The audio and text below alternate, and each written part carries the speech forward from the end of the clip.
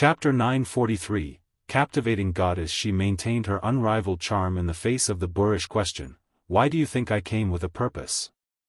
Her words contained an unspeakable charm and elegance. They were beyond the boundaries of the mundane world. Each of her tempting words and actions could make others lose their minds. Wuxia coldly glared at her. "Girl, don't try that trick in front of me.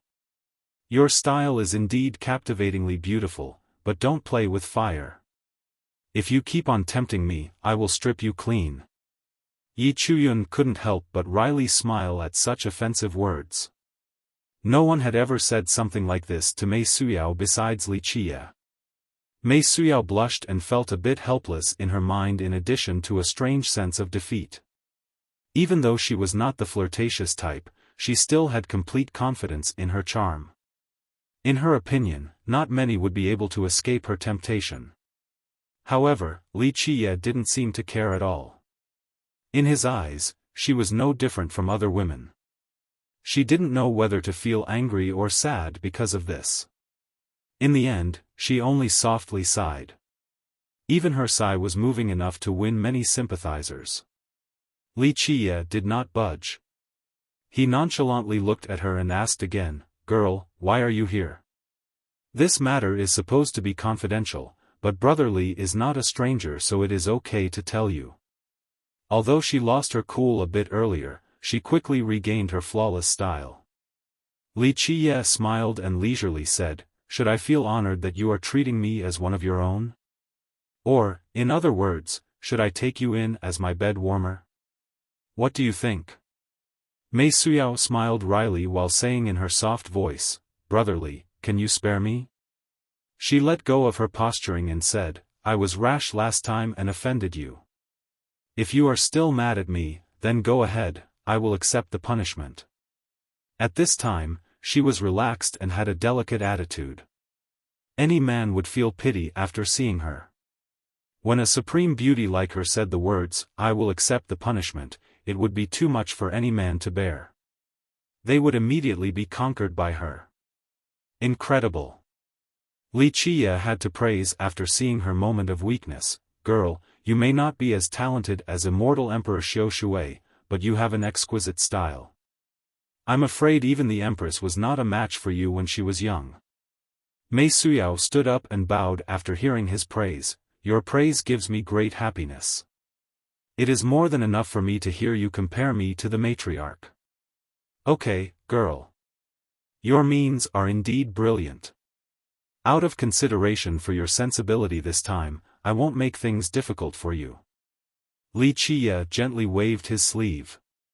She sat down again and regained her transcendent nature that would be loved by anyone.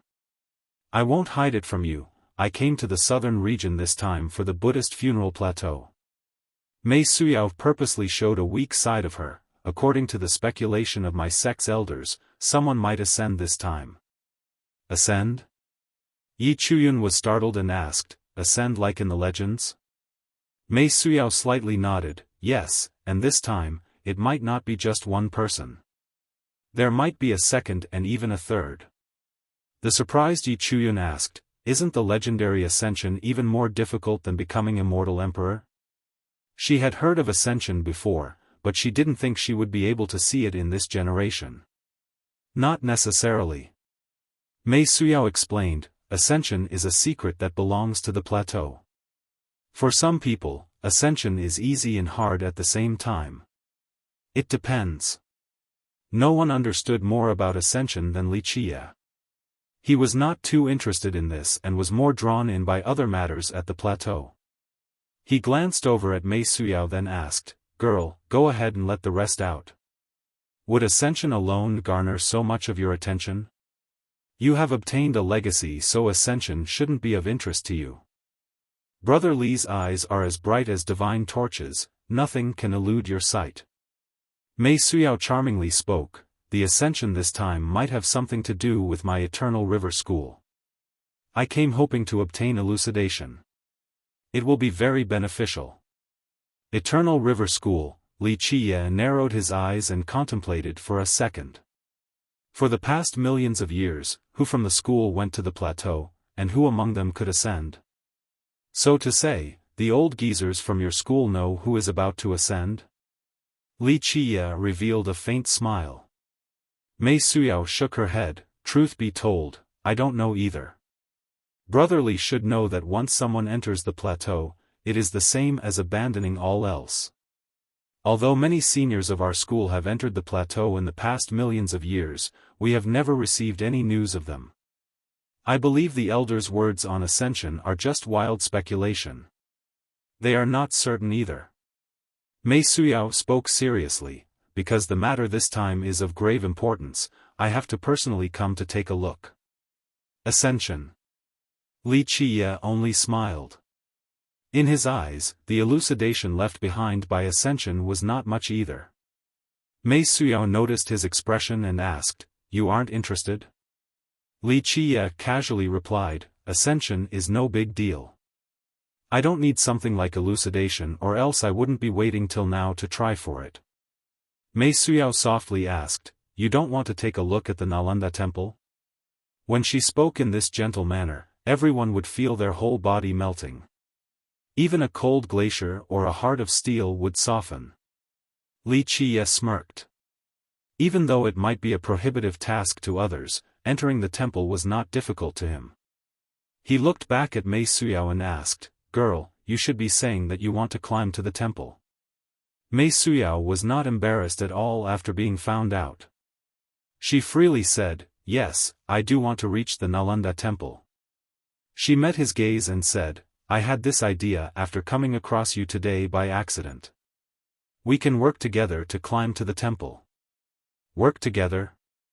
Li Qiye smiled and shook his head. "Girl, you look down me, Li Qiye, too much. If I wanted to reach the temple, I wouldn't need to work with anyone. As long as I am willing, it doesn't matter if the temple was as deep as an ocean, I could still come and go freely." Anyone else would think that Li Qiye was blustering and didn't know any better. The Nalanda temple was a place that god kings wouldn't tread. Even an immortal emperor had to be careful, let alone a mere junior. Mei Suyao took a deep breath and smiled while glancing at Li Qiye. Her smile was more charming than blooming flowers, putting them all to shame. Her current expression could drive people crazy. She softly spoke while exuding her charm. "How about I shamelessly go with you to the Nalanda temple?" It wasn't easy for her, who was always noble and unreachable, to make such a comment. In fact, she had the power to reach Nalanda as well. However, she chose Li Qiye due to her strong confidence in him. "Go with you? Girl, I know you can reach there by yourself. What is in it for me if I take you with me?" Li Qiye couldn't help but laugh after hearing this suggestion. Mei Suyao smiled like a flower ready to bloom.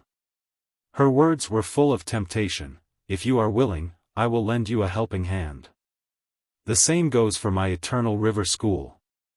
Her words had a hidden connotation since she spoke on the behalf of the entire school. Anyone's heart would beat faster after gaining the support of the river school, a mighty existence with 3 emperors. Its support was the same as adding wings to a tiger, especially for the younger generation. It would open up a path of unlimited potential.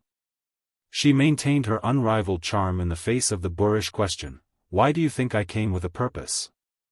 Her words contained an unspeakable charm and elegance. They were beyond the boundaries of the mundane world. Each of her tempting words and actions could make others lose their minds. Li Qiye coldly glared at her. "Girl, don't try that trick in front of me. Your style is indeed captivatingly beautiful, but don't play with fire. If you keep on tempting me, I will strip you clean." Yi Chuyun couldn't help but wryly smile at such offensive words. No one had ever said something like this to Mei Suyao besides Li Qiye.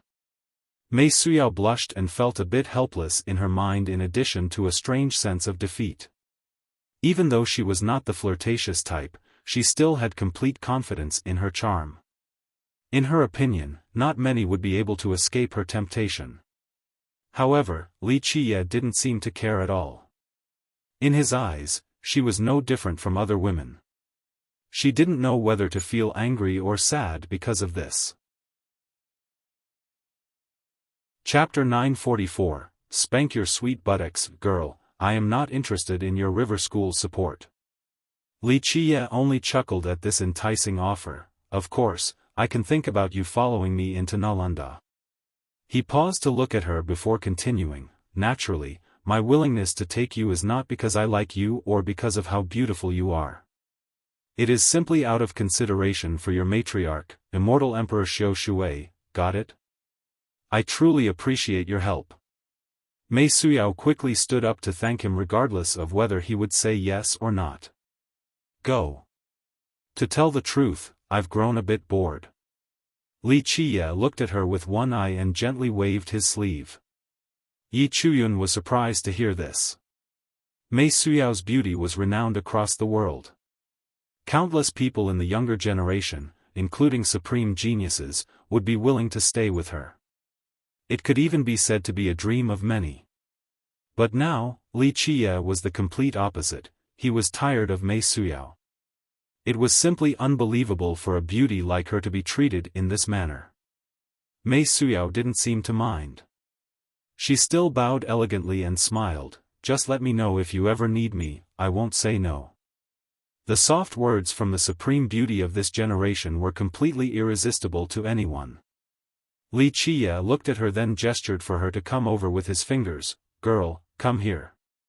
Brother Li has some advice? Mei Suyao came closer and tilted her head. She was truly too beautiful. Each of her actions and gestures would cause one's soul to sway.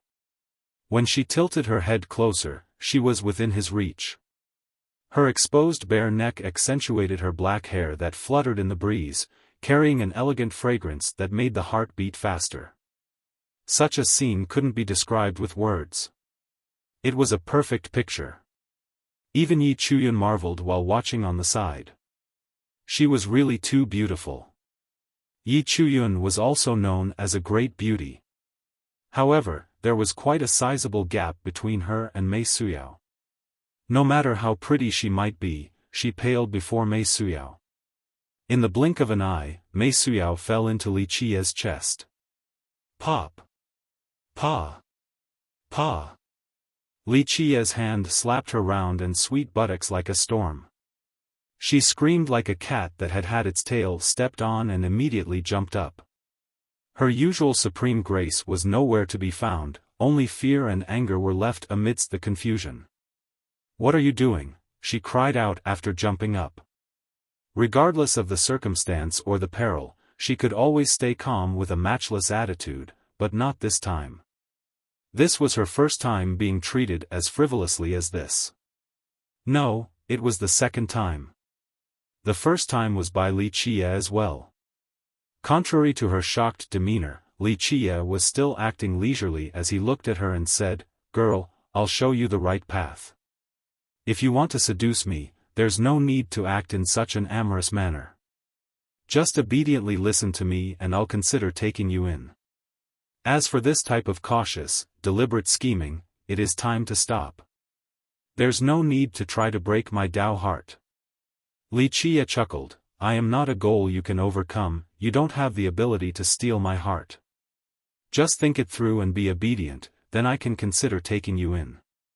After all, we had a physical connection before, so I don't want someone else to take a beautiful woman like you. However, if you have other plans, then get away from me or else I won't show mercy in plucking a flower. Mei Suyao was ashamed and extremely embarrassed. It could be said that this was the first time she had been so mistreated. Yi Chuyun was also shocked to hear about the physical connection between the two. Those words would make the imagination of others run wild. I am someone who is not overly cruel to women. Li Qiye dismissively said, on the contrary, I have always been willing to favor women. However, this is under the condition that they do not scheme before me. Li Qiye's eyes narrowed. If, say, you want some benefits from me or if you want to influence my actions, this isn't difficult. You just need to do one thing, and that is to listen to me. I will bring you unimaginable benefits. However, if you want to use the honey trap or schemes to manipulate me, girl, you are still too young. You aren't qualified and you also don't have the power to do so. Be good and listen. I won't care for other matters. I will be considerate of immortal Emperor Xiaofan and grant great benefits to both you and the river school. His eyes turned cold at this point. However, if you or the river school have any ideas or plans, then watch it, or else I'll take a trip to the school. It won't be so easy to get me to leave at that point. Li Qiye was straightforward enough in his warning towards Mei Suyao. Mei Suyao and Yi Chuyun by the side both turned silent. Yi Chuyun found that she wouldn't know what to do in this difficult situation either. For others, Mei Suyao was a high above existence akin to a goddess. No one would dare to disrespect her, but Li Qiye didn't care for any of this and did as he pleased. I was wrong. Mei Suyao bowed and said, if Brother Li wants to scold me, then do it. I am willing to accept your punishment. This time, she was full of sincerity without the same provocative chord from earlier. Nevertheless, she was still as beautiful as ever. It was natural to her very being. Forget it. Li Qiye looked at her and recalled a few people. He said, go. In the future, be direct with me. Don't play around with these tricks. Mei Suyao sighed in disappointment. She bowed one more time and gave him one last glance before leaving. She drifted into the sky and disappeared in the horizon in just a second. Brother Li, Goddess Mei likes you. Yi Chuyun, who had been silent the whole time, commented. Li Qiye only smiled and shook his head. Whether she likes me or not doesn't matter. There are many who like me and many who hate me. Beauties who like me or even those who I like will be destroyed if they foolishly scheme before me. Yi Chuyun sighed softly as well. This was a matter between Li Qiye and Mei Suyao. It was not her place to comment on it. However, she was very curious. In fact, anyone who knew that these two had a physical connection before wouldn't be able to contain their curiosity about what had actually transpired. If someone is ascending in the plateau, do you want to go and see? Yi Chuyun changed the subject. Li Qiye smiled and said, Chuyun, the ascension isn't important to me, but if you want elucidation from the process, I can take you there and grab a piece for you. Li Qiye gently nodded as well. If ascension was going to happen again at the plateau, then it would definitely cause a great storm this time as well. After Mei Suyao left, the two continued forward on their boat. They met many people in the last 2 days, most were young prodigies of the cultivation world. They came very quickly with different styles and uniforms. Some of them wore crowns while riding their chariots in the sky, while others stood on their flying swords to cross the horizon. A few of them even came with great fanfare from their entourage. I heard Goddess Mei appeared at the holy city, we have to go take a look. These people were in a rush because of Mei Suyao. All were her admirers. Mei Suyao's southward trip was very low-key this time, but she was simply too famous and was regarded as the #1 beauty. Even if she tried to keep a low profile, others would notice her. Thus, these young prodigies all scrambled in her direction just to catch a glimpse of her face. In the mortal emperor world, many youths that were enchanted by her would risk it all just to do so. Goddess Mei's charm is boundless. Yi Chuyun commented with feelings after seeing these prodigies give chase. Li Qiye chuckled in response, the Eternal River School has always produced charming beauties. Their matriarch, immortal Emperor Xiaofan, was a supreme woman. This is part of the school's strength. Yi Chuyun agreed. She had heard legends about the emperor who swayed all existences in the 9 worlds. The two of them traveled in their usual manner on their boat and finally reached the holy city. They reached the shore and walked the rest of the distance. Chapter 945, Holy City. The first thing people saw while looking towards the direction of the holy city was not the establishments themselves, but a huge mountain range. The city was erected right next to this mountain range. The city was quite large, but it was like a small boulder compared to this mountain range, like a little boat in the middle of a vast ocean. People called this place the Hidden Dragon Mountains. It spanned for millions of miles like a dragon lying on top of the endless barren earth. The holy city was tastefully simple and architecturally unadorned. It seemed to have experienced the weathering of countless years but still stood strong. There was a saying in the mortal emperor world, Descent in the east, holy in the south. This was referring to Descent City in the eastern 100 cities and Holy City in the barren earth. Rumor has it that the Holy City used to be called Heaven Watch City, but later on, cultivators never dared to act wildly in this city, so it became a land of peace. Eventually, people came to call it the Holy City instead. One could smell the strong fragrance of liquor the moment they entered Apricot Peak. This was the same for Wuxia. Smelling this familiar fragrance made many emotions emerge in his mind. He didn't know what to say at this moment. Su Clan's aged wine, such a memorable and nostalgic smell. Wuxia murmured. The Su's winehouse had been here for a long time. By the time the youths nearby began to be aware of their surroundings, the winehouse had already been around. After so many years, it continued to prosper for generation after generation. There weren't that many customers when Wuxia stepped inside. Outside of several mortals drinking away, there were only one or two cultivators resting. The shopkeeper immediately greeted him. Wuxia went to the second floor and sat down by a window. Wuxia was somewhat absent-minded while looking at Apricot Peak outside. The shopkeeper asked him, "Sir, what would you like?" Wuxia calmed down and looked at the old shopkeeper and his familiar face before sighing. A descendant of the Su clan. He ordered, "Get me a bottle of wine and some snacks." The shopkeeper confirmed what Wuxia wanted and was about to leave, but Wuxia called him back and spoke with a soft voice, "Is your Su clan still doing well? How are the children?" The old shopkeeper turned around and didn't find this question strange. He said with a smile, "Sir, thanks to everyone's blessings, my Su clan has been running this restaurant for a very long time now. Although we don't have that many children, they are full of filial piety." That's good, that's good." Wuxia nodded gently. Wuxia sighed once more while watching the old shopkeeper leave. Su clan. In that distant era, it was such a powerful and prosperous clan. It was mighty to a fearful level. Even god kings from the ancient Ming clan wouldn't dare to provoke it. When he decided to attack the ancient Ming, he had tried to lobby many people. The Su clan's ancestor was the first to answer his call. Moreover, the whole clan and its disciples joined in this drawn-out war. At the moment of final victory, the Su clan only had the ancestor and their youngest daughter left.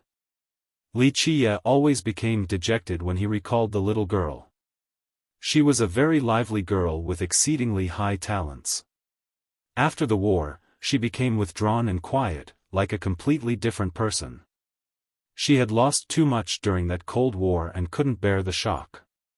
Later on, he came to see the girl several times and saw how a lively girl became a silent shadow. The wounds of war wouldn't heal, causing his heart to feel uncomfortable every time they met. Chapter 946, Half-Moon Princess. After the end of the God War, the Dark Crow asked the Su ancestor about his future path. The ancestor looked at his little girl ravaged by war and absently sighed, "I only want to be immortal. The Su clan is done for, but I still want to continue its bloodline. I hope that our descendants will be mortals who can finally enjoy peace. That is all I ask for." Later on, Wuxia found this Apricot Peak and let them settle down here. The Su clan from then on no longer embarked on the path of cultivation. They lived ordinary mortal lives from one generation to the next. Wuxia began to think by the window. There were times when mortals envied cultivators who were able to fly without limits. Meanwhile, war-ravaged cultivators sometimes envied the peaceful lives of mortals. A while later, the shopkeeper brought out some aged wine along with some snacks. Wuxia stopped gazing out the window and poured himself a cup. However, at this second, his attention shifted to someone else.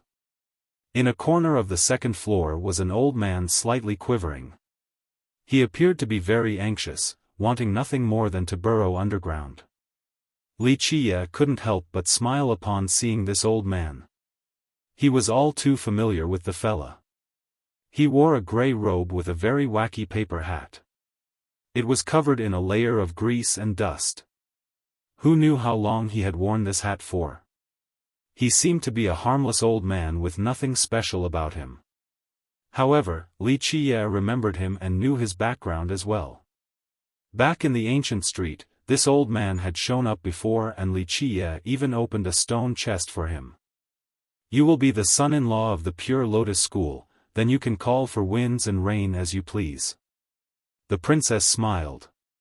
She was a beautiful girl, so her smile resembled the blossoming of many flowers. Wuxia played with his cup and leisurely smiled. Hearing you has made my heart thump. So, what's in it for you if I marry Miss Yi? The princess snorted in response, no need to ask. If you marry Yi Chuyun, I will grant you one treasure and a bottle of pills. Think about it, why would you not partake in this endeavor? It's simply killing two birds with one stone. I got it. Wuxia looked at her and smiled, the man you like must like Miss Yi instead, so you want nothing more than for her to marry me so that the other man will give up, then you would have a chance to jump in, right? Such a big mouth. The princess shouted with a changed expression. Wuxia glared at her and said, keep in mind that it is you asking me, not the other way around. You. The princess wasn't happy at this moment. However, she still took a deep breath and looked Wuxia in the eye. Do you want to marry her or not? It's none of your business. Wuxia shook his head. The princess was still quite angry, but she endured it. Wuxia, this is a godsend for you. If you marry Yi Chuyun, I will even give you a nice bride token. With that, you will be worthy of Yi Chuyun. Just marry her and you will be able to enjoy the rest of your life. Alright, I understand your intentions now.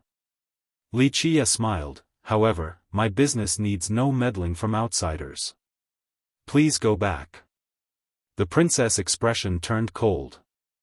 Someone with a status as prestigious as hers coming to discuss this with Wuxia was already a humble gesture, yet Wuxia dared to not give her any face. The princess drily said, Wuxia, I am showing you respect by presenting these conditions directly. Otherwise, you wouldn't be sitting here right now. After the end of the God War, the Dark Crow asked the Sioux ancestor about his future path. The ancestor looked at his little girl ravaged by war and absently sighed, I only want to be immortal.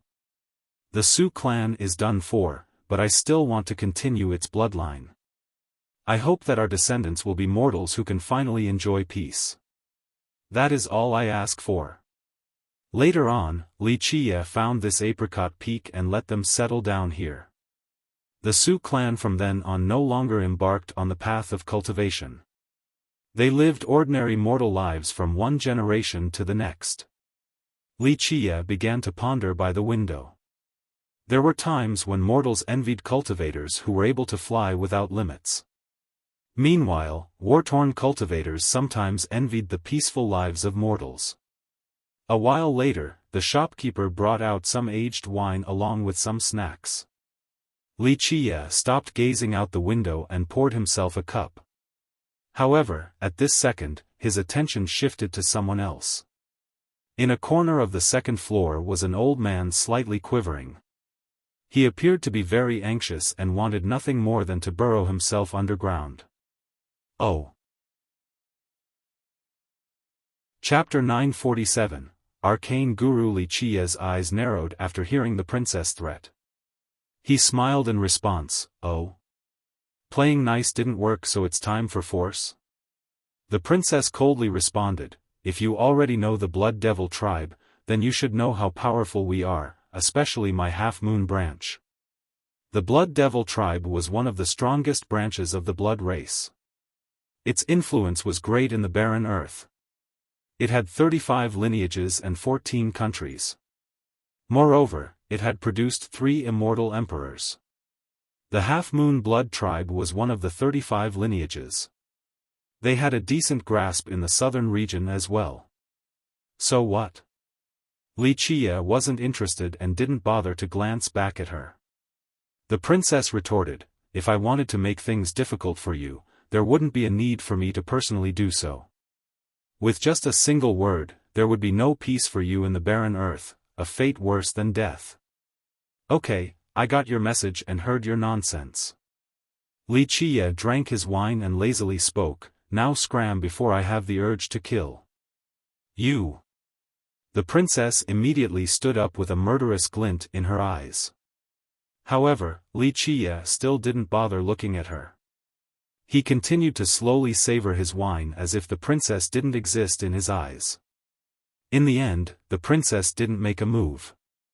She took another deep breath and stated, "You better think it over then find me once you change your mind. If you want to marry Yi Chuyun, my Half-Moon Blood tribe can help you." With that, she turned around and quickly disappeared. Wuxia only smiled after seeing her leave and murmured, "Not too foolish after all." He continued to drink and snack afterward. A while later when the bottle was half empty, Wuxia slowly spoke, "Okay, you can come up now. Stop hiding down there." With thumping steps, someone came up. It was the mysterious old man wearing the paper hat from earlier. He didn't leave and instead continued to stay downstairs since he didn't dare to linger without Wuxia's permission. He stood before Wuxia with a very nervous expression. He didn't know where to position his hands. The old fella was very powerful. Back in his era, his stomp could cause the clouds and winds to disperse, but now, he was very docile before Wuxia. Wuxia stared at him and spoke, "I must say, you really are courageous, following in my footsteps everywhere and even digging up quite a few of my items. My lord, this lowly one only picked up the leftovers you left behind, please do not be angry." The old man quickly prostrated. Wuxia gently waved his sleeve in response, "Okay, stand up. If I really wanted to punish you, I wouldn't have spared a little mouse like you back at the All-Heaven Grotto, I would have killed you back in the ancient Sky Street. Thank you for showing mercy, my lord." The old man bowed again. "This old one committed the offense of being unable to recognize my lord back in the ancient street, please punish me. Can't fault the unaware." Wuxia said, "However, you are quite capable, to be able to uncover my identity in such a short amount of time." The mysterious old man coughed and quickly said, "This lowly one has admired my lord since childhood, especially when you spared me back at the All-Heaven Grotto, your benevolence is unforgettable. I was still skeptical after the ancient street, so I tried to go back to find more information. I was thinking that this was the case, but I didn't dare to offend my lord and verify my findings. Okay, I don't blame you. It was a type of fate for you to be able to slip into my All-Heaven Grotto." Wuxia waved his sleeve, "Your continual search for my tales did not go unnoticed. It would have been simple for me to destroy you."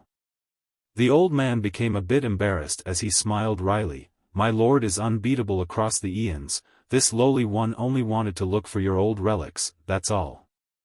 Back then, my lord and the Black Dragon King loomed over the 9 heavens while I could only gaze from afar. Since you know who I am, you should know of my taboo creed. Wuxia leisurely drank his wine. The old man quickly replied, "This lowly one understands. I will definitely not tell a third soul about my lord's matters. I can swear with my true fate." The old man's words were not just for show. He actually swore with his true fate. Wuxia patted the table, allowing him to sit down. The old man sat down immediately after. Wuxia looked at him and spoke, "If my memory serves me right, you were called the Arcane Young Emperor back then." The mysterious old man coughed in response, "My lord, I was young and foolish back then. Because I came from a place called the Arcane Mountains, I took the title Arcane Young Emperor. During my youth, I tried to compete for the immortal emperor's throne against Guzun, but after realizing that immortal Emperor Yin Tian was the person chosen by you, I knew better than to compete against my lord and changed my name to Arcane Guru. Oh. I only came here by following a clue and have no desire to hurt anyone in this place. I can swear with my true fate. He was still afraid that Wuxia might have misunderstood and continued on, my lord, although I have been following your footsteps, I never dared to break anything relating to you or the descendants of your followers. My lord left behind many items. If they had an owner, I wouldn't dare to touch them. Wuxia gazed at him for a while before nodding his head approvingly. Very good, you know where I draw my bottom line. The guru heaved a sigh of relief after hearing this and had to wipe the cold sweat off his forehead. Even though he was very powerful with the title of young emperor during his youth, he knew full well that this was an existence who could kill even immortal emperors. A guy like him was nothing in comparison. It seems like your tracking ability is not bad since you were able to chase me all the way to the Su clan. Wuxia looked at him. How did you come to this result? My lord, this lowly one found some clues in the hidden Dragon Mountains. I've read through many ancient books and know a little about the Su clan's past, so I immediately came here to see. The guru answered. Brilliant, to be able to find some clues from the hidden Dragon Mountains. Wuxia continued, what did you find? Wuxia's eyes narrowed after asking. The guru's heart jolted. He immediately stood up and bowed again, my lord, I never had any ideas or thoughts about touching the Su clan. If you don't believe me, I am willing to let you search through my Sea of Memories. The Sea of Memories was a cultivator's biggest secret. Anyone would prefer losing their life over letting someone else see the depths of their mind. However, Arcane Guru was willing. His achievements today were due to Wuxia since he obtained many things by tracing Wuxia's footsteps, including merit laws, treasures, and his knowledge. In a certain sense, he was given everything by Wuxia. Wuxia gently nodded, very well, it is good that you understand. If you came here following my footsteps, you should be aware of the holy city's significance as well as the Su clan's past. For anyone who touches the Su clan, I will exterminate their 9 clans or even 10 clans. This little one understands. Arcane Guru solemnly replied. He knew that these were not empty words. As long as Wuxia was willing, exterminating the 9 clans of someone only required a single command. Wuxia gently tapped on the table and spoke, okay, sit back down. You must have found something in the mountains to be able to trace me to this place. Chapter 948, Crimson Knight Duke. After the old man took a seat, he continued, tell me, what did you find? The guru rubbed his palms nervously and smiled. I chased after this clue for a very long time and finally, at the mountains, I was able to find something that my lord left behind back then. Wuxia looked at him with one eye. If it was only a clue, then it shouldn't be enough for you to trace it back to this place. You must have found something, I'm listening. The guru quickly fixed his attitude. He understood that there was no point in hiding anything before Wuxia. Nothing in this world could elude his gaze. It was a pair of eyes that shone like eternal flames, illuminating the eons. He took a deep breath and answered, my lord, others would find this ridiculous, but I'm sure my lord knows the reason. I heard the beating of a fetus back in the mountains. If I wasn't in full search mode, I wouldn't have been able to hear it. A natal beat? Wuxia's eyes became serious after hearing this. The hidden Dragon Mountains hid a great secret. In the past, the Dark Dragon Dynasty established a supreme foundation in this location. There was a good reason for it, this secret was worth salivating over.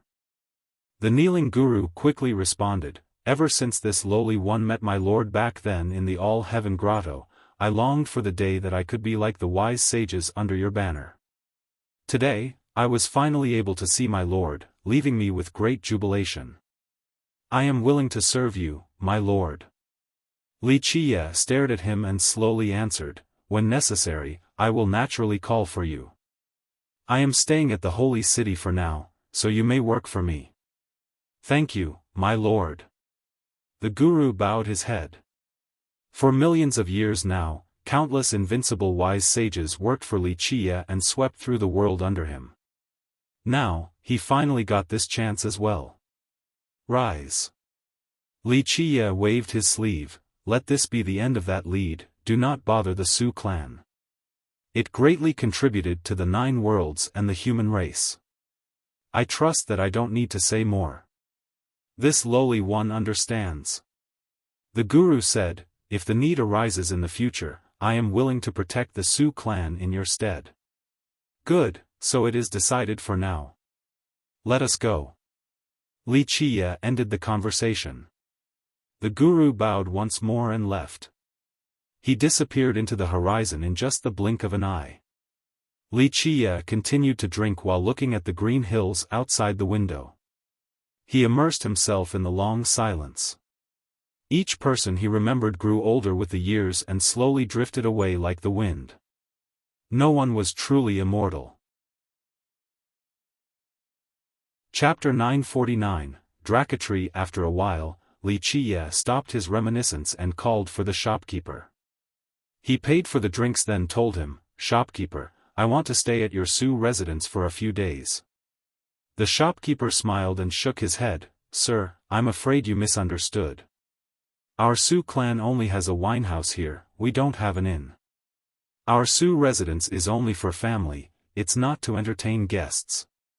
Wuxia smiled and said, "I know, but I want to stay at your Su's Draco house.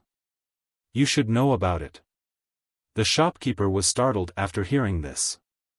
He calmed down and shook his head again. "Sir, I'm afraid you had too much to drink. I don't know anything about a Draco house in our Su residence." Wuxia smiled. "Shopkeeper, I am not an outsider. Bring me the whistle hidden in the Draco house. Your Su clan has an ancestral teaching, you should remember it." After hearing this, the shopkeeper no longer acted distant. He slightly bowed and said, "Sir, please wait." With that, he quickly left. He put the closing sign on for the winehouse before leaving in a hurry. Wuxia only sat there and quietly waited. After a long time, the shopkeeper finally returned. He looked at Wuxia, then formally took out an old box from his pocket. Afterward, he took out a whistle that was inside the box. This whistle seemed very ordinary, almost like a child's toy. He handed the whistle over to Wuxia with both hands. Wuxia looked at this familiar whistle and rubbed it playfully before speaking to the shopkeeper in a friendly tone. "Do you know the effect of this whistle?" The shopkeeper did not answer. Wuxia smiled and continued, "I know what you are thinking, you are afraid that I am a fake. There are 2 uses for this whistle. Its first use is that if your Su clan is ever in trouble, your descendants are able to blow a distress call. This sound will be heard by many lineages across the mortal emperor world. The other is for identification. Only the person mentioned in your ancestral teachings is able to blow it.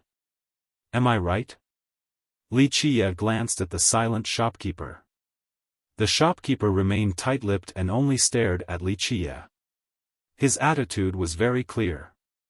Wuxia chuckled and placed the whistle on his lips. He blew the whistle with a rhythm unknown to others. Scratch! With a cry, a crow flew out.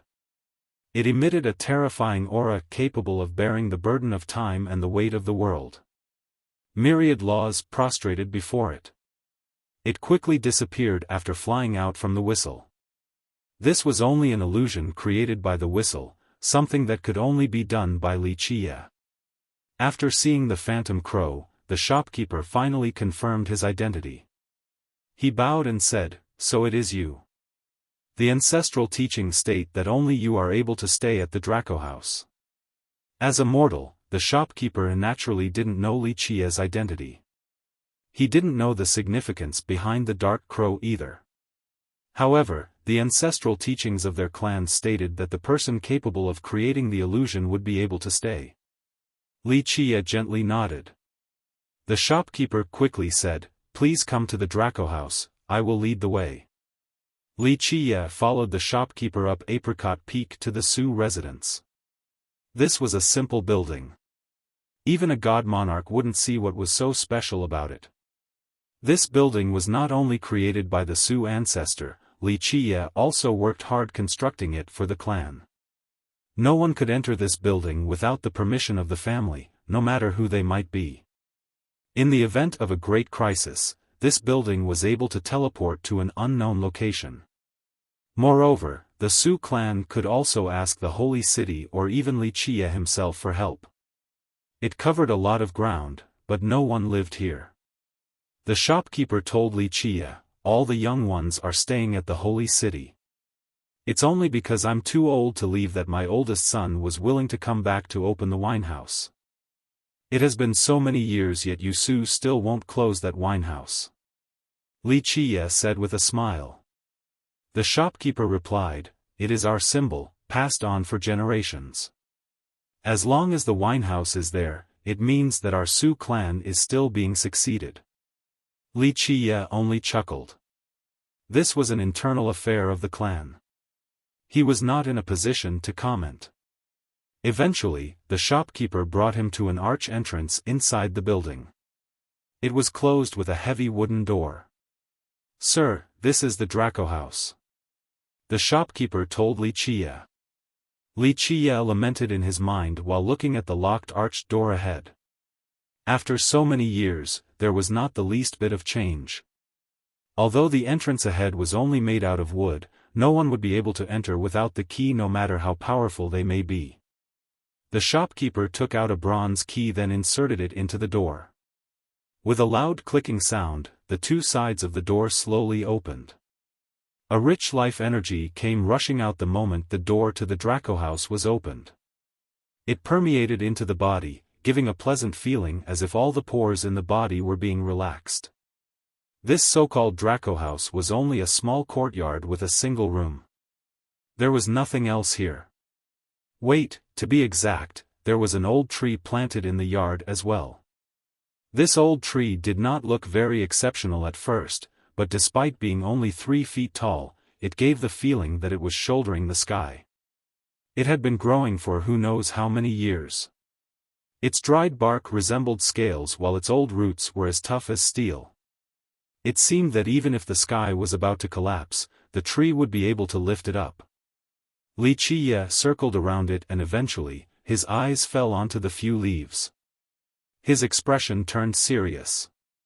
It is missing a Draco fruit. Li Qiye said while looking at the tree. Draco fruit, the shopkeeper looked at the tree as well. Sir, where are these fruits? Sorry, my old eyes do not see well anymore. He pointed it out for the shopkeeper. The shopkeeper finally saw a Draco fruit.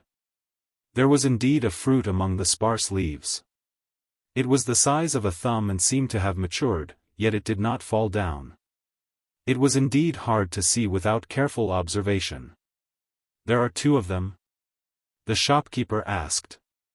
He had never noticed these fruits growing on the tree before. There were 2 before, did someone pluck one? Li Qiye asked. In fact, he didn't really mind at all.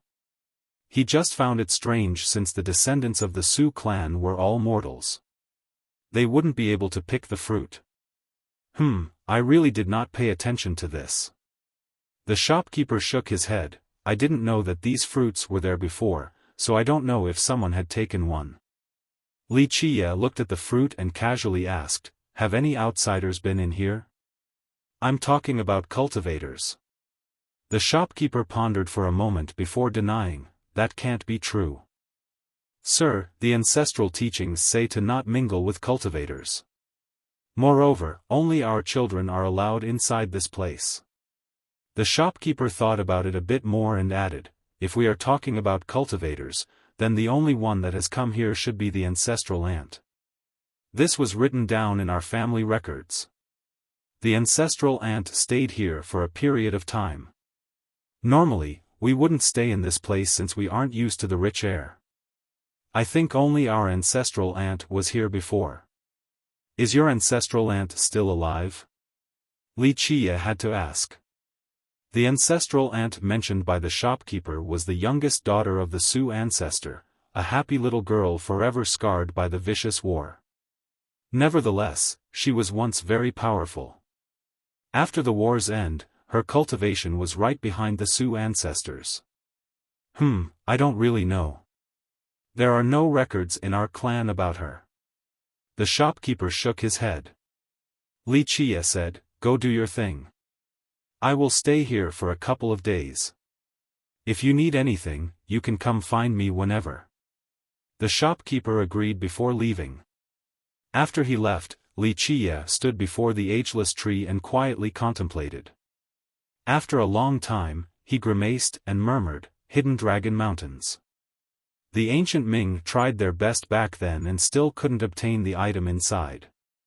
The Dark Dragon dynasty was even built here to rule this land. That item is indeed greatly coveted.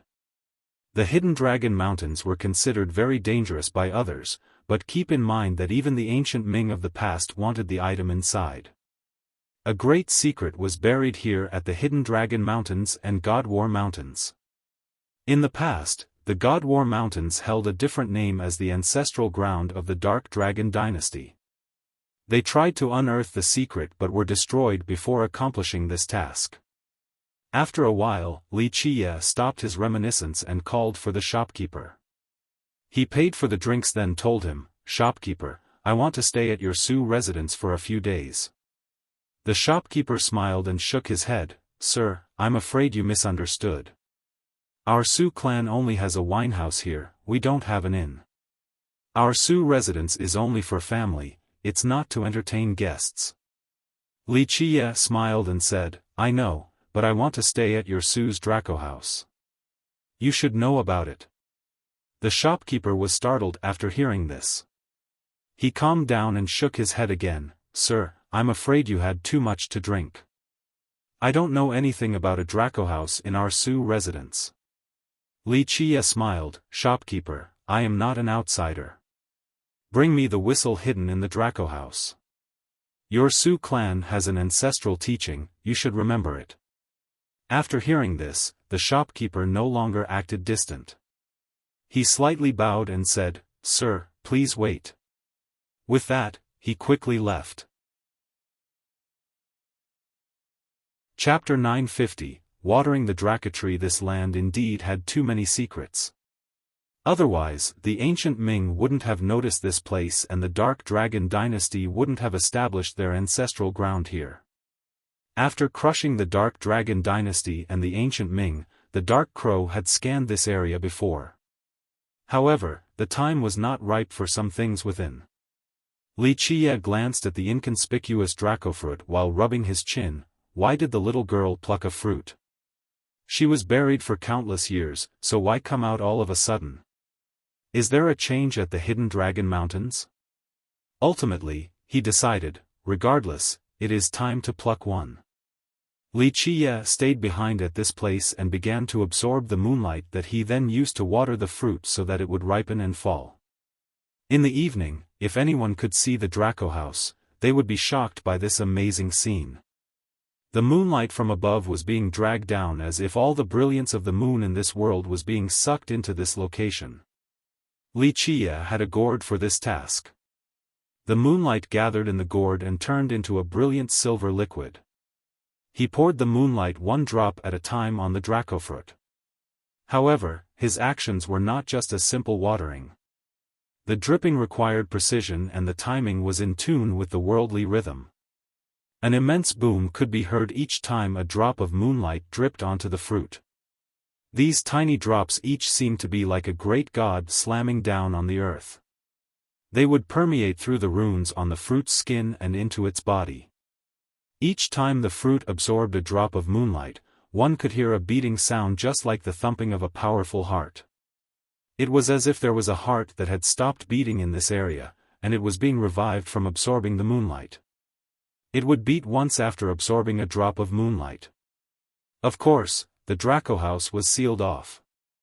Even a bigger commotion would go unnoticed by outsiders. Only Wuxia could hear this sound. He narrowed his eyes and murmured, so this is the case, no wonder why the old man said that there was a natal beat back in the hidden Dragon Mountains. Is it finally here after millions of years?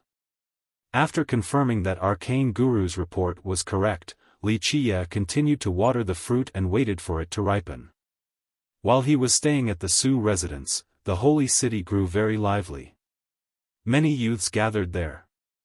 In the beginning, these prodigies came to see Mei Suyao's supreme features. Even the more famous geniuses came running, such as the 5 saints. However, she didn't stay at the holy city for long. No one knew when she left or what her destination was. The city should have calmed down after her departure. However, Yi Chuyun arrived next and it caused quite a stir as well. In terms of fame, Yi Chuyun was not as great as Mei Suyao. However, she was very illustrious in the barren earth and could be considered a goddess of the younger generation. The first youth to reach virtuous paragon in the southern region, this alone was enough to make her renowned. Moreover, despite not being at Mei Suyao's level, she was also very pretty. She had many young admirers as well. She came to visit a senior in a lineage that had great ties with the Pure Lotus school. She rarely met guests, but this didn't stop the young cultivators from being especially welcoming towards her. All of these admirers wanted to see her. In just a short period of time, the holy city was bustling with excitement. Even 3 of the 1 emperor, 5 saints came. Between men and women, strength isn't necessarily the only factor to determine suitability. Another person strongly pointed out, Qi Tianyu is indeed praiseworthy, but our schoolmaster Yi does not like him. Have you all not heard about it yet? Recently, our schoolmaster has already found someone. She is always together with someone named Wuxia, so your blood race better stop thinking about marrying our goddess. She will only marry our own people. The human race was still very powerful in the barren earth, especially in a reclusive land like the holy city. It was quite influential. Moreover, there was the existence of Heaven Guard. Nevertheless, the blood race was a force to be reckoned with as well.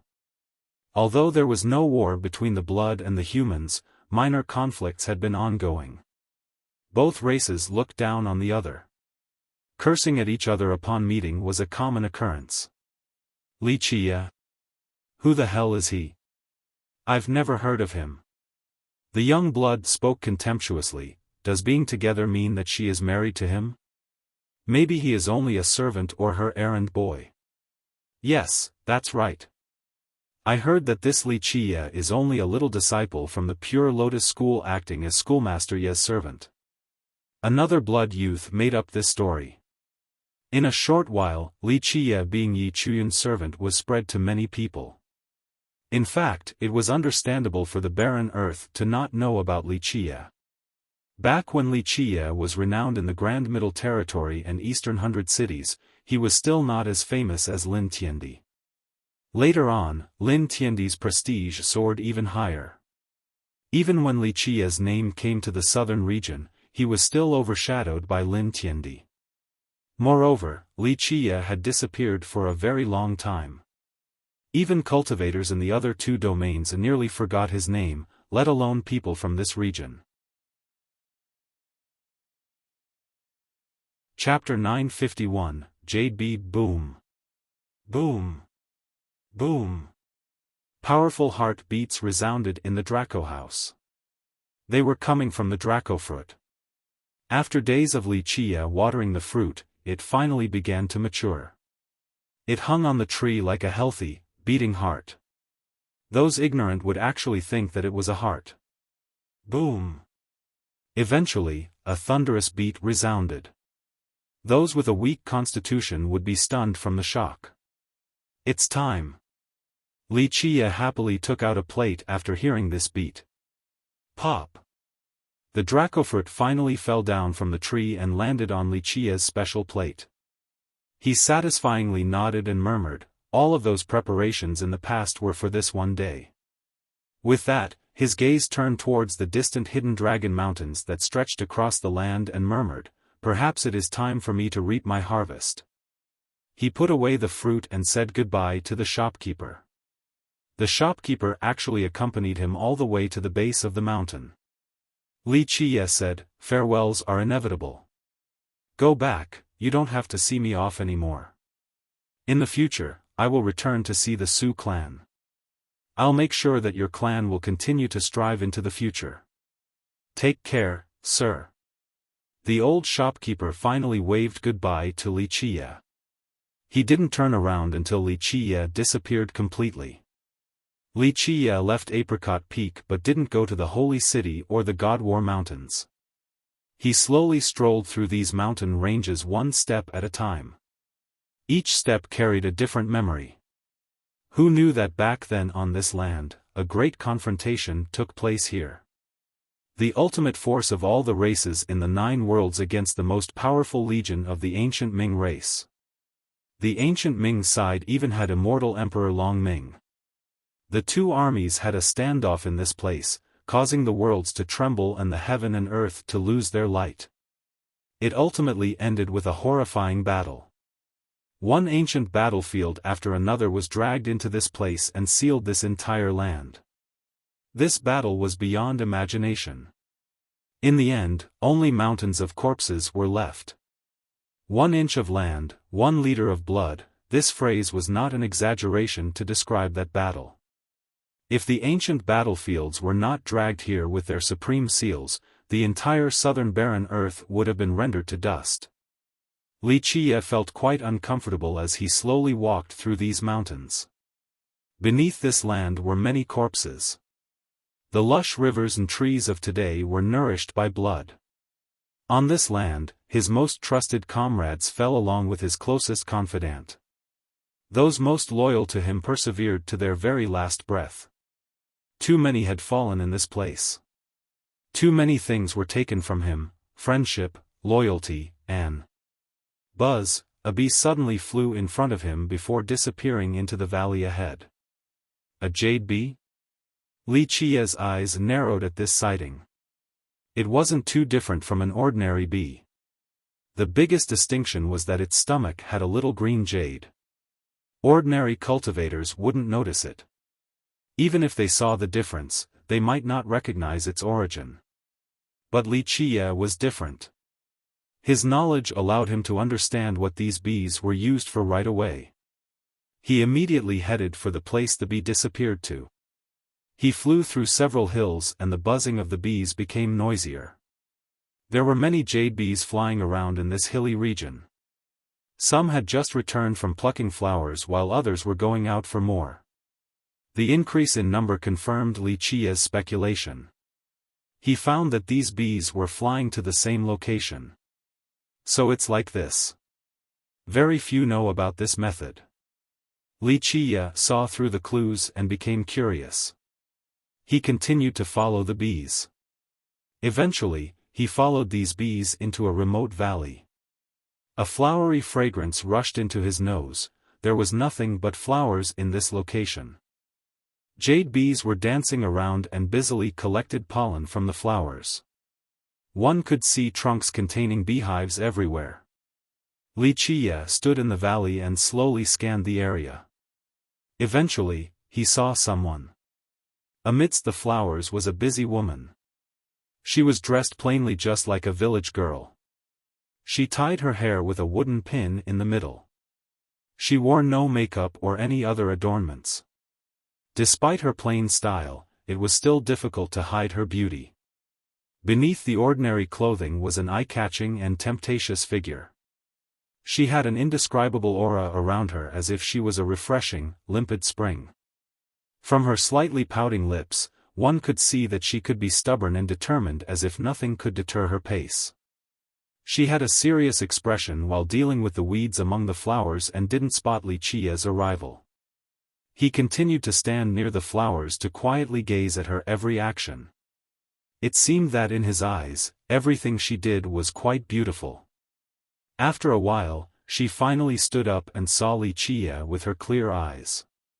She only paused for a bit before crouching down again to continue her task. Li Qiye smiled and leisurely said, "It's a nice idea, beekeeping to take their honey. Not too many people know this particular technique. The crouching woman froze for a second after hearing this. She stood up to look at him again.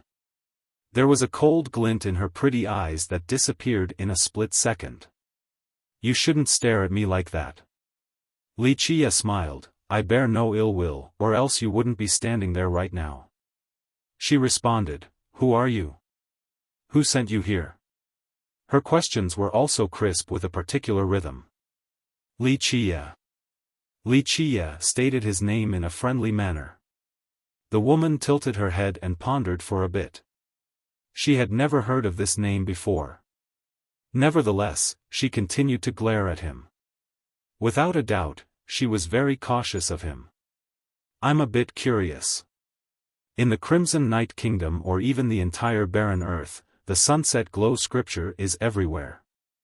Maybe even every single Crimson Night citizen has one. Wuxia smiled, but fewer than few people know how to keep these bees for their honey. Perhaps even for many millions of years, no one has done this. Where did you learn this from? The woman was startled after hearing his claim. She took one step backward and gathered the energy in her body as if she was ready to erupt at this very moment. There's no need to be hostile. If I wanted to hurt you, I could take you down in 1 second. Not to mention that there is still a gap until you reach Paragon, but even if you were one, I could still deal with you easily, trust me. Wuxia chuckled. The woman remained hostile towards Wuxia, but he didn't seem to mind.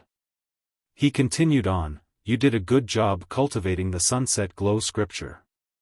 Your Tao foundation is truly pure. But your offensive skills are quite mediocre. If my guess is correct, you rarely train in offense. You are strong, but in my eyes, your destructive ability is not worth mentioning, understand? The woman eventually put away her antagonism. Her aura calmed down and became spiritual like before. After looking at him for a while, she finally revealed her name, Xiaofan. Wuxia began again, despite the scripture's pervasive nature, no one has truly cultivated it in earnest before, especially in the Crimson Night Kingdom. Xiaofan didn't respond to his claim. Wuxia continued, Since the ancient ages, only immortal Emperor Qi cultivated this scripture to grand completion. However, I heard that even the Emperor did not use this beekeeping method to collect the glow. She looked at him and drily said, So what? This prompted him to smile, I'm just curious, that's all. I see several different merit laws on you. Moreover, they are only from the Crimson Night Kingdom. What's even more interesting is that they are elementary laws from the country's imperial family, OO. Chapter 952, Xiaofan. Wuxia continued on while looking at her. To be able to cultivate the scripture to this level, it seems like geniuses are nothing compared to you. However, why is it that a disciple who can reach this level only has the beginner-level merit laws of the Crimson Knight's imperial family? This is quite interesting. There are many interesting things in this world, it's nothing to make a fuss about. Xiaofan answered. Wuxia gently shook his head. It wouldn't be surprising if you were a vagrant cultivator, as it's a different story for someone who can cultivate the elementary merit laws of the imperial family. Unless all of them are blind, those old monsters should have been able to see your talents. He looked at her and smiled, Let me take a guess. No need to guess, the world is full of unknowns. Xiaofan was still calm and seemed to be a bit bored. Wuxia continued on, Not necessarily. With me, everything can change in the future. Miss C, if I am not mistaken, you come from a side branch of the Crimson Knight, a very distant branch in fact. You weren't exposed to very many merit laws, so your choices were limited. However, you have a persistent Tao heart. Ever since you obtained the Sunset Glow scripture, the purest primordial law from your blood race, you began to defeat all the young talents in your country. Xiaofan wanted to interject, but she chose to stay quiet instead. Wuxia went on, A genius like you is worth grooming in any sect. However, you still didn't gain any support. Thus, there was only one possibility. Your presence had an impact on the future successor of the country. Although you belong to a side branch, you have the bloodline of the imperial family flowing through you. Your ancestor must be someone from the imperial family, and they even carry the bloodline of immortal Emperor Qi Yi. These are only your speculations. Xi Yuanyuan had to comment. However, judging from her expression, he was right. A person like you is a genius for the country. Alas, this is not a good thing for the young members of the imperial family due to the inevitable competition in each generation. A person like you did not gain support from any side. Li Qiye paused for a bit here, however, the country was unwilling to give up such a genius. Thus, they summoned you to the imperial family and let you cultivate the elementary laws, calling it a trial.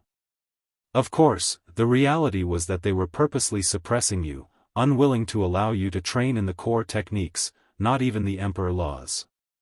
Your speculation might not be right. She slowly commented. Really?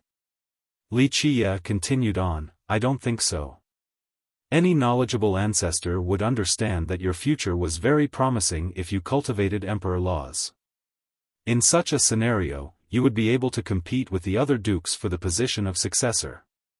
He leisurely smiled and went on, if I am not mistaken, the imperial family's first branch right now is Qi. They even support their claim by saying they have the bloodline of the primal ground. If, one day, the throne belongs to someone with the last name Si, naturally the group of the ancestors behind everything wouldn't want such a thing. Xi Yuanyuan was very quiet at this time because Li Qiye was completely correct. She really did come from a side branch with the direct bloodline from immortal Emperor Qi Yi. Although her cultivation was solid and powerful at this moment, there were many people in the imperial family who didn't want her to reach a level capable of competing for the throne. For ages now, the reason for many sects' demise, outside of powerful enemies, is because of internal power struggles. Li Qiye softly sighed. How many people would have the great temperament to willingly hand over their power to others? Those who would cede their power to someone more capable for the sake of their nation's development are all incredible sages. At this point, Xi Yuanyuan stared at Li Qiye with caution and fear in her eyes. It was too terrifying that he could see through everything about her from just a casual glance. Anyone would shiver at such a thought. I have no malicious intent towards you, there's no need to be so wary of me. Li Qiye was aware of her attitude. He smiled and said, on the contrary, I am interested in you. In what sense? She still stared at him with prudence. Of course, Li Qiye's expression showed that he was not just teasing her. Come with me. Li Qiye chuckled, then made a proposition. You are wasting your youth by staying at Crimson Knight. You are better off following me. I can give you things that they can't. A few of them do not want you to vie for the royal throne. Plus, you are not happy with the status quo, you're unwilling to be at their mercy, to be suppressed at their whim. I am a disciple of Crimson Knight. Willing or not, I will not leave it and definitely will not oppose it. I am its child and I shall die as its child. She answered with a very calm tone. Li Qiye smiled and shook his head. If you were willing, then you wouldn't have left the country to raise bees in this place. Li Qiye stopped for a moment. Plus, I am neither telling you to leave Crimson Knight nor to oppose it. You should know that you are walking down the path of stagnation. It is an affront to your potential. You need to break through and find a great teacher.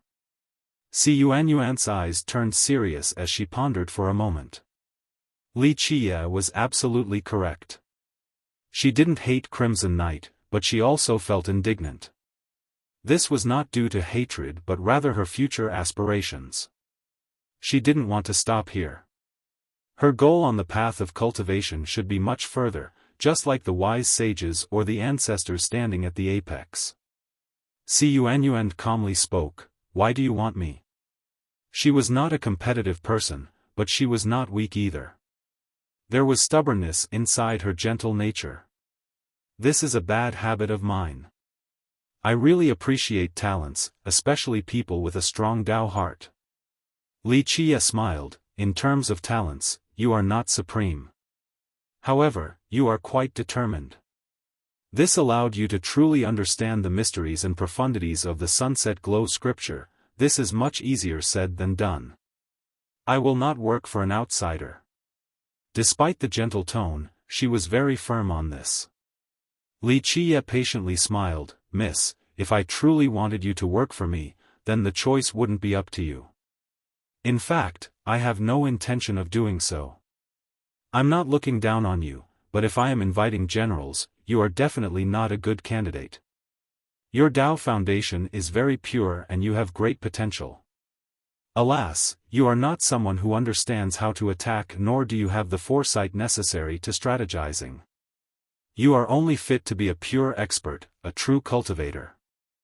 Li Qie took his time explaining, but Si Yuanyuan slowly shook her head. I appreciate your kind thoughts, but I don't plan to follow you. Don't refuse so fast, wait until you see my gift before saying no. Li Qie smiled and opened his mind. Clank. A series of Dao runes flew towards Si Yuanyuan. Don't refuse them, let this be my greeting gift to you. Li Qie spoke. Si Yuanyuan wanted to dodge, but these Dao runes quickly disappeared inside her forehead. They entered her sea of memories and began to change. She immediately turned aghast after seeing this. She was quite frightened and took several thumping steps back. This was a big shock to her. This is impossible. She took a deep breath and stared at Li Qie in disbelief. Since you have cultivated the Sunset Glow scripture to this level, you should know a few things as well. Li Qie said, the scripture is the original book of your blood clan. In fact, it can also be considered to be your clan's primordial merit law. Unfortunately, a regrettably few number of people were able to cultivate its real essence. Immortal Emperor Qi Yi is one of them. He looked straight at her. What I just taught you is the primordial Dao law of your race. I believe I don't need to say more about its benefits. On top of the Sunset Glow scripture, if you could also cultivate the primordial Dao law of your race, must I speak more about your future potential on the path towards the Grand Dao? Li Qie smiled. Si Yuanyuan contemplated quietly once more. For her, this primordial Dao was more precious than emperor laws or even heaven's will secret laws. It was completely suitable for her Dao foundation. This would allow her to return to the source, a type of atavism. She solemnly asked, "Who are you?" She definitely didn't think that he was a nobody at this point. Who I am is not important.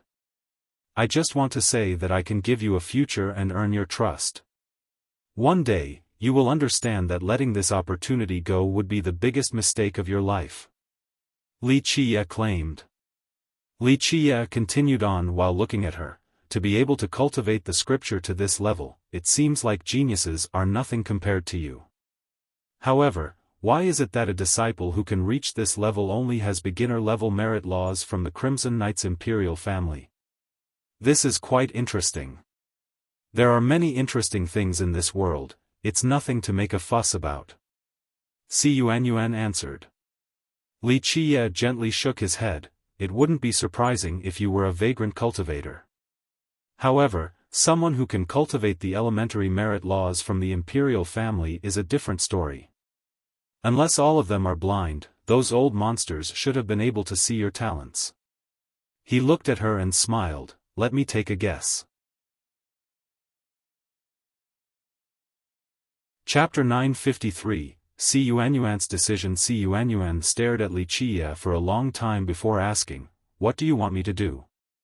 No one believed that a free lunch existed in this world. What do you think I can get from you? Your beauty? Talent? Strength?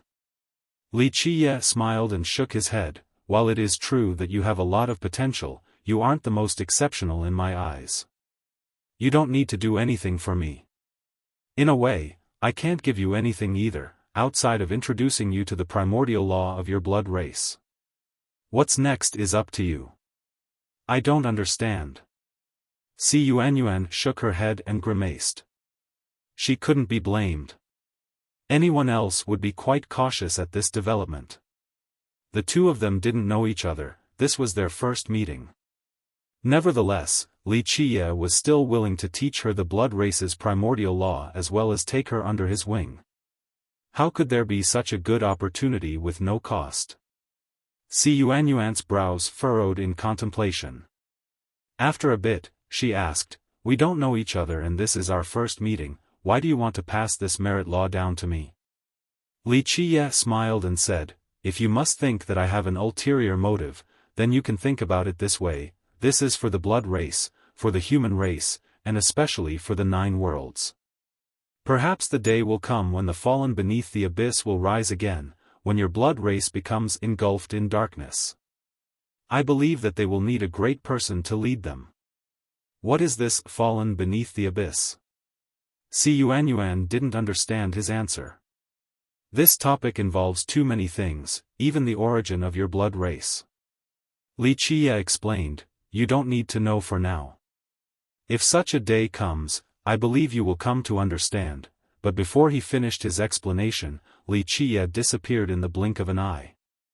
Near the entrance by a bush of flowers, a head was popping in and out to catch glimpses of the entire valley. This was the Crimson Knight Duke who was blown away by Arcane Guru's sleeve. He was bedridden for a long time after the attack and was truly resentful about the whole matter. He couldn't provoke an existence like Arcane Guru, so he placed all of his hatred onto Li Qiye instead. Recently, he tried to find Li Qiye's whereabouts. At the same time, Li Qiye took his time strolling through this area and didn't try to hide his position, so the Duke came running. "What are you looking for?" "Me?" As he was still peeking his head out to take a look, a leisurely voice suddenly came from behind him. The voice startled him. He immediately turned around and saw Li Qiye, prompting him to yell, "It's you." Li Qiye looked at the Duke, "So? Following me all this way, are you tired of living?" Meeting one's enemy again was definitely an emotional matter. The Duke's eyes turned fierce as he coldly spoke, "Tired of living? It's you who is ignoring the accepting heavens and barging into the unwelcoming hell." During his period of tracking, he became certain that Li Qiye was an ordinary person. Without the presence of an expert like Arcane Guru, the Duke became bolder. The hatred in his heart wouldn't go away until he killed this nobody. "This sentence seems to apply more to you." Li Qiye smiled. Good, such a big tone. A feeble ant dares to bluster in front of me. If I don't kill you today, I wouldn't be the Crimson Knight Duke." He believed that without the Guru present, no one would know if he killed Li Qiye in this desolate place. "Duke, don't. You really aren't his match." As the Duke became more audacious, a calm voice resounded. Si Yuanyuan made her appearance. Senior Sister Si, the bold Duke took an alarmed step backward at the sight of her. He calmed down and looked at Li Qiye, then glanced over at Si Yuanyuan. He sneered and spoke words with a thinly veiled meaning. "Sister Si, the ancestors have been searching for you for a long time now. I was also ordered to come here to look for you. If something happens to me, the ancestors will know that I've been to this place." The Duke's words were too obvious. He was implying that if Si Yuanyuan wanted to kill him, the ancestors would find out right away. Si Yuanyuan was not angry after hearing him. She slightly frowned and spoke, "Duke, you are too paranoid. It is not too late to leave right now." The Duke looked at the two again with uncertainty. He wanted to kill Li Qiye, but he was also very afraid of Si Yuanyuan. Although he came from the imperial family and Si Yuanyuan came from a side branch, she was very powerful. Otherwise, the main descendant of the imperial family, Qi Zixian, wouldn't be so wary of her. Li Qiye glanced at the hesitating Duke and spoke, "I'm in a good mood right now, and since Miss Si has pleaded for you, scram." The Duke snorted in response.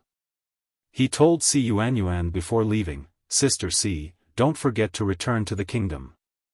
The ancestors miss you. He turned around and left after that. He was worried that she might change her mind. After he disappeared outside of the valley entrance, Li Qie looked at Si Yuanyuan. You shouldn't have let him go. Now you won't be able to hide in this place anymore. Si Yuanyuan paused for a moment before answering. We disciples of Crimson Knight are taught not to kill each other. I have the responsibility to protect him. Unfortunately, he does not share the same sentiment. Li Qie gently shook his head. It isn't too late for you to follow me right now. Si Yuanyuan mused it over. She turned around to look at the flower valley behind her and felt a bit sad. She understood that after the Duke left, the ancestors were certain to come to this place. However, she didn't want to go back to Crimson Knight right now. Where are we going? Eventually, she made her decision and took the next step. Li Qie looked at the horizon and slowly said, the Holy City. The Holy City. Si Yuanyuan's expression quickly shifted. Our kingdom's largest external division is located right in the Holy City. Going there is the same as jumping into a net. You just need to follow me. Crimson Knight can't do anything to me. Li Qie nonchalantly claimed. Such a nonchalant sentence was full of overbearing confidence. Even Si Yuanyuan, who only came to know him recently, felt a sense of safety at hearing this. I'm actually more afraid that your kingdom won't come to bother me at the Holy City this time around. With that, he looked at her for a bit before continuing. If you want, I can give you the Thunder Tower. Her expression sank after hearing this. She gently shook her head to refuse. I don't want to harm any disciples of the kingdom. I agreed to follow you, not to oppose Crimson Knight. Very well. He replied, then let us hope that your kingdom's disciples have eyes like yours. She gently sighed and curiously asked, you have a feud with the Crimson Knight Duke? Feud? He isn't qualified for that. Li Qie gently shook his head, but if he wants to die, I can help him. The Duke is part of the imperial family, a distant relative of Qi Zixian. She warned, if you kill the Duke, I'm afraid that not only Qi Zixian, but the entire family will not let it go. So what? Li Qie answered dismissively as if he didn't care about such a thing. She continued, the backing behind Qi Zixian is no joke. The ancestor behind them is the Storm God. In our kingdom or maybe even in the entire barren earth, no one dares to provoke Ancestor Storm. Storm God, right? Li Qie calmly said, I know who she is. She's the daughter of immortal Emperor Chen Shui, a vixen, that's all. Si Yuanyuan was speechless. The Storm God didn't only have a high position in their kingdom, she was a very influential character across the southern region. Her stomp could cause the entire barren earth to tremble. She was immortal Emperor Chen Shui's second daughter. No one in this entire region would dare to offend her. Because Qi Zixian had such a backing, Si Yuanyuan couldn't obtain the grooming of the imperial family. In fact, some ancestors wanted to train her, but Si Yuanyuan was too big of a threat to Qi Zixian. At this moment, she was already a strong rival even before training in any emperor laws. Once she did, she would be much more powerful and control of the kingdom would fall into her grasp. Because of this, the ancestors from Qi Zixian's branch vetoed her entrance to the imperial family. This left the other ancestors who wanted to train her helpless since they couldn't oppose the pressure coming from the other branch. Come, it's time to go. Li Qie told Si Yuanyuan, as long as I'm here, the heaven and earth shall be vast and myriad Dao shall be smooth. This Storm God or whatever, she's not worthy to be in my sight. With that, he walked outside the valley. Si Yuanyuan gently sighed. She had to keep up with him. She didn't know whether following Li Qie was the right choice or not, but she didn't have many options right now and wasting more time was not something she wished to do. Si Yuanyuan stared at Li Qie for a long time before asking, what do you want me to do? No one believed that a free lunch existed in this world. What do you think I can get from you? Your beauty? Talent? Strength? Li Qiye smiled and shook his head. While it is true that you have a lot of potential, you aren't the most exceptional in my eyes. You don't need to do anything for me. In a way, I can't give you anything either outside of introducing you to the primordial law of your blood race. What's next is up to you. I don't understand. Si Yuanyuan shook her head and grimaced. She couldn't be blamed. Anyone else would be quite cautious at this development. The two of them didn't know each other as this was their first meeting. Nevertheless, Li Qiye was still willing to teach her the blood race's primordial law as well as take her under his wing. How could there be such a good opportunity with no cost? Si Yuanyuan's brows furrowed in contemplation. After a bit, she asked, "We don't know each other and this is our first meeting, why do you want to pass this merit law down to me?" Li Qiye smiled and said, "If you must think that I have an ulterior motive, then you can think about it this way, this is for the blood race, for the human race, and especially for the 9 worlds. Perhaps the day will come when the fallen beneath the abyss will rise again, when your blood race becomes engulfed in darkness. I believe that they will need a great person to lead them." Chapter 954, Entering Holy City. The old Holy City resided next to the hidden Dragon Mountains. Before this gigantic mountain range, even the huge city appeared to be tiny. One could feel its prosperity after entering. It was full of people and tall pavilions. Its vibrance would make people forget the way home. The city could be said to be the largest citadel in the barren earth. This place was filled with both mortals and cultivators. Moreover, the mortals here were used to the flying cultivators. Even if a cultivator rode a serpent through this place, the mortals here wouldn't be surprised at all. Although the barren earth was not the origin land of the human race, records state that it was one of the cities with the highest population of humans, and while the Holy City was not humanity's first establishment, it was one of its most ancient enclaves. There were too many hidden clans in this land to count. Generation after generation, the city continued to produce countless big characters. There were even many immortal emperors that were related to the city in one way or another. At the beginning of the emperor's era, the city was mainly occupied by humans. As time passed, other races like the blood race and demon race started to slowly gather at the holy city as well. Li Qiye and Si Yuanyuan walked inside the city. The prosperity of this place gave people different feelings. Looking at the streets full of pedestrians was exciting. The temptations of the stimulating mundane world permeated the area. Li Qiye would become a bit emotional each time he came here. He murmured, "This is a city full of life. It makes people feel younger every time." This was also not Si Yuanyuan's first time here, but alas, each visit left people in awe of this city's charm and vitality. There were also too many secrets for people to figure out. This city didn't only have buildings and pavilions for mortals to dwell in, there were many old courtyards for the ancient clans. Some of these clans were as old as the city itself. These courtyards and mansions had existed since the city's establishment.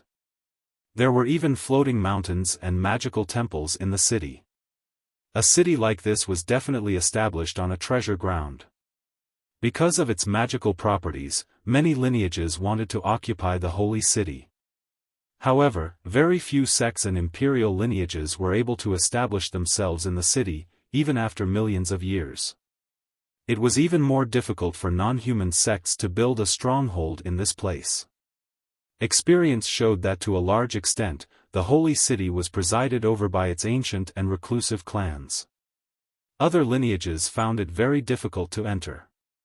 "We'll go to Tiger Hill," Li Qiye told Si Yuanyuan.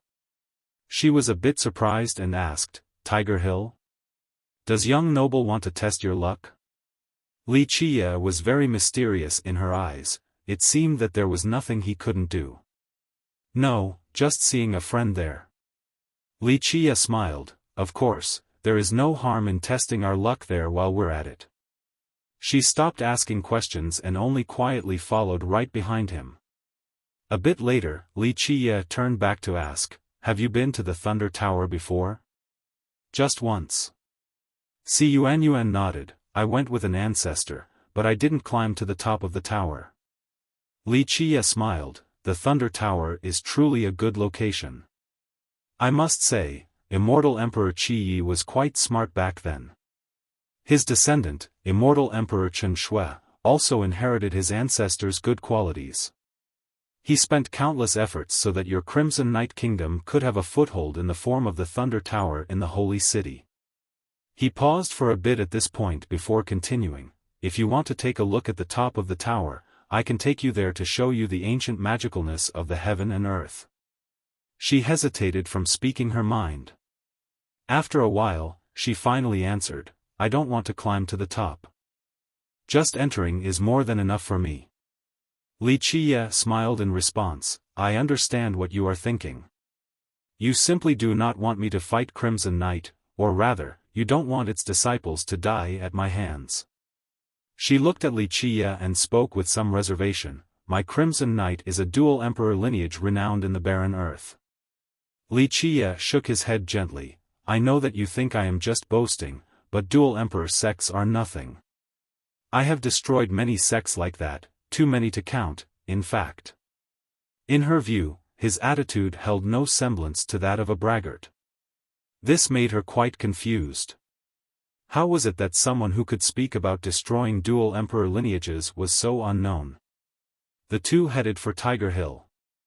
There were many people heading there, including groups of cultivators and even mortals. The dragon platform on top of Tiger Hill was a popular landscape in the Holy City.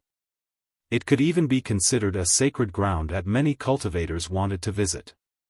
There was a particular belief passed down in the city: the two best treasure grounds in this place were the Dragon Platform and the Thunder Tower.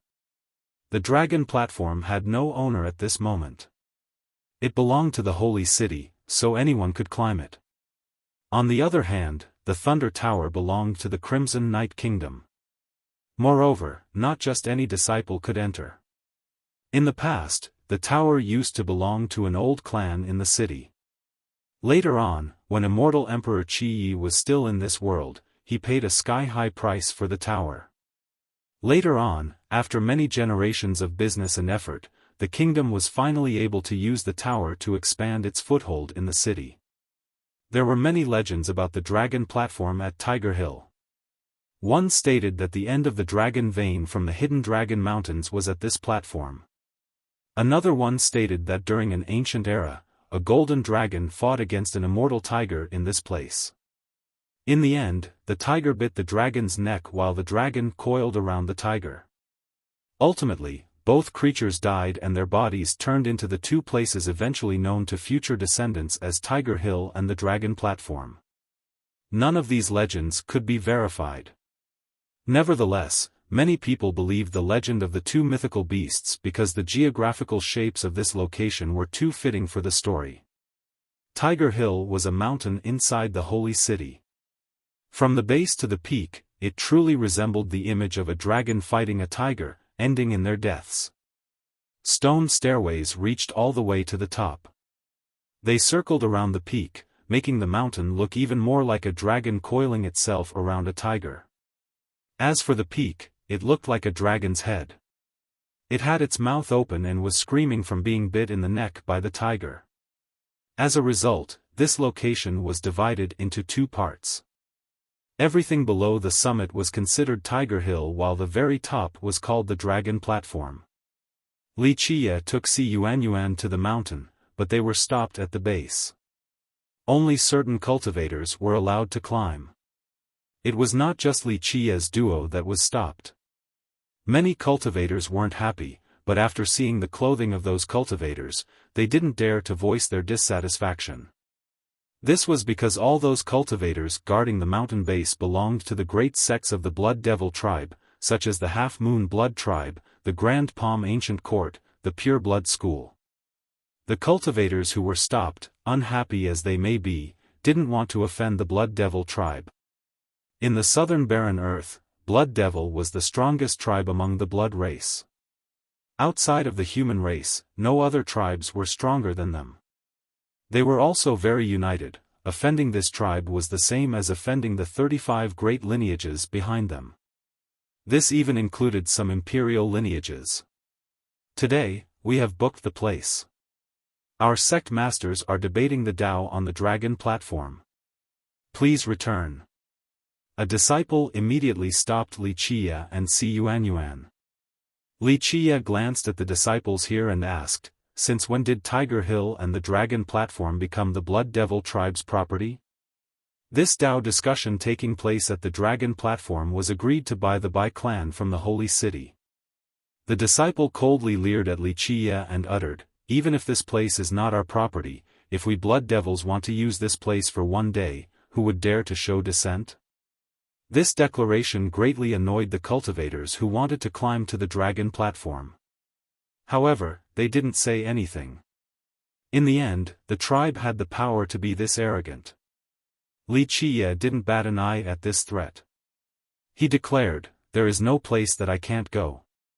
A good dog does not block the way, scram for me. Ignorant fool. Who do you think you are? You dare to bluster in front of our Blood Devil tribe?" The disciples guarding the path were enraged. The rest of them were about to surround him for a beating. Li Qia acted as if it was no big deal to face off against the aggressive crowd forming around him. He smiled and asked Si Yuanyuan sarcastically, "Yuanyuan, how do you think I feel about the Blood Devil tribe?" The old holy city resided next to the hidden Dragon Mountains. Before this gigantic mountain range, even the huge city appeared to be tiny in comparison. One could feel its prosperity after entering. It was full of people and tall pavilions. Its vibrance would make people forget the way home. The city could be said to be the largest citadel in the barren earth. There were both mortals and cultivators in this place. Moreover, the mortals here were used to the flying cultivators. Even if a cultivator rode a serpent through this place, the mortals here wouldn't be surprised at all. Although the barren earth was not the origin land of the human race, and the holy city was not their first establishment, records state that it was one of the cities with the highest population of humans on top of being one of its most ancient enclaves. There were too many hidden clans in this land to count. For generations, the city produced countless big characters. There were even many immortal emperors that were related to the city in one way or another. Chapter 955, Tiger Hill. Li Qia's words attracted the attention of many bystanders. The cultivators who were annoyed at the Blood Devil tribe for stopping them but didn't dare to do anything were secretly cheering Li Qia on. They felt that his retort was way too cool and they secretly gave him a thumbs up. Some also stared at him in astonishment. This ordinary-looking junior had such a big tone. To dare to provoke the Blood Devils like this. They wondered whether he was a hidden master or just didn't know the immensity of the heaven and earth. Si Yuanyuan, on the other hand, smiled wryly. She hadn't known Li Qia for too long, but it seemed that he wasn't afraid of offending people. He didn't put anyone in his eyes, so now he provoked the Blood Devils right away. The guarding disciples were enraged. In their eyes, this public audacity from a junior was shaming their tribe. They must teach this brat a lesson to protect the prestige of their tribe. So presumptuous. A cold laughter sounded right after. A young man came forward while shouldering a sword that had a soaring sharp aura. He glared at Li Qia and uttered, "This marquis also wants to see who you are, daring to humiliate our Blood Devil tribe like this. Junior, reveal your name. I will not kill a nobody." Marquis, the disciples guarding the entrance immediately bowed respectfully to the newcomer. Pure Blood School's Swiftsword Marquis. A cultivator at the base quivered after seeing the young man. Another murmured, "If the Swiftsword Marquis is here, then Qi Tianyu is most likely at the platform right now." This young man was called the Swiftsword Marquis. He came from the Pure Blood School and was Qi Tianyu's junior brother. People say that his quick draw was extremely fast. The moment his sword left its scabbard, would be the same moment someone's head would fly. Wuxia. Wuxia slowly uttered his name. The swift-sword Marquis wondered for a moment before sneering, I thought it would be someone cool, but it is just Schoolmaster Ye's errand boy. No wonder your tone is so haughty. Errand boy? Wuxia couldn't help but chuckle after hearing this. It was indeed refreshing. So it's that Wuxia. I heard he has been following Schoolmaster Yi all the time. No wonder why he is so arrogant, he has the schoolmaster as his backing. The cultivators here pointed at him and commented. However, Wuxia was completely indifferent to the whispers. He leisurely stood there and didn't bother dispelling the misunderstanding of him being an errand boy. The swift-sword Marquis coldly spoke, Schoolmaster Yi is worthy of admiration, but this isn't a place where an errand boy like you can come and run wild. I'll run wild wherever I feel like. Wuxia lazily told the Marquis, come if you aren't convinced. With that, he didn't bother taking another glimpse at the Marquis. He turned and headed for the hill. The guarding disciples immediately blocked his path while the Marquis' eyes flashed with a murderous glint. Schoolmaster Yi is an invited honored guest. If young noble Li is together with Schoolmaster Yi, he can also come to the dragon platform. A pleasant voice appeared at this time. A sweet fragrance traveled with the wind.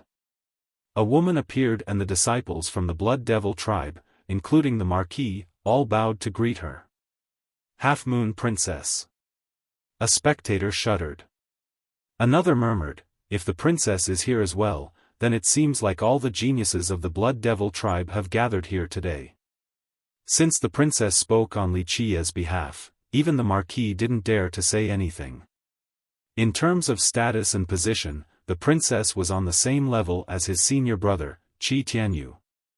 However, she didn't help Wuxia because she was a nice person or wanted to befriend him. It was because of Yi Chuyun. In her view, the enemy of an enemy is a friend. For this Dao discussion taking place on the dragon platform, both Qi Tianyu and Yi Chuyun were invited. Naturally, the princess didn't want Qi Tianyu and Yi Chuyun to have a chance of being together. If a rival like Wuxia was stuck between these two, then Qi Tianyu wouldn't have an opportunity to get closer to Yi Chuyun. Wuxia naturally knew what the princess was thinking. He didn't even bother saying thanks and climbed the stairs with Si Yuanyuan. Your Highness, this uncouth ignorant brat should be taught a lesson. The swift-sword Marquis was indignant for the princess since Wuxia didn't show any gratitude. The princess only smiled and asked, is Dao brother Qi here as well? Princess, senior brother is already at the platform. He is the host this time and is waiting for everyone else to arrive. The Marquis quickly answered, please go ahead, princess. I will be here to wait for brother by Jian's group. Sounds good, I will go speak with Dao brother Qi. The princess was visibly happy hearing that Qi Tianyu was already there. She quickly flew to the top of the platform. Wuxia didn't fly to the top like the princess. He walked slowly on the stairway while gently touching the wall along the steps. These steps went on and on as if a dragon was coiling around this mountain. Moreover, they were not man-made but were formed through a natural process. While touching the wall, he climbed the steps one by one in a very slow manner. It was as if he was trying to fuse with the beat of this world. However, no one could see what was so special about this manner of travel. It seemed that it was just another fella climbing the flight of stairs. Young noble is trying to comprehend the Tao of Tiger Hill? Si Yuanyuan curiously asked while walking right behind him. Enlightenment at Tiger Hill, treasures on the dragon platform, this was a saying that had been passed down for a very long time. For millions of years now, many had come to this location in search for the Tao and fortunes. However, very few were able to obtain anything of value. In later ages, a regrettably few number of people were truly enlightened here. Thus, this saying became more of a folktale, nothing more. Wuxia gently shook his head while continuing his business. it is not so easy to be enlightened at Tiger Hill. One can't comprehend the Grand Tao here in just 1 or 2 days. Young noble is aware of something here?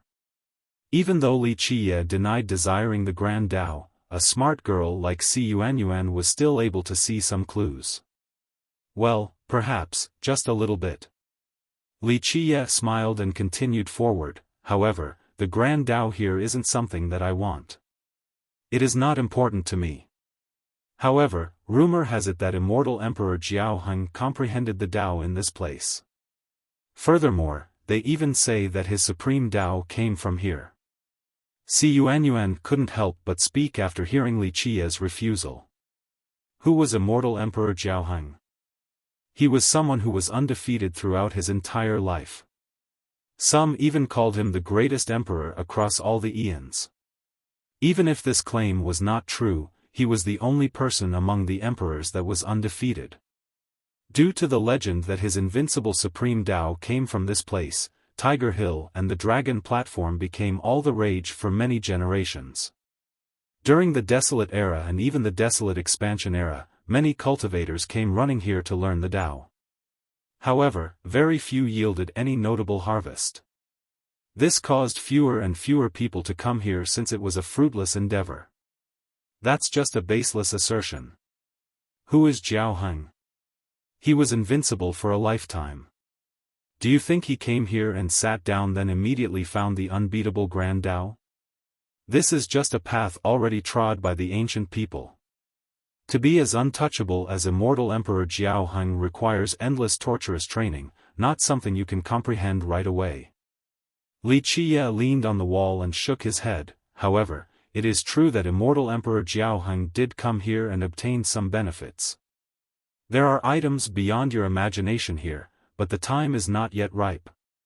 He continued forward while feeling the pulse of this place.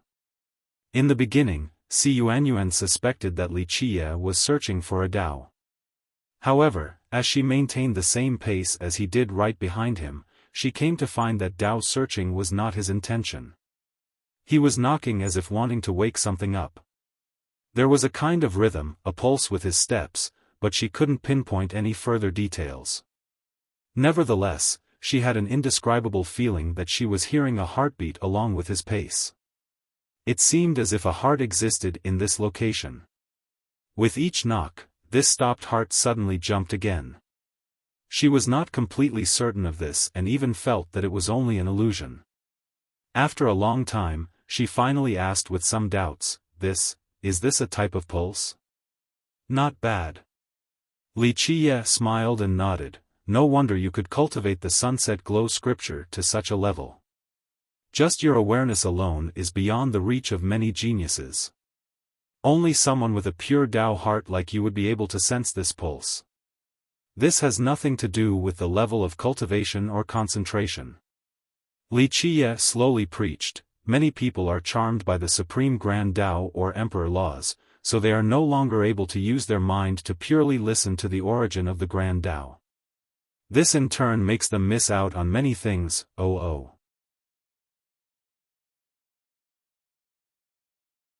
Chapter 956, Dragon Platform. Li Qiye was trying to steer Si Yuanyuan on the right path. Of course, she couldn't feel the true pulse here because this was a secret relating to the hill, the hidden Dragon Mountains, and even the Holy City. She curiously asked again, if young noble's knocking isn't for enlightenment, then what is it for? Li Qiye smiled, enlightenment at Tiger Hill, treasures on the Dragon Platform, these are indeed not just empty words. To be precise, they are not two separate events. Without climbing Tiger Hill, how could one reach the Dragon Platform? Young noble is saying that in order to obtain the treasures, one must climb Tiger Hill? That it is impossible to obtain the treasures by forcefully climbing up to the Dragon Platform? She quickly replied.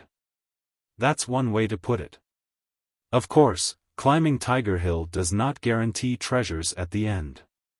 Li Qiye shook his head, the items here cannot be obtained overnight through comprehension. So is it true that people have obtained treasures on the platform? Si Yuanyuan inquired again with great interest. Everyone knew about the popular phrase, but no one knew whether someone had actually obtained treasure or not. Treasures.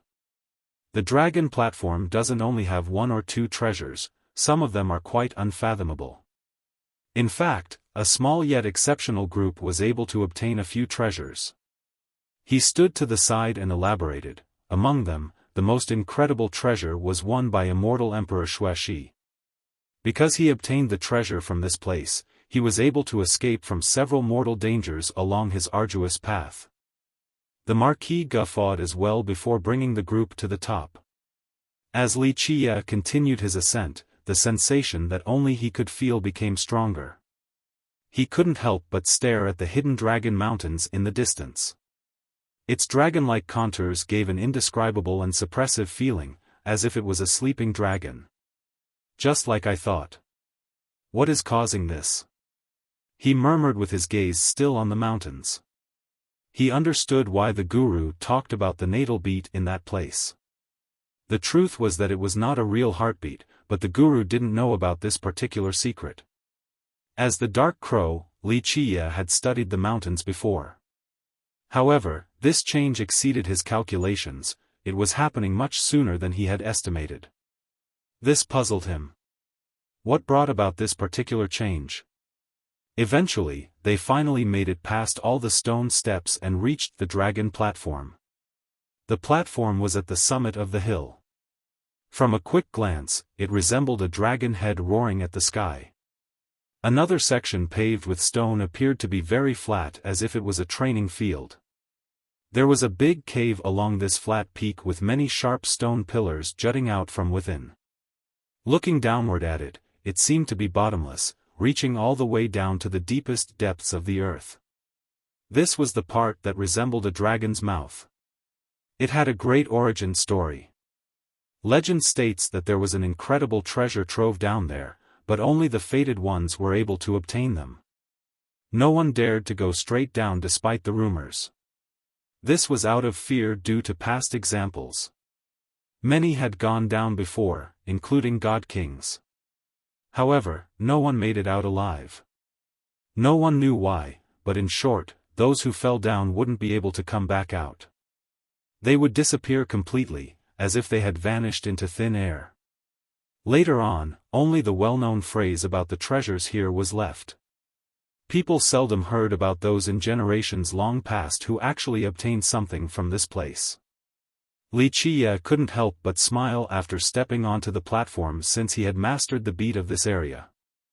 It was just like back then when he brought immortal Emperor Xiaofan to this place. He could definitely take another treasure, but as for which one, that was up to fate. Yuanyuan glanced around and saw many people gathering on the platform. All of them were young experts of the southern regions, many of whom were considered geniuses. The Blood Devil tribe was the leader here. There were also experts from the demon and human races. However, they were scarce in number.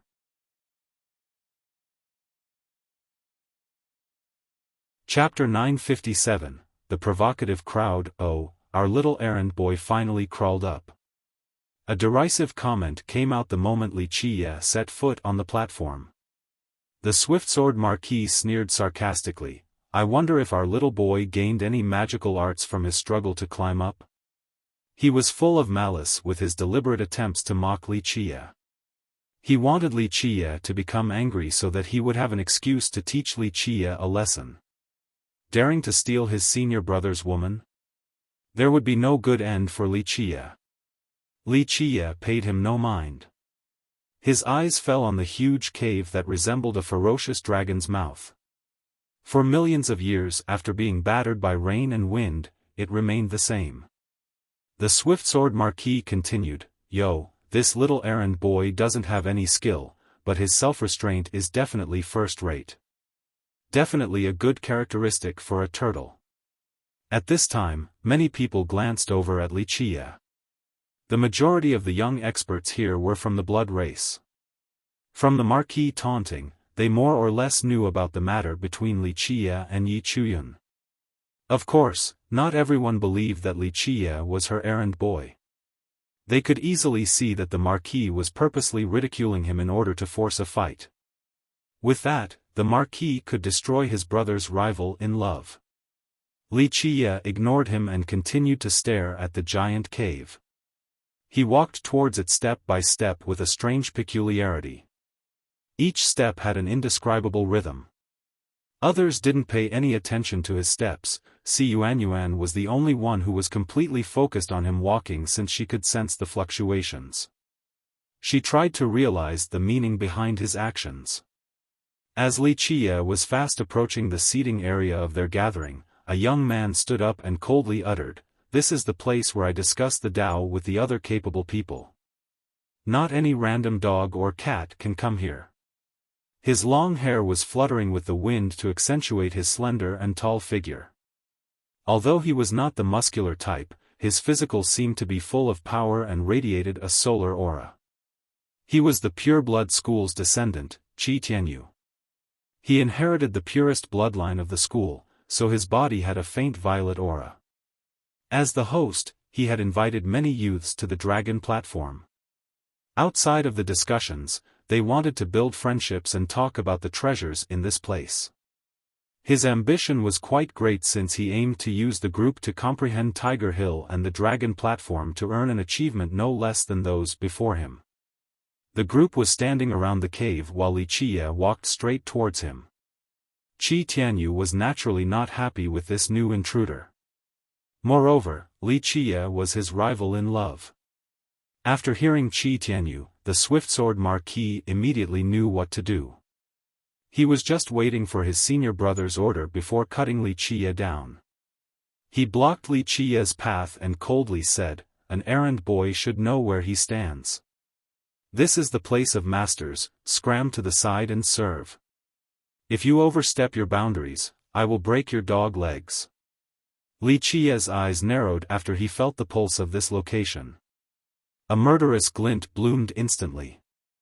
At this moment, the Swiftsword Marquis was no different from a dead man in his eyes.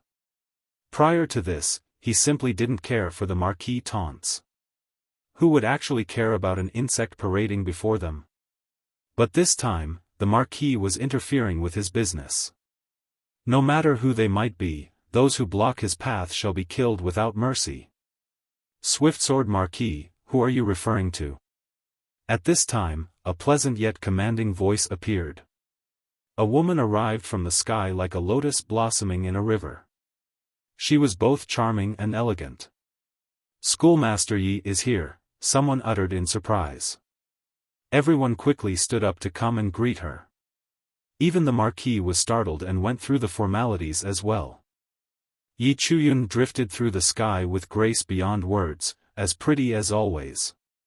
Despite her young age, her status was half a generation higher than the people here since she made her debut earlier than Qi Tianyu and Bai Jian. Among the 5 saints of the blood race, only the sky-bearing monarch was from the same generation as her. She was the first among the younger generation to become a virtuous paragon. Thus, she had a pivotal position among her peers and even the rest of the barren earth. Those who came forward to greet her were mostly her suitors and admirers. This was especially true for Qi Tianyu. He became very spirited after seeing her.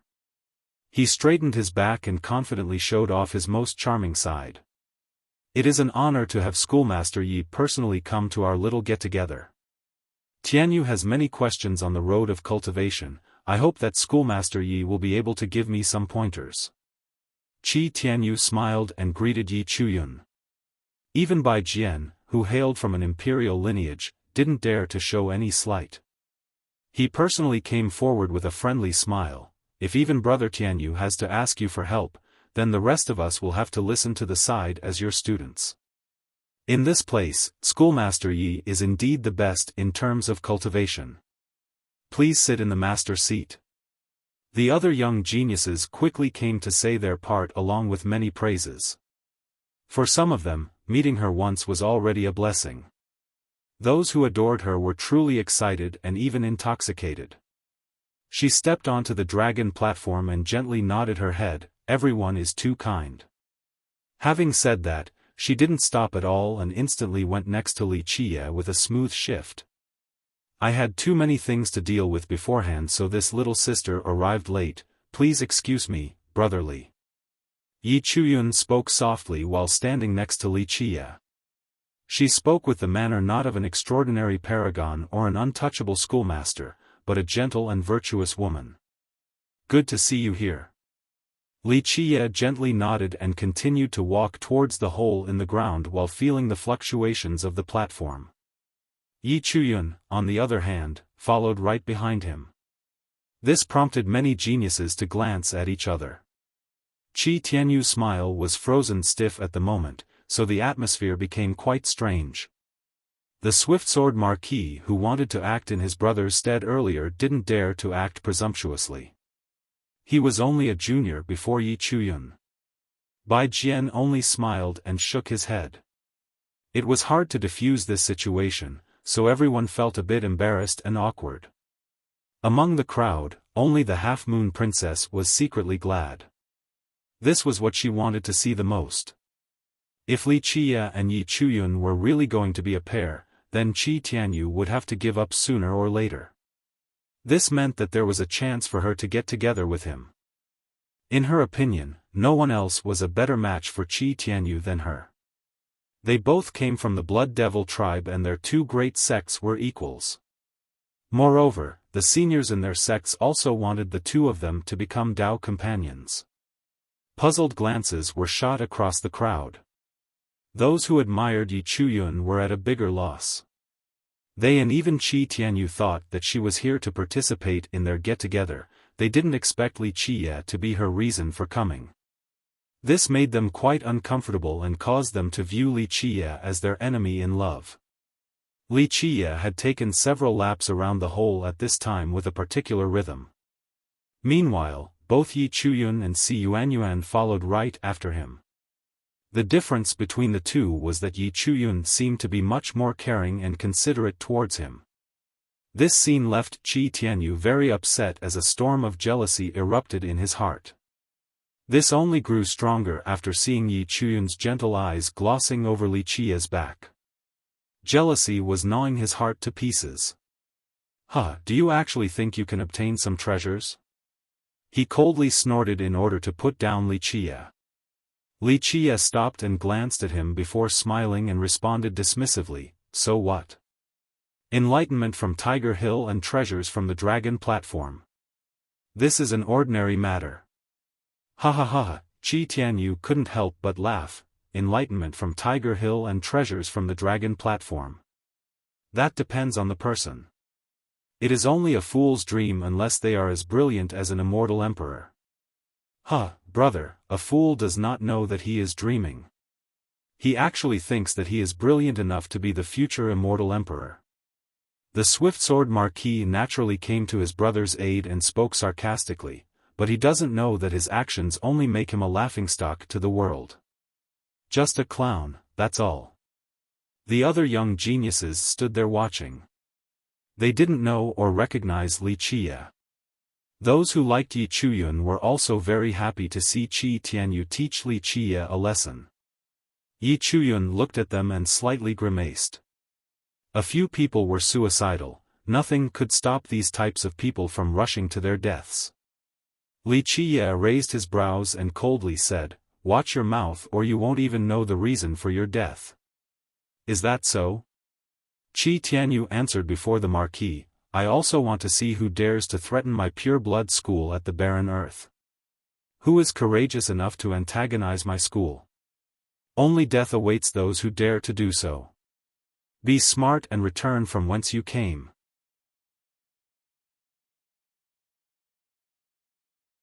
Chapter 958, Obtaining Dragon Platform's Treasure. Father and son for war, trusted brothers to fight a tiger. Qi Tianyu was also supporting his junior brother at this point. Once the golden light disappeared, a treasure could be found in Wuxia's hand. He grabbed the item flying out from inside the light with incredible speed. This treasure resembled a little golden dragon. It emitted golden rays that resembled willow branches that were seemingly filled with life. Before everyone could see what it was, Li Qie took out a box and carefully stored the treasure inside. He smirked after doing so. Beneath this earth were too many good items. In the past, the ancient Ming failed to drain this land dry. Even the absolutely stunning immortal Emperor Tian II couldn't do so after personally coming here, let alone other people. The only thing that made him sad was that only one treasure would escape each time the trove was opened. It was impossible to take more than one item at a time. In just a brief moment, the platform turned extremely quiet. Many people had their mouths wide open and couldn't close them right away. They were all astounded by this event. After what seemed like an eternity, someone suddenly woke up from their daze and took a deep breath. Even at this moment, they couldn't believe their own eyes. This was simply too astonishing. A young expert murmured, This can't be real. Even though they had witnessed it themselves, they still found it unbelievable. Countless brilliant geniuses and god monarchs had tried to obtain something, but all of them failed to receive anything of value. The popular phrase became part of the legends for the future generations, but today, it actually happened. The legend played out before them in such a stunning manner. Bai Jian composed himself and muttered, The legend is true, immortal Emperor Xuexi obtained an incredible item from this place. As for the Swiftsword Marquis and Qi Tianyu, their expressions kept on changing colors from white to red. Earlier, they wanted to take Li Qie's life, but now, they were violently slapped in the face. I recall that someone wanted to hand over his dog life. After putting away his box, Li Qie lazily glanced over at the Marquis. The Marquis stood still. At this moment, he was riding a tiger and had to follow through in this difficult and embarrassing situation. He couldn't commit suicide. Who didn't value their own life? But now, if he went back on his word, he would lose all of his reputation and wouldn't be able to show his face in the barren earth any longer.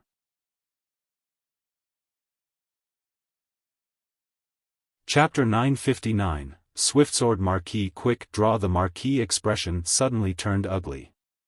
He stood there not knowing what to do while the crowd was staring at him. Although Qi Tianyu really wanted to help his junior brother, he couldn't come up with any plan at this moment either. The Marquis couldn't go back on his word in public like this, or else he would lose all credit and be cast aside in the future. He gnashed his teeth and made his decision before slowly walking towards Li Qie while coldly uttering, My life is right here, take it if you can. Backing out now? Too reluctant to commit suicide. Li Qie glanced at him and smiled. The Swiftsword Marquis drily said, The strong should die in a suitable manner. Suicide is an affront to the soul of our Blood Devil tribe. Come kill me if you can. As long as you can take it, my life is yours. The Marquis was not willing to commit suicide, so he came up with this plan to let Li Qie come and kill him. Yi Chuyun coldly glared at him and spoke, Shameless. The Marquis' expression kept on changing colors. However, he pretended not to hear her, for his life was too precious to him. Schoolmaster Yi, according to our pureblood school's teachings, suicide is wasting one's life. Even after entering hell, the offender would be spit on by the souls of our ancestors. We only have people who die in battle, not cowards. Qi Tianyu quickly backed his brother up. Yi Chuyun only glanced at him without replying. Come, I won't attack, you can do as you please. As long as you have the ability, go ahead and take my life. The Marquis shouted at Li Qie. Such words were not well received by the crowd. Although they might seem heroic, anyone could see through them. This Li Qie was not much different than a mortal. Even if he was a cultivator, his cultivation wouldn't be strong at all. On the other hand, the Marquis was a famous young expert in this southern region with peerless speed. Even if he didn't attack and let Li Qie do as he pleased, Li Qie still wouldn't be able to take his life. Since it was impossible for Li Qie to do so, his words were only heroic and straightforward on the surface. He had already calculated this much. Li Qia looked at him and smirked. So after all that, it is just that you don't want to die. Very well, I am someone who likes to break other people's fantasies and crush their hope. If you don't want to die, I'll make you die in agonizing despair. Since your title is Swift Sword, this means that your swordplay is very fast. Very well. Li Qia smiled. I'll stand in front of you and you can make the first move. If your sword is faster than me, you win. Not only will you be able to save your life, you will also be able to take mine. At this point, Li Qia's smile widened like a rippling wave. It turned into a free yet gentle laughter. Others didn't understand this smile, but Yi Chuyun did. When Li Qia smiled like this, it meant death. It was a reaper's smile. No matter who they might be, they would surely die no matter how many rescuers came running to their aid. Many people on the platform stared at him in disbelief. This might have been the most insane thing they had ever heard, so absurd that they were doubting their own ears. Everyone knew that although the Marquis cultivation was not as strong as Qi Tianyu's, even his senior brother was not necessarily faster than him in terms of speed. But now, Li Qia wanted to compete in speed with the Marquis. This was simply crazy. They stared at Li Qia and thought that he was either a madman or someone hiding his ability. However, they were very skeptical because no matter how they looked at him, he just seemed like an ordinary mortal. Ha ha ha, the Swift Sword Marquis laughed wildly with the same gaze as everyone else, thinking that Li Qia was insane. Good, good. Even a junior like you is looking down on me. Very well, if you are so confident, then what else can I say? Deference is no substitute for obedience. With that, his eyes lit up while gazing at Li Qia. If my sword isn't as fast as you, then there's no need for you to do anything. I will jump down into the cave. Even Qi Tianyu revealed a cold grin at this moment. The situation had reversed. Li Qia was foolish to the point where he would help the Marquis recover from his difficult situation by courting death. Competing in speed with his junior brother? Qi Tianyu sneered at the sight of Li Qia courting death. He couldn't have wished for anything better. The Half-Moon Princess also stared at him in astonishment.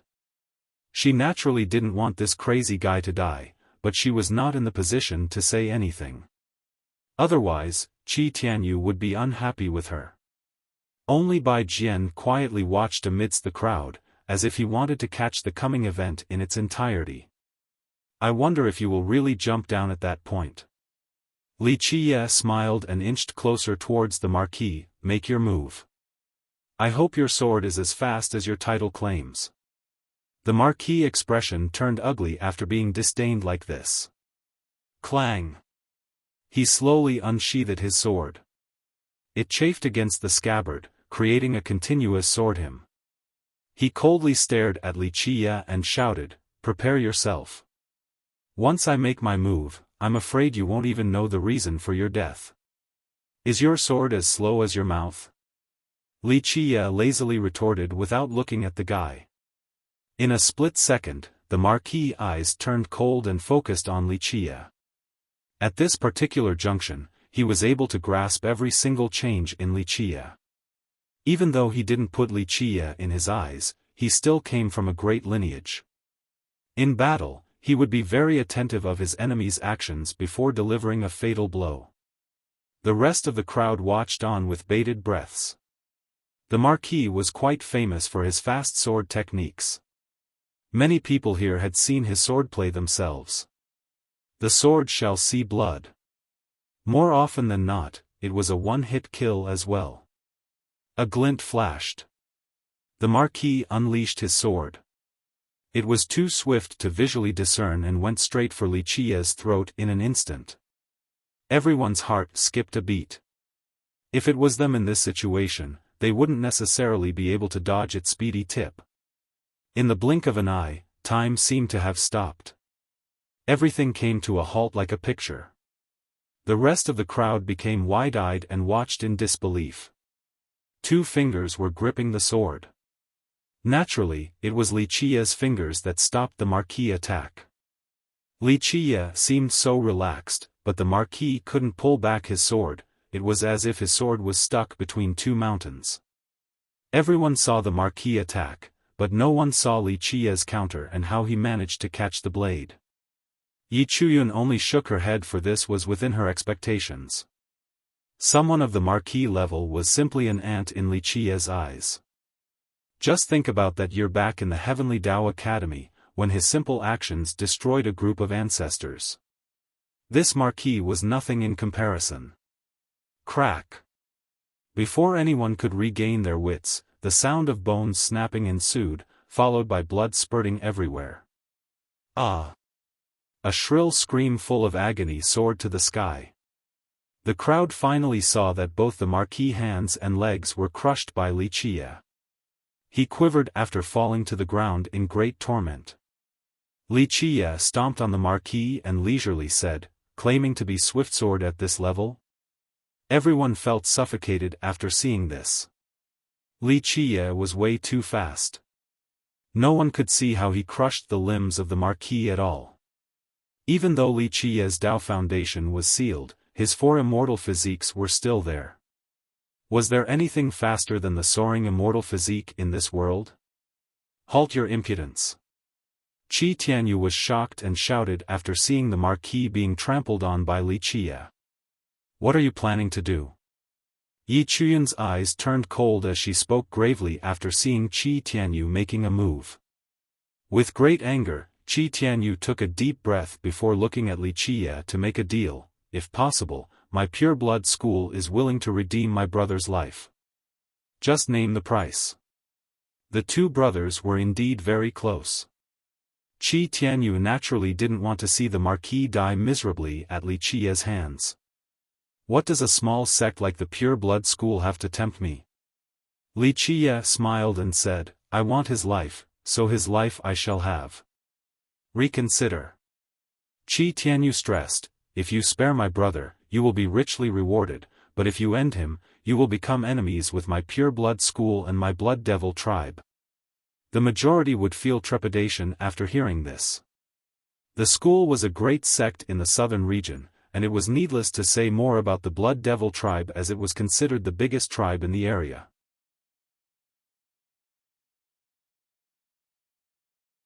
Chapter 960, Crimson Night Kingdom Supreme Elder. Everyone was holding their breaths at this point. Qi Tianyu's declaration was not just an empty threat. They all knew full well that the Blood Devil tribe had always been united with great solidarity. Are you threatening me? Li Qia smiled while pressing down harder on the Marquis before leisurely answering, Pure Blood School? I don't care. Blood Devil tribe? I also don't care.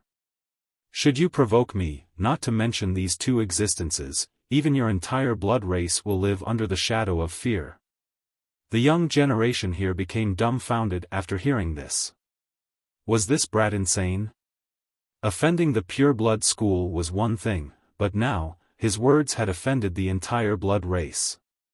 There was nowhere else to go in the barren earth if one offended the blood race. Such bold words. Our blood race will live in fear. Do you think you are an immortal emperor? A cold voice resounded with great immensity, causing others to become short of breath. Two people stepped onto the dragon platform, one young and one old. The youth was the Crimson Knight Duke while the other was an old man with gray hair. His blood energy was mist-like, as if his body itself was formed from it. There were many visual phenomena of living beings behind him as if they were worshipping and giving him their energy. This energy would allow him to destroy this world with a simple gesture. Without a doubt, this old man was an early-era paragon, one with plentiful blood energy. Si Yuanyuan, standing behind Li Qia, was startled to see this old man and cried out, Supreme Elder. The youths here quickly went to greet this old man, for he was the Supreme Elder of Crimson Night. He had always been presiding over the Thunder Tower and held great fame. With a backing this time, the Duke was quite confident. He arrogantly stared at Li Qia and laughed, Junior, the barren earth isn't a place for you to do as you please. Quickly release Brother Swiftsword or your life will be forfeit. Qi Tianyu was glad to see the Supreme Elder arrive in person. Nothing could be better if he could drag the Crimson Night Kingdom into these muddled waters as well. However, the Duke's words went in one ear and out the other. Li Qiye didn't even bother looking at the Supreme Elder. The Duke felt humiliated and couldn't hold back. He shouted, "Junior, are you listening? Kneel and beg for forgiveness immediately." Crack! More bones were broken as a shrill scream could be heard. Before anyone could see anything, the Duke's legs were crushed by Li Qiye's kick. He fell straight to the ground and rolled in pain before Li Qiye stepped on his body as well. Finally got back to the holy city after some time. I was feeling peaceful, but alas, a few idiots just had to spoil my good mood. With one foot on the Duke and one foot on the Marquis, Li Qiye slowly uttered, "It seems like if I don't massacre a few tens of thousands, people will actually think I am a batch of dough that anyone can knead." "Junior, stop." The Supreme Elder was alarmed by this sudden change. He thunderously shouted and caused the crowd to sway with distress. "Oh? The old finally wants to protect these little kids?" Li Qiye glanced over at the elder. He was still nonchalant as if it was no big deal. The elder took one step forward and his blood energy soared like a tidal wave, capable of engulfing the entire hill and platform. In the blink of an eye, a paragon's aura surged forth with a star-plucking momentum. The elder's erupting aura caused everyone here to tremble. They had to take several steps backward. Yi Chuyun grunted after seeing the aggressive gesture. She took one step forward as well. A pure lotus flower floated to the sky and illuminated the 9 continents. It easily stopped the elder's aura. Even though the elder was an early-era paragon, his cultivation was not a match for Yi Chuyun's. Early-era paragons were the weakest among even ordinary paragons. Yi Chuyun was very powerful as the first paragon of the younger generation. The group of Qi Tianyu couldn't compare to her at all. She had the power to fight against paragons from the previous generation. Her involvement caused the elder's expression to change. However, he wasn't afraid of her as he coldly spoke, "Schoolmaster Yi, I respect you as the leader of a school. However, this matter involves our entire Crimson Night. If you choose to protect this brute who hurt our disciples, then it is the same as becoming our enemy." Most people felt dread after hearing this. Many rulers and sect masters wouldn't want to antagonize the Crimson Night Kingdom. It was very unwise to provoke a lineage with 2 emperors. Yi Chuyun calmly stated, "My prestige is not for an elder like you to question." Despite her gentle nature, each of her words was as heavy as the unshakable Mount Tai. After all, she was an incredible virtuous paragon and the ruler of a country. Her acting as a virtuous woman around Li Qiye didn't mean that she was weak. She simply maintained a low profile, but once she was ready to go, the royal aura of a ruler and might of a paragon would vividly manifest. Not only was the crowd stunned, but even the elder was shocked after hearing this. This sentence carried quite a heavy punch. The younger generation felt that she was even higher than they previously thought, worthy of admiration. Prior to this, due to her low-key nature, the young ones in the barren earth, especially those from big lineages like the Pure Blood School, had forgotten about her status and cultivation. They felt that they were on the same level and in the same generation as her. But now, her showing such contempt towards the Crimson Night Supreme Elder and displaying her might was a rude awakening for them. The fact was that she was far above them. The elder became sullen all of a sudden. Yi Chuyun was indeed above him in terms of cultivation. Although their kingdom had 2 emperors, the Pure Lotus School also had emperor laws. In a direct confrontation, he was not her match without an imperial weapon.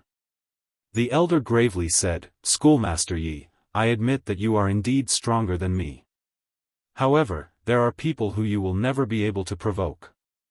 I can forgive that junior for harming my disciples.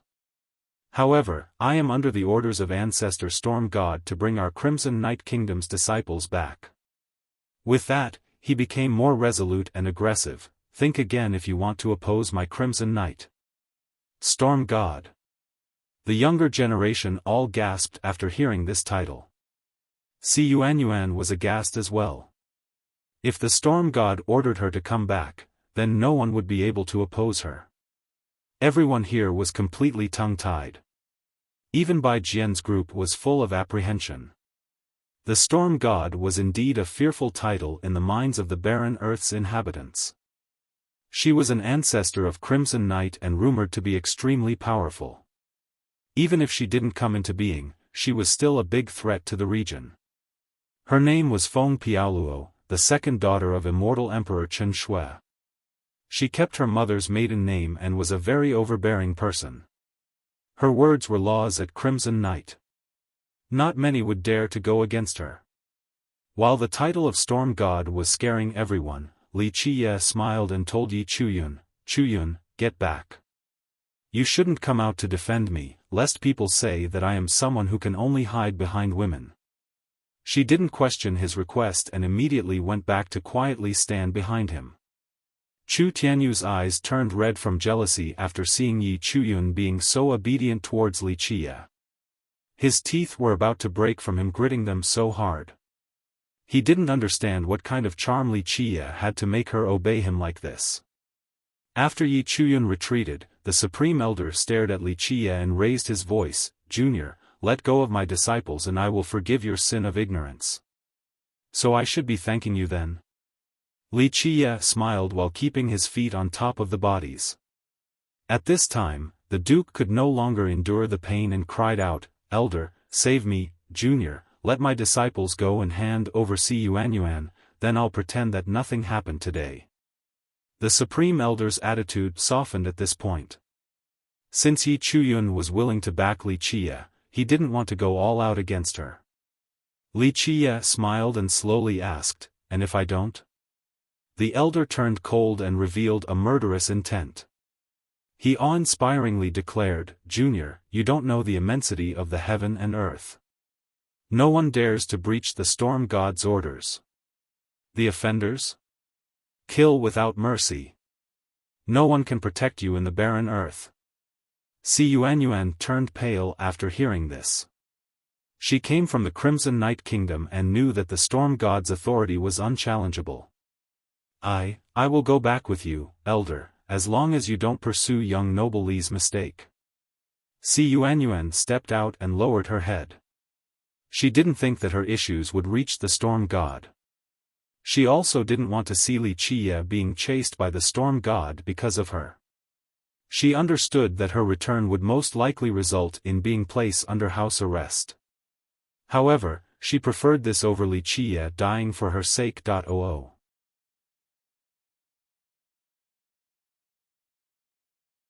Chapter 961, Death Without a Burial. The current assembly was startled at this moment. Even the group of the Half-Moon Princess didn't expect that Si Yuanyuan was a disciple from Crimson Night since she had been quietly following Li Qiye the entire time. Her obedient demeanor made it so that no one paid any attention to her. In fact, very few in the barren earth knew that the kingdom had an extraordinary disciple like her. Several ancestors didn't want her fame to spread far on the outside due to her great talents. If she were to gain a reputation, it would be detrimental to Qi Zixian's position. Thus, the ancestors chose to erase her presence so that no one would find out about a genius like her.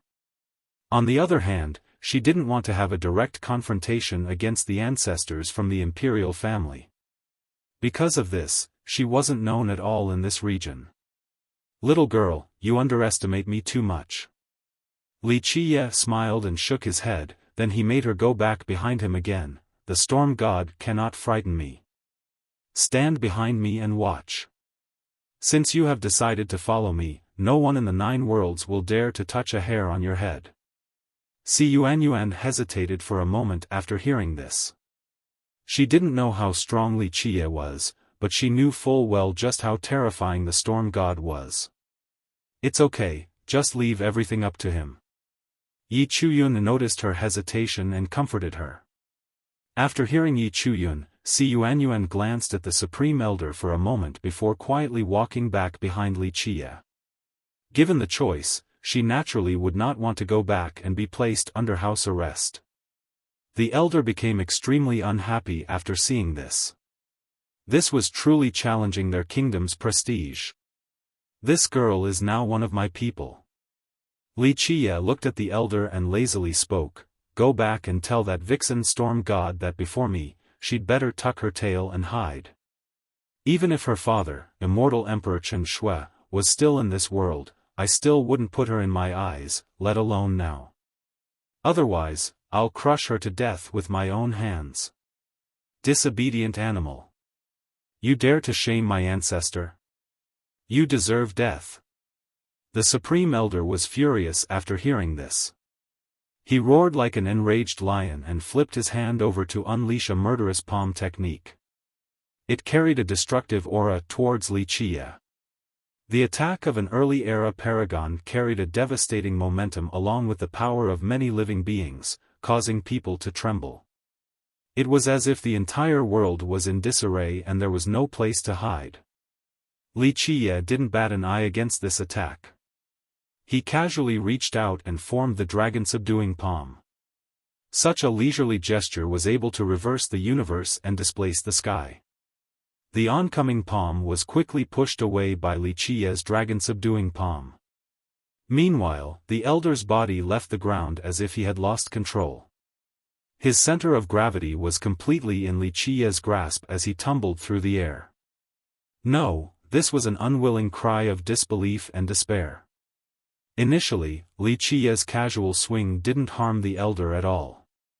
At best, it only made him stumble a bit. However, the huge cave was behind Li Qie, so the elder fell down after his misstep. Death was assured for anyone who fell into this cave on the dragon platform. It didn't matter if one could soar in the sky or traverse the earth. Once they fell inside, they could only watch themselves fall and disappear from this world. No. The elder's echoes continued to rise from the cave. This fall marked his departure from this world. Qi Tianyu's group couldn't help but take several steps back in unison. Even a virtuous paragon was helpless after falling in, this made their legs grow weak. They would also disappear after falling in. Why are there always some people who think that I am so easily bullied? Li Qie smiled. Pop. He kicked the Crimson Knight Duke into the cave as well. No. The Duke watched himself fall into the cave and screamed out in despair. However, it didn't matter how loud he screamed or how much he struggled, his demise was inevitable. Si Yuanyuan couldn't react in time for it all happened too quickly. Even if she wanted to plead for the Duke, it was already too late. The Marquis was scared out of his mind after seeing the two fall into the cave and screamed, "Brother, hurry and save me." Pop. However, before he could finish his sentence, Li Qie kicked him into the cave as well. You.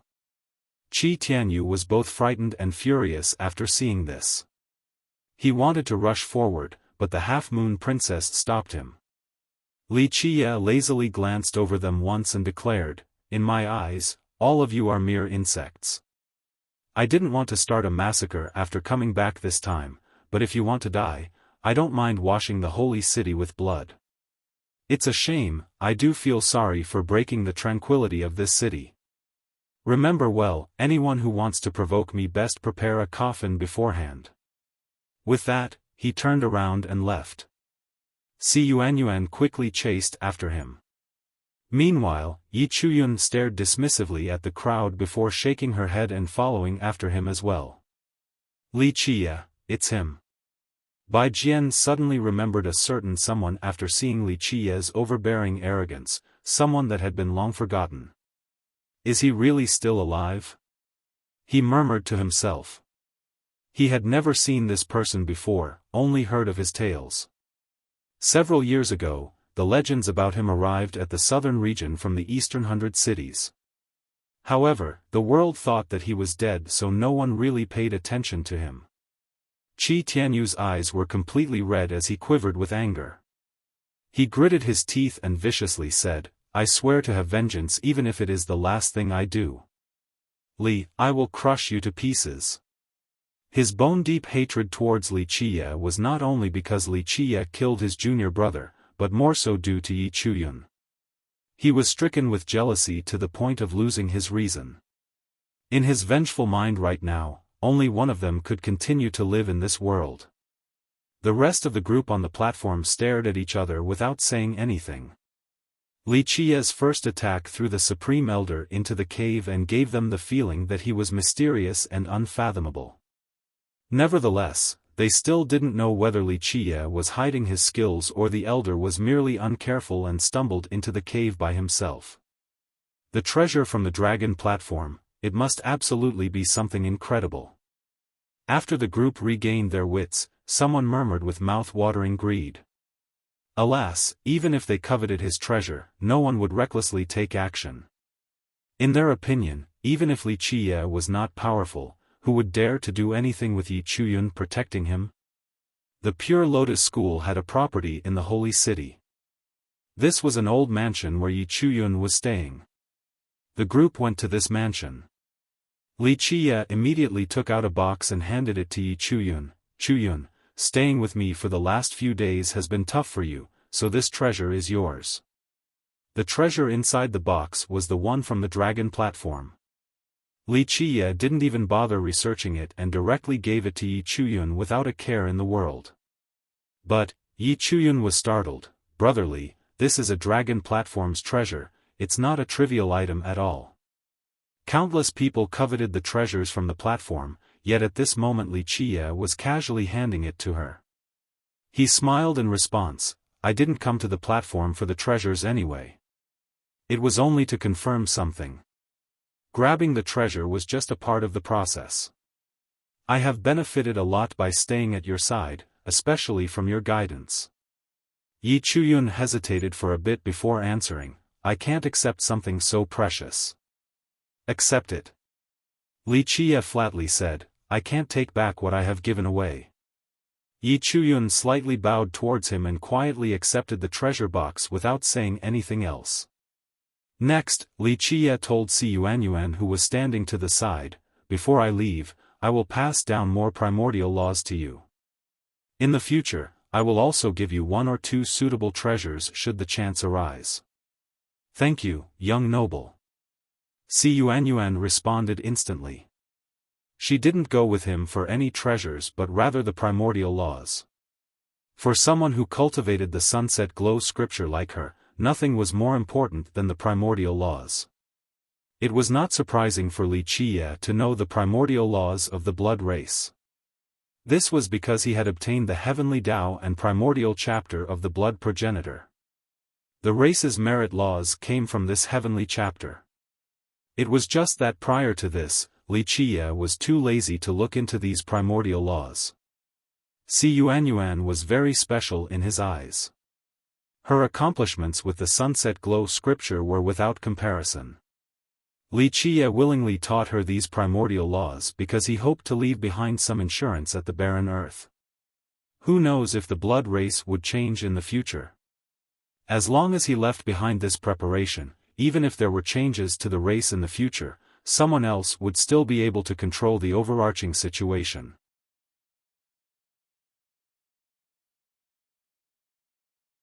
Chapter 962, Qi Zixian, where do you want to go? Yi Chuyun asked after hearing Li Qiye. Li Qiye lifted his head and gazed at the majestic Hidden Dragon Mountains. I want to go to the Hidden Dragon Mountains. It might take some time. I'll go with you. Yi Chuyun replied with haste, maybe I will be able to assist you. No. Li Qiye gently shook his head, this trip is a personal matter. At the same time, I hope that you can stay behind since I have something else for you to do. She replied, just give the order. Li Qiye looked at Si Yuanyuan and said, it seems like the Crimson Night Kingdom won't give up. Before I return, you just need to protect Yuanyuan. I'm afraid that will involve Sister Yi and the Pure Lotus School. Si Yuanyuan felt apologetic in her mind. She was not only dragging Li Qiye down with her, but also Yi Chuyun. Li Qiye shook his head, "Don't worry about that. I am not someone who is afraid of trouble, and those who stand by my side should be the same. If the kingdom is smart, they will run away as far as possible. Otherwise, if they anger me, I'll personally visit them. Don't worry, little sister." Yi Chuyun consoled her as well, "With Brother Li as your protector, the kingdom won't be able to do anything to you." Si Yuanyuan only gently sighed in the end and held her words. She didn't want the two to fight the kingdom, but there was a good chance of her being placed under house arrest if she were to return. This was because it was nearly time for Qi Zixian to ascend to the royal throne. The elders of the imperial family naturally didn't want a competitor like her to appear at this crucial moment. "If nothing unexpected happens, I'll come back soon. At most, it will only be 10 days. Li Qiye stated. Yi Chuyun nodded in response. "What about the God War Mountain?" They initially came for the God War Mountain, but the trip had been delayed this whole time. Li Qiye glanced at the horizon and said, "There's no rush, everything is within my grasp no matter what happens. After I'm done with the Hidden Dragon Mountains, we'll go to the God War Mountain." In fact, Li Qiye's trip to the Dragon Mountains was only to confirm something, not for a treasure. Over the next few days, Li Qiye taught the primordial laws to Si Yuanyuan. Although the laws were quite abstruse, Si Yuanyuan had a great foundation due to the Sunset Glow scripture, so she learned very quickly. Moreover, she was able to understand the scripture to this extent without any guidance, and now she had Li Qiye to teach her. Thus, it was not difficult for her to learn the primordial laws. After doing so, Li Qiye left the holy city and entered the mountains alone. Within this period of time, the news of the Crimson Night Kingdom's Supreme Elder's tragic death reached them. Qi Zixian heard it as well. Her expression quickly shifted to a chilling glare. She was one of the blood race's 5 saints. She ranked higher than the Half-Moon Princess and Qi Tianyu because she came from the Crimson Night Kingdom and was destined for greatness. In terms of pure talent, she might be weaker than Bai Jian and the Sky-Bearing Duke. However, she had an incomparable advantage in hailing from a sect with 2 emperors. She was not born as the heir to the throne and had to defeat several competitors in the imperial family. Right now, the most fortunate thing for her was that their kingdom hadn't produced a brilliant genius like Yi Tiandi. Otherwise, she wouldn't have been able to win this successor position despite her powerful backing.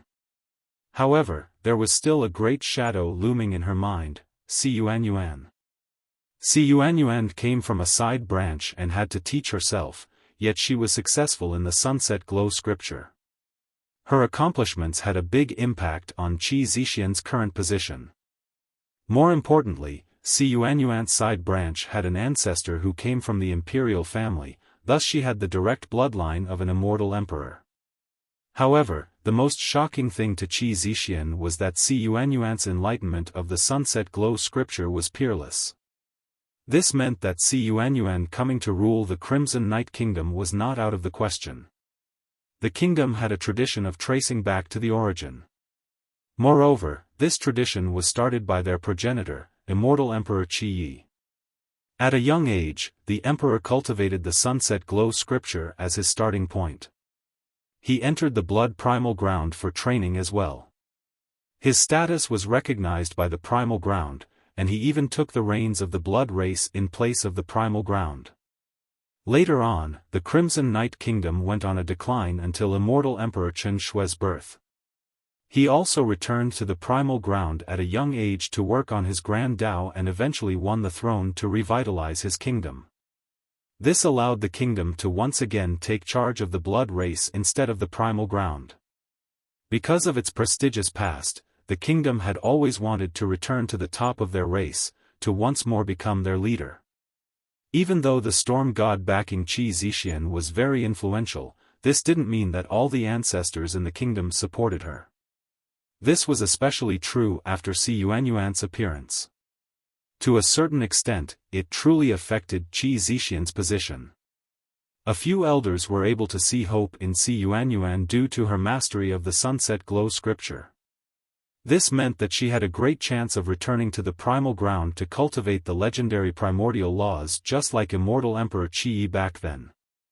If she could achieve this, then it meant that the Crimson Knight Kingdom could return to the top of the blood race and gain the ability to command the entire race across the 9 worlds. If this situation came true, then not only would Qi Zixian lose her royal throne, her branch would also lose control over the kingdom. Thus, both she and her branch would never allow for this to happen. The imperial family's ancestors of her branch decided to erase all signs of Si Yuanyuan's existence, so outsiders never found out that the kingdom still had such a brilliant disciple. In fact, if certain powerful ancestors didn't allow it, Si Yuanyuan might have disappeared from this world already. Qi Zixian coldly uttered with a twisted expression, "This slut dared to actually show her face again instead of hiding for the rest of her life. Your Highness will be able to ascend to the throne soon, so her sudden appearance right now might be a reaction to that." An expert next to her speculated. Qi Zixian coldly responded, "Someone from a side branch like her wants to compete for the royal seat against me? Just a fool's dream." Despite saying that, Qi Zixian knew full well that if Si Yuanyuan could return to the primal ground, she would actually have the chance to take control of the kingdom. Her appearance might not be an attack on your Highness. Her strategist mused, "Your Highness' inauguration has already been decided. Even if Si Yuanyuan has the protection of the ancestors, she still won't be able to reverse the situation. Your Highness should just wait in peace before your ascension instead of being distracted by this matter." "No." Qi Zixian's expression darkened, "This slut cannot be left alive. The longer she lives, the longer she will remain a threat. Even if I become ruler, she can still come back and take over the royal throne when she returns to the primal ground. Your Highness, we shouldn't do it." The strategist was startled. "If your Highness kills Si Yuanyuan, then it would break the pact. The ancestors will not be happy." The only reason Si Yuanyuan was still alive right now was because she had ancestors protecting her. However, because of the storm god's imperious authority, both sides made concessions. Si Yuanyuan couldn't enter the imperial family to learn emperor laws while Qi Zixian's side guaranteed not to harm her despite her being a thorn in Qi Zixian's eyes. "Really now?" Her eyes turned cold and her words were even colder. "It is different now. The slut seduced outsiders to murder the Supreme Elder. This is treason and must be punished with death. I, as the main descendant of Crimson Knight, have both the responsibility and the authority to dispose the sect of traitors." Qi Zixian didn't want Si Yuanyuan to live any longer since her existence would always be a threat to her. In Qi Zixian's mind, Si Yuanyuan had to die. The strategist pondered, "It won't be easy to answer those older forefathers once we kill Si Yuanyuan. There is nothing to say." Qi Zixian sneered, "Everyone has the responsibility to deal with traitors. That slut conspired with outsiders to kill our Supreme Elder. This is a sin of renouncing her ancestors and sect. Even if the forefathers were to blame us, the ancestor can still handle it." The ancestor Qi Zixian referred to was the storm god. As the daughter of immortal Emperor Chen Shui, she had absolute authority in the kingdom. Qi Zixian drily said, "Make the preparations, I will go to the holy city tomorrow to personally deal with that traitorous slut." Her underlings acknowledged her command and went to carry it out. She then looked outside with a chilling smile. That slut is dead for sure this time. She would be able to sleep soundly after the slut was dead. For her future goals, she wanted to use the storm god for as long as possible while the ancestor was still alive to suppress the other ancestors. She must plan aggressive reforms so that the control over the kingdom would truly be in her branch's hands.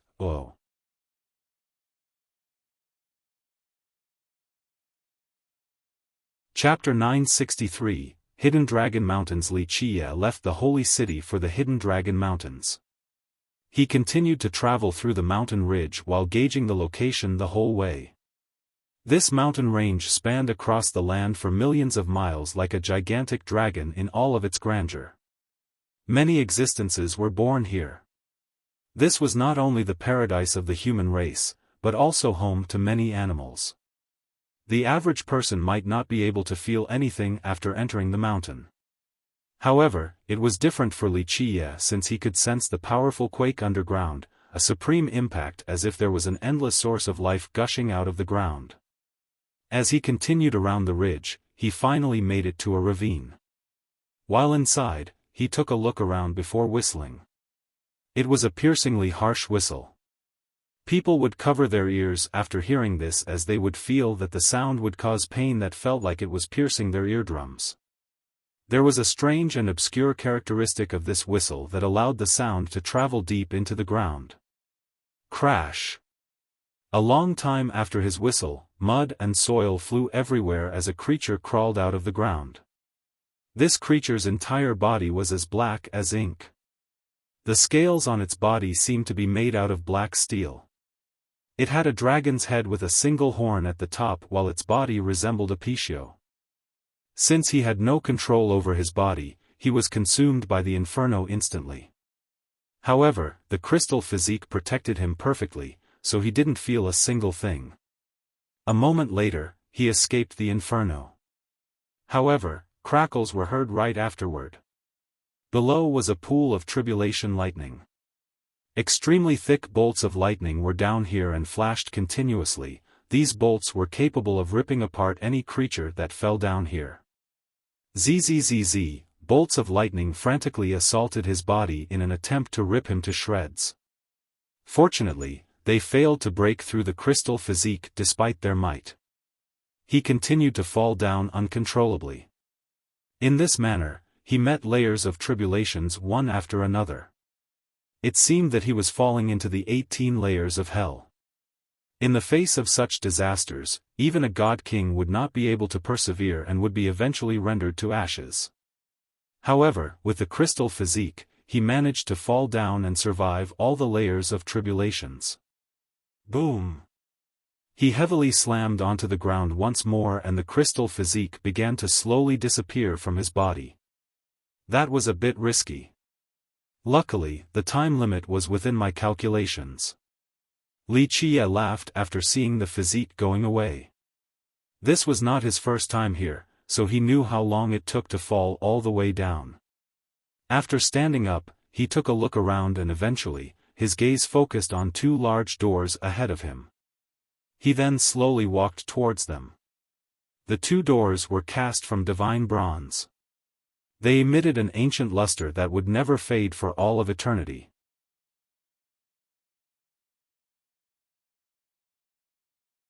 Chapter 964, Existences inside the vast sea. Both doors were extremely heavy as if they weighed millions and millions of pounds. Even the mightiest of armies would not be able to break them. There were two carvings on them. The left had a dragon while the right had a tiger. Both were extremely animated with aggressive stances. The dragon on the left door was soaring down to attack the tiger while the tiger was pouncing upward to tear the dragon apart. Upon closer observation, perhaps these two beasts were not killing each other but competing for something. Right in the middle of the two closed doors was a hollowed circle where their claws were about to meet. Perhaps there used to be a jewel here right in the middle of the gate. It must have disappeared for some unknown reason. This bronze gate seemed to be telling an old tale of a dragon and tiger competing for a treasure jewel. Wuxia smiled after seeing this image before taking out the dracofruit. He put the fruit in the center of the gate. A click was heard as if something had locked onto the fruit. The fruit then melted into the gaps like snow and its juices flowed along the copper lines of the gate. It was hard to imagine that such a little fruit had so much juice. In the blink of an eye, it saturated all the lines of both the dragon and tiger. Both of the carvings on the doors lit up at this time. With a clank, a golden light emanated from the dragon as if the dragon was putting on armor. It seemed to have turned into a golden dragon with a surging aura, wishing to fly out from the bronze door. An immortal light also spewed out from the white tiger on the other side.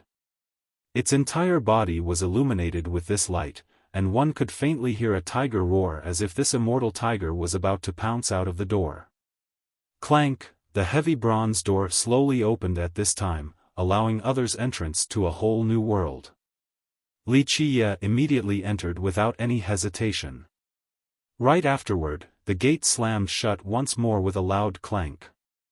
There was a vast emptiness ahead that made it impossible to truly discern this world. An endless void with no end or beginning. When Wuxia turned back, the gate that he just passed was nowhere to be found. If one didn't personally come from the gate earlier, they would have thought that it was just an illusion. Whoever stood here in this void space wouldn't fall down, as if there was solid ground beneath them. This was an illusory world that was beyond the ordinary realm of perception. However, Wuxia didn't seem to mind and continued to walk through the void. The area was covered in fog, so one couldn't see very clearly. Nevertheless, Wuxia was able to travel without needing to check the direction. Eventually, the void finally changed. There were still layers of fog ahead, but behind them, one could faintly see the gleaming reflection of waves. The void was replaced with shimmering water. One suddenly be able to hear the sound of waves. Wuxia stopped here and focused his attention on the sound. He wanted to see the reflection beyond the layers of fog. The water in front of him was sparkling with splashing waves like those of an ocean. Perhaps, this was the legendary shore, a place with eternal life. Nothing in this world could elude Wuxia's gaze. His eyes pierced through the layers of fog and the surging ocean all the way to its depths. There was a towering golden lotus down below that seemed to be able to shoulder the 9 heavens and 10 earths. A force of suppression emanated from it across the ocean.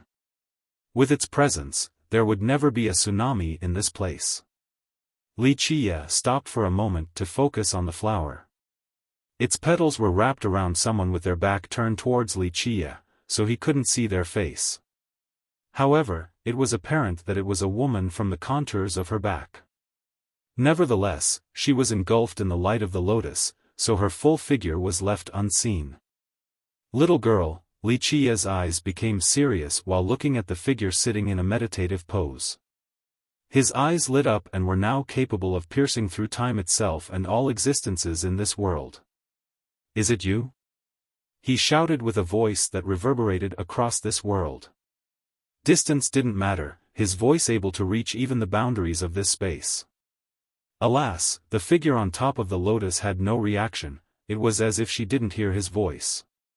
Wuxia's expression sank. He stepped forward towards the vast ocean to check it out. Bang! But his entrance to the ocean was denied. An extremely powerful force rushed out and blew him away.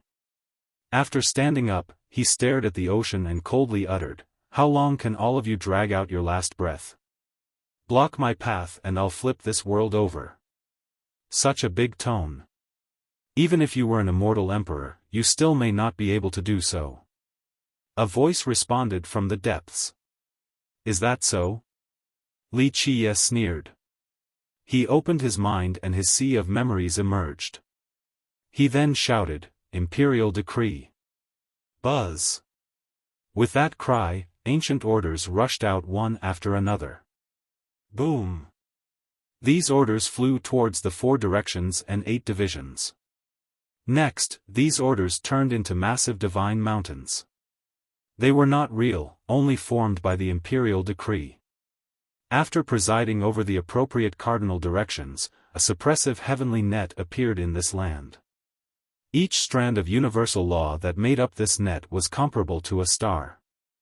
They were capable of crushing the world. Even the deities wouldn't be able to stand under the suppression of this net. "So it is you, damned crow." The voice deep in the ocean coldly cursed after seeing the net. Wuxia stared at the ocean and answered, "Yes, it is I." "Humph." This voice sounded especially unhappy with Wuxia. "I already knew that your damned self would eventually return. If this person wasn't one with great status, they would have been cursing up and down at Wuxia. No need to be so sad, you should be welcoming instead. Wuxia smiled, in a sense, I am your savior. Huh, savior?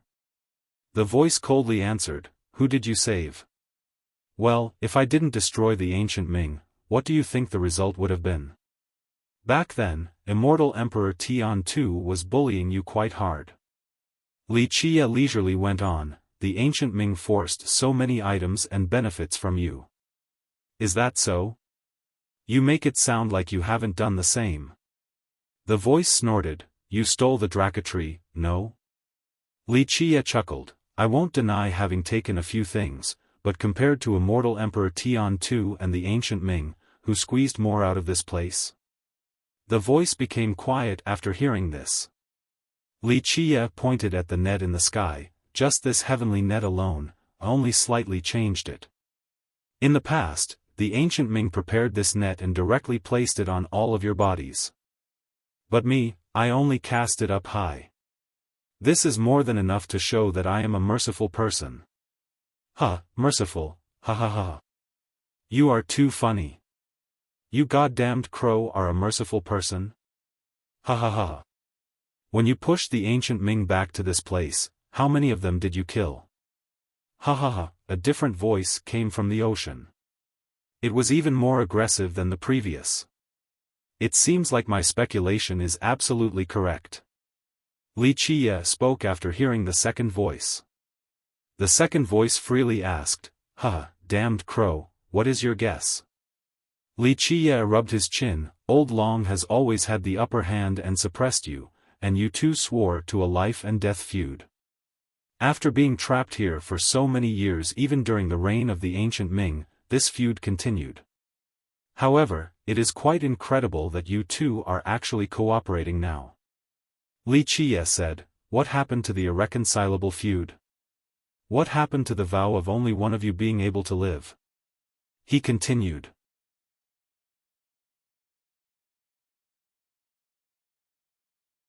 Chapter 965, Some Old Tales. Neither voice answered Wuxia's claim. I came this time with this guess, but now, it has been confirmed. Wuxia said, I didn't come for any treasure but the girl on your golden lotus. She is an old friend of mine. If you don't mind, I will take her away. No. The two voices refused his request in unison. Wuxia frowned after hearing this and slowly spoke, both of you should know that I am someone who will never give up. Despite my benevolent nature, I will kill those who stand in my way. Damned crow, you are quite presumptuous. Although we are trapped here, even that brat Tian II couldn't kill us, so what makes you think you can? The second voice retorted. Wuxia said dismissively, I don't necessarily have to kill you too, I can suppress you for an eternity. What the ancient Ming did back then, I can also do the same. You should know that I forced out many secrets back then. Plus, nothing is impossible for me. Wuxia slowly took out two items. One of them was the green lamp while the other was the Dao sword. The lamp had a black fire while the Dao sword was plain and simple. The two items were not eye-catching at all. My God! The second voice screamed after seeing the two items. The first voice spoke in disbelief as well, impossible. Countless people tried to obtain these treasures, including even deities and emperors. They failed to obtain even one, yet you actually have both. Which is why I said you two have to understand, if I decide to do something, I will pay any price to succeed. Wuxia slowly said, you should also know that you have a lot of treasures here. Even if I have to pay this great price, it might still be worth it. The two voices became silent after the threat. After a while, the first voice responded, we do not wish to harm this girl. To be more exact, we are giving her a supreme creation. Although we don't know her origin, as her old acquaintance, you should know that her situation is not optimistic. Leaving this place is not necessarily a good thing for her. After a moment of contemplation, Wuxia narrowed his eyes and spoke in a serious tone, what kind of creation are you two giving her? A long silence ensued. The second voice eventually answered, "Humph. It is related to that item. You damned crow wanted it in the past as well." "That item," Wuxia turned serious while staring at the ocean ahead, "that's impossible. You two competed for this item for so many eras, but both of you failed. I understand now, she is the one giving you two the great creation. A chance to come back to the world, she will be your savior." "Humph, we need someone else to save us." The second voice did not like this claim from Wuxia and coldly retorted, "Without our guidance, she wouldn't have obtained this peerless opportunity. But without her, both of you would never have the opportunity in the first place." Wuxia smilingly countered. There was no response since the two voices knew that Wuxia was right. Wuxia didn't say anything either and only stared at the girl on top of the golden lotus. He gently sighed after seeing her familiar back, at a loss for words. Although he didn't owe her anything, he felt uneasy because he was the one who brought her into that cruel war. After a while, Wuxia gently asked, "Is she doing fine?" The first voice in the ocean answered, "When she first arrived here, she was in a precarious situation with a lifeless mind. Right now, her spirit is meditating as she is slowly recovering her life. I believe that she will be able to defeat her worries and regain her serenity." "Very well, this is a good thing for her." Wuxia nodded quietly and sighed, "The past is the most difficult to forget. To be able to forget is also a type of rebirth. It is indeed a godsend for her. Many people had never come across such a chance." The second voice emphasized. Wuxia calmed down after a long period of silence. He looked at the ocean and smiled, "So, it seems that you two will have a chance to come out then." "Ha ha ha, we won't tell you, goddamned crow. You just want to trick us." The second voice sneered. "How can you say that? This is an auspicious day. Not only do we old friends get to meet again, you two have made peace from your timeless irreconcilable feud as well." Wuxia smiled, "Since it is such a good day, don't you think we should exchange some gifts?" "Really now?" The first voice answered, "Damned crow, although you are not as vicious as that Tian 2 brat, you are not a good person either. It's not like I haven't experienced your scheming before." Without a doubt, the two existences inside the ocean were very cautious of Wuxia and knew that he was definitely up to no good. Wuxia laughed and leisurely said, "I won't have any ideas about the item you two have been competing for. Even if I did, you two would go all out against me, right?" "Humph, what do you want from us?" The second voice coldly uttered. "Frankly, you're both underestimating me too much. This dark crow has never lacked treasures. Even though your treasury has many good things, it is not to the extent where I would start salivating for them. There are many locations in this world with better treasures." Wuxia acted as if he was not interested. "You might not be lacking treasures, but I haven't seen you say no to any treasure before." The second voice responded, "If you want some treasures, we can give you a few, but don't push it." "No, no, no," Wuxia shook his head, "why are you two being so contemptuous? I didn't come here for treasures. On the contrary, I may offer you two a great gift." The two existences both went silent. How could they trust someone who had tricked them before? Especially when the guy wasn't a virtuous soul at all. "If you two aren't interested, then never mind. There is a good proverb for this: business does not override friendship. May we meet again." Wuxia smiled and said. They had been in this place for too long and had never thought about what to do after going outside. "Have you two thought about returning?" Wuxia threw out this topic. "Ha!" The second voice snorted, "Damned crow, are you trying to trick us? Return? We know more than you about this." Wuxia only chuckled in response, "No more than me? How long have you been here for? Tell me." He paused for a moment before leisurely continuing, how can you two know how many times I have been there? Or how much time I have spent there? Or what tasks I have accomplished there? It can't be anything good, that's for sure. Only one thing is certain, you must have been chased around by those bastards and had to hide the whole time.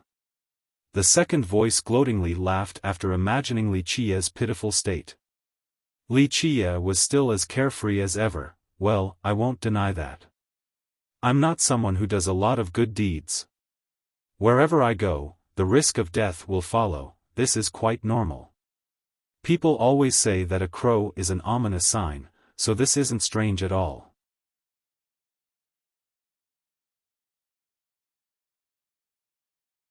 Chapter 966, Deal, hee, damned crow, don't try to dodge the question. Tell us some of your stories of being chased around by people so that we can have a good laugh. The second voice burst into laughter. He really wanted to hear about Li Qia's pitiful state. Fine, since I squeezed you too dry in the past, I guess it is fine to tell you for fun. Li Qia leisurely said, it's no big deal. The first time, I didn't prepare well enough. Those arrogant ones were really a bit capable, so I suffered some big losses. However, you two should know, I like to stand up from where I've fallen. As you can imagine, I returned and made their blood run like rivers and piled their corpses into mountains. I destroyed their world and annihilated their sun and moon. No matter the location and no matter who they might be, even deities and emperors in the heavens will understand that no one can escape after barring my path. Having said that, he revealed a gentle smile that made others shiver uncontrollably. The second person that wanted to gloat over his failure grew quiet. They knew an existence like Li Qia didn't need to brag. Moreover, this was true to his character. Even after failure, he would rise again and destroy all of his most powerful enemies. Have you attacked that place? The first voice couldn't help himself and asked about the most secretive of questions. Li Qia paused for a bit before revealing the truth. I was not the only one, many have tried before. Unfortunately, success was not to be found. If I managed to do it, I wouldn't be here talking to you too. Damned crow, you're not fun at all, but that Tian 2 brat is even less fun. The second voice in the ocean didn't mock Li Qia this time. He only commented with emotion. Tian Tuesday. Back in the ancient Ming era, he was indeed imperious. However, after the emperor's era, my words are the truth in myriad worlds. Tian 2, so what? Didn't I massacre all of them till there were no places left to hide? Li Qia slowly uttered with an extreme murderous glint in his eyes. No one has ever been successful in that place. The first voice sighed, so many have tried, so many have failed. I know. Li Qia claimed, but nothing can halt my path in this generation, not even that place. One day, I will overcome everything that tried to stop me. This remark was not loud, but it carried a domineering style. It showed Li Qia's determination. How bold. Do you think you can overcome that place? The second voice had to ask. Yes, definitely. If you two return, you will definitely see the day that I trample that place. Li Qia smiled. The two existences pondered at the same time. They didn't doubt Li Qia's determination. They also knew that once the Dark Crow decided to do something, nothing would be impossible. Li Qia smiled and continued, we got distracted. How about we go back to the topic earlier? You know that it is not possible. Even if you want to go this generation, we still have to wait until we can return. The second voice answered. If that was the case, then I wouldn't need to talk to you two about this. Li Qia said dismissively, it is impossible for others, but not for me. Don't forget, I have been there many times without any restrictions. What secrets do you hold? The second voice couldn't help his curiosity. Li Qia smiled, I can only say that if you two go back in time, I can take you along with me. Have you thought about going back home? The two existences recalled their past for a moment. Go back? This was a distant memory to them. They had almost forgotten what it felt like. What is your condition? The first voice asked. My condition is very simple. I will take you back and you two will work for me. Wuxia smiled. Your appetite is not small. You should clearly know what type of existence we are. Do you think that is possible? That brat Tian too couldn't force us to bow our heads, and you won't be able to either. The second voice snorted. Wuxia shook his head at this response. You are overthinking it. I have no need for you two to bow your heads to me. I just need you two to help me squash some obstacles when necessary. I don't think so. I don't like being restrained. The first voice answered. Wuxia calmly spoke, I'm sure you two will like a few things that are worth pursuing. Damned crow, I'm afraid you have the wrong idea. The second voice coldly retorted, we can give up on this generation. It's fine, you can go up this generation, we won't compete with you. We'll wait for the next. Wuxia laughed, if this is the case, then the two of you will definitely miss the most dazzling generation in this world. The first voice slowly said, Dark Crow, we are old. We have lingered here for countless moons and can even let go of our eternal feud. What else do we care about? Wuxia gently nodded, I get it, it looks like the two of you are afraid, unwilling to compete against the deities and emperors. Perhaps it is a fear of failure as well since it will harm your reputation. Damned crow, your provocation is too obvious. The second voice snorted, we won't fall for your tricks. Wuxia leisurely smiled, you know what? I can be quite resolute in my actions. For example, I could take the girl away. Or, when the time is ripe, I would come again. You two should know that she will be willing to go with me. If I take her away today, you two will never be able to reverse the tides. And if I wait a bit longer, I won't just take her away, I will also dig that item out and squeeze everything from you too. Wuxia grinned, do you think I can't do it? I know that you don't want to see that happen. Is this a threat? The first voice turned cold. He was angered by Wuxia. The second voice became tempestuous as well, damned crow, at worst, we'll go all out. We aren't afraid of death. This is not a threat, I also don't care if you two are afraid of death or not. Wuxia drily said, however, you should know something. I won't carry out either of these two options. Why? It is because I am merciful. I want you two to be aware that while I can, I won't do some things because I am benevolent. It is not because of you two. Wuxia continued, my benevolence is for her. Otherwise, I wouldn't give a damn. I only hope that you will help me squash some obstacles. This is just a part of my plan. If you don't want to, I can find other people to work for me. As long as I pay the price, I trust that there are still a few existences willing to cooperate with me. What do you think? The second voice snorted once more while the first voice was silent. They couldn't deny that Wuxia was speaking the truth. Perhaps you two have seen through many things. Wuxia said with a smile, but do you dare claim that you have no goals in life?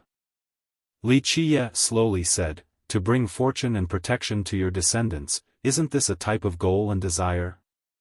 The two voices still didn't answer Wuxia. He was not in a rush and carefully articulated, follow me and one day, glory will belong to your descendants, prosperity lasting for countless ages. One day, you will follow my steps and we shall accomplish something that has never been done before, not even by the deities and emperors. Follow me to the battlefield and one day, you will witness the most amazing event in this world. For example, that location, do you two really not want to go take a look? One needs to be alive to see it. The second voice drily said, Dark Crow, we know of your stories. Your followers, how many of them died on the battlefield? I will not deny this. Standing at the top is not an easy matter. Paving this road requires one to constantly spill blood and scatter bones. Li Qie gently sighed, do you two think you can fight to the end? If you aren't even afraid of immortal Emperor Tian Tu, what else is there to be afraid of? Li Qie continued, if you have no goals, then I have nothing else to say. However, there are still some things you two have always wanted to know. What kind of things? The first voice asked. Li Qie answered, if I remember correctly, the two of you have been searching for a nest, an extraordinary nest. You have chased it before, yes, oh.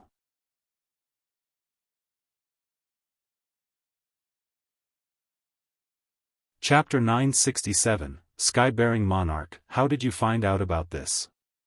Even the first voice, that was normally calm, was shocked after hearing Li Qie. Li Qie smiled, it doesn't matter how I found out. Plus, don't forget, I am the Dark Crow. Not too many things can elude my gaze, right? So, you have some understanding of it? The second voice was intrigued as well. Li Qie rubbed his chin, how should I put this? I'm not too sure about some things, but I can guarantee this, I definitely know more than you two. The first voice decisively said, if you can give it to us, we can work for you, or at least I will. I also agree. The second voice confirmed. Your demand is too high. Li Qie smiled and shook his head, if I had it right now, do you think I would need to negotiate with you too? You aren't the only ones who want such an item.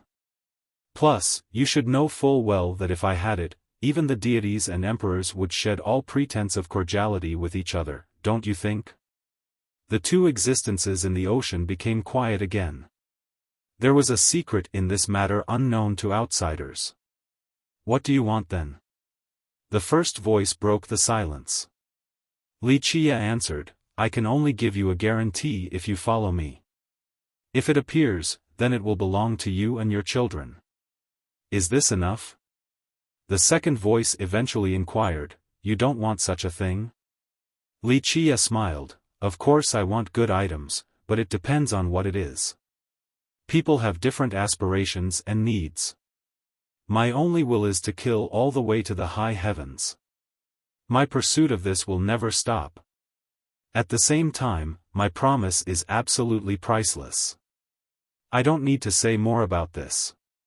He became solemn after stating this. The two existences seemed to think over this matter since they did not respond. Eventually, the first voice in the ocean made a decision, I agree. We can sign an agreement. I will only wipe out some supreme lords for you, I hope you understand the extent of this pact. Li Qie smiled, don't worry, would I make invincible existences like you two perform some trivial tasks? I won't bother you with them. Count me in. The second voice made up his mind as well, we have been in this half-alive, half-dead state for too long. To have a goal is not a bad thing. At the very least, we will have the ambition to fight. I am confident that the future will be even more dazzling because of your participation. Li Qie responded, when the two of you fight together, even the deities and emperors shall tremble. Damned crow, there's no need to flatter us. We know exactly what kind of enemies we will be facing. The second voice didn't give Li Qie any face and sneered, if the opponents are people that you want us to attack, then I can think with my toes about the level they must be at. How can you say something like that? Maybe you two will be fighting old friends. Don't tell me you don't want to personally kill a few of them. Li Qie smiled. The second voice responded coldly, I also want to strangle you to death. Should I do it? I'm not worried. Li Qie was not startled at all and leisurely replied, if I was still your enemy, then I'm sure I'd be at least within the top 10 of the people you want to kill the most. However, I am certain that you wouldn't really want to kill a kind person like me, right? The second voice only grunted and didn't say anything else. After Li Qie entered the hidden Dragon Mountains, 3 more people arrived at the holy city. The first was Crimson Knight's descendant, Qi Zixian. Being the kingdom's descendant as well as a member of the blood race's 5 saints, she naturally attracted a lot of attention due to her fame. She must be here for that Li Qie guy. Many people immediately understood why she came to the city. They didn't find it strange either because Li Qie threw the Supreme Elder into the cave. This matter was definitely not going to end just like that. As an imperial lineage with 2 emperors, if Crimson Knight could swallow the anger of having their Supreme Elder killed, then they would lose all of their prestige. They would never allow anyone to provoke their authority, thus revenge was in order. Otherwise, it would be difficult to maintain their status in the southern region in the future. Someone speculated, I wonder how many virtuous paragons are here from the kingdom this time. Maybe the Thunder Tower Lord will come out as well. The death of a Supreme Elder is too big of a deal, no one will be able to let this go. A few big shots from the blood race began to speculate as well. Another great character from the blood race came to the holy city right after. Someone saw another genius of the 5 saints and exclaimed, the sky-bearing monarch is also here. The sky-bearing monarch came? Many young humans were startled. Some even considered the sky-bearing monarch to be the greatest among the 5 saints. Although Bai Jian, Qi Tianyu, the half-moon princess, and even Qi Zixian were all geniuses, they were not the most brilliant. However, the monarch was one of these brilliant geniuses. The blood race believed that if anyone could surpass Lin Tiandi in the future, then it would be the monarch. The monarch's real name was Wang Tiancheng. Right now, very few people remembered his name, they came to know him as the sky-bearing monarch. He was the descendant of the Blood Devil tribe. Thus, his status in the blood race was higher than Qi Tianyu, Bai Jian, and perhaps even above that of Qi Zixian. Why is the monarch here?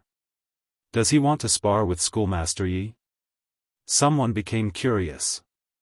Hard to say. The monarch might be bothered by Schoolmaster Yi being the first to reach Virtuous Paragon. Some people said that he went several times to spar with her, but he lost every time. A big shot explained what happened.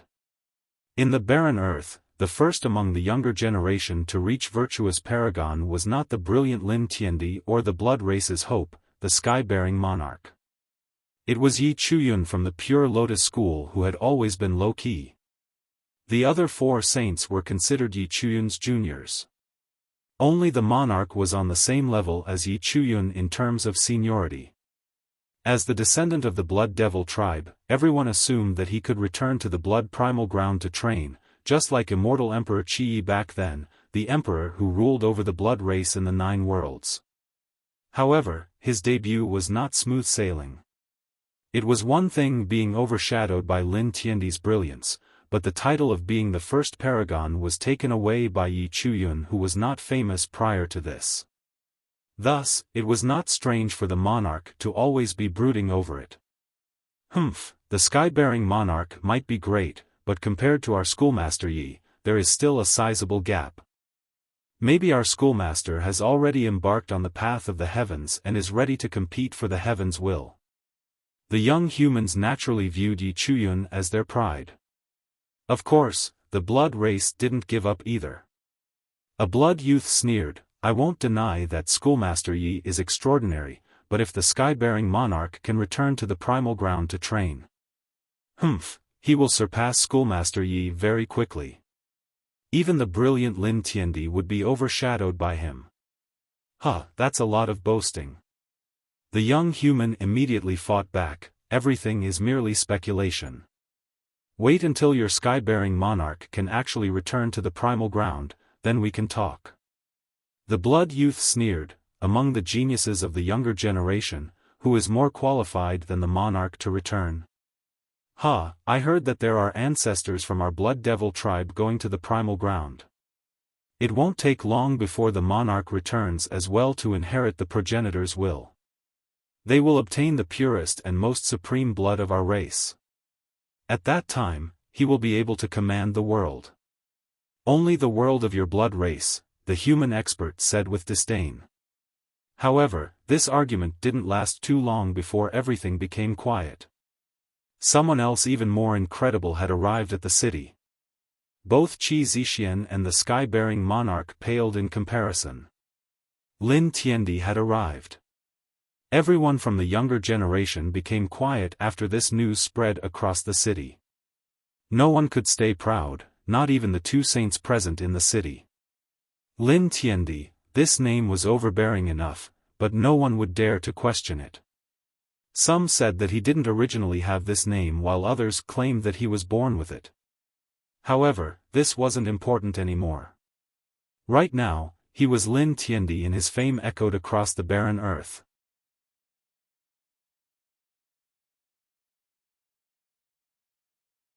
Chapter 968, Lin Tiandi was a legend in this region. People loved talking about his tales and spreading them around.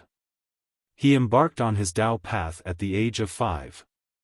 At 15, he climbed to the Heavenly King realm. At 20, he began his journey of violence. At 21, he fought alone against 5 clans from the blood race.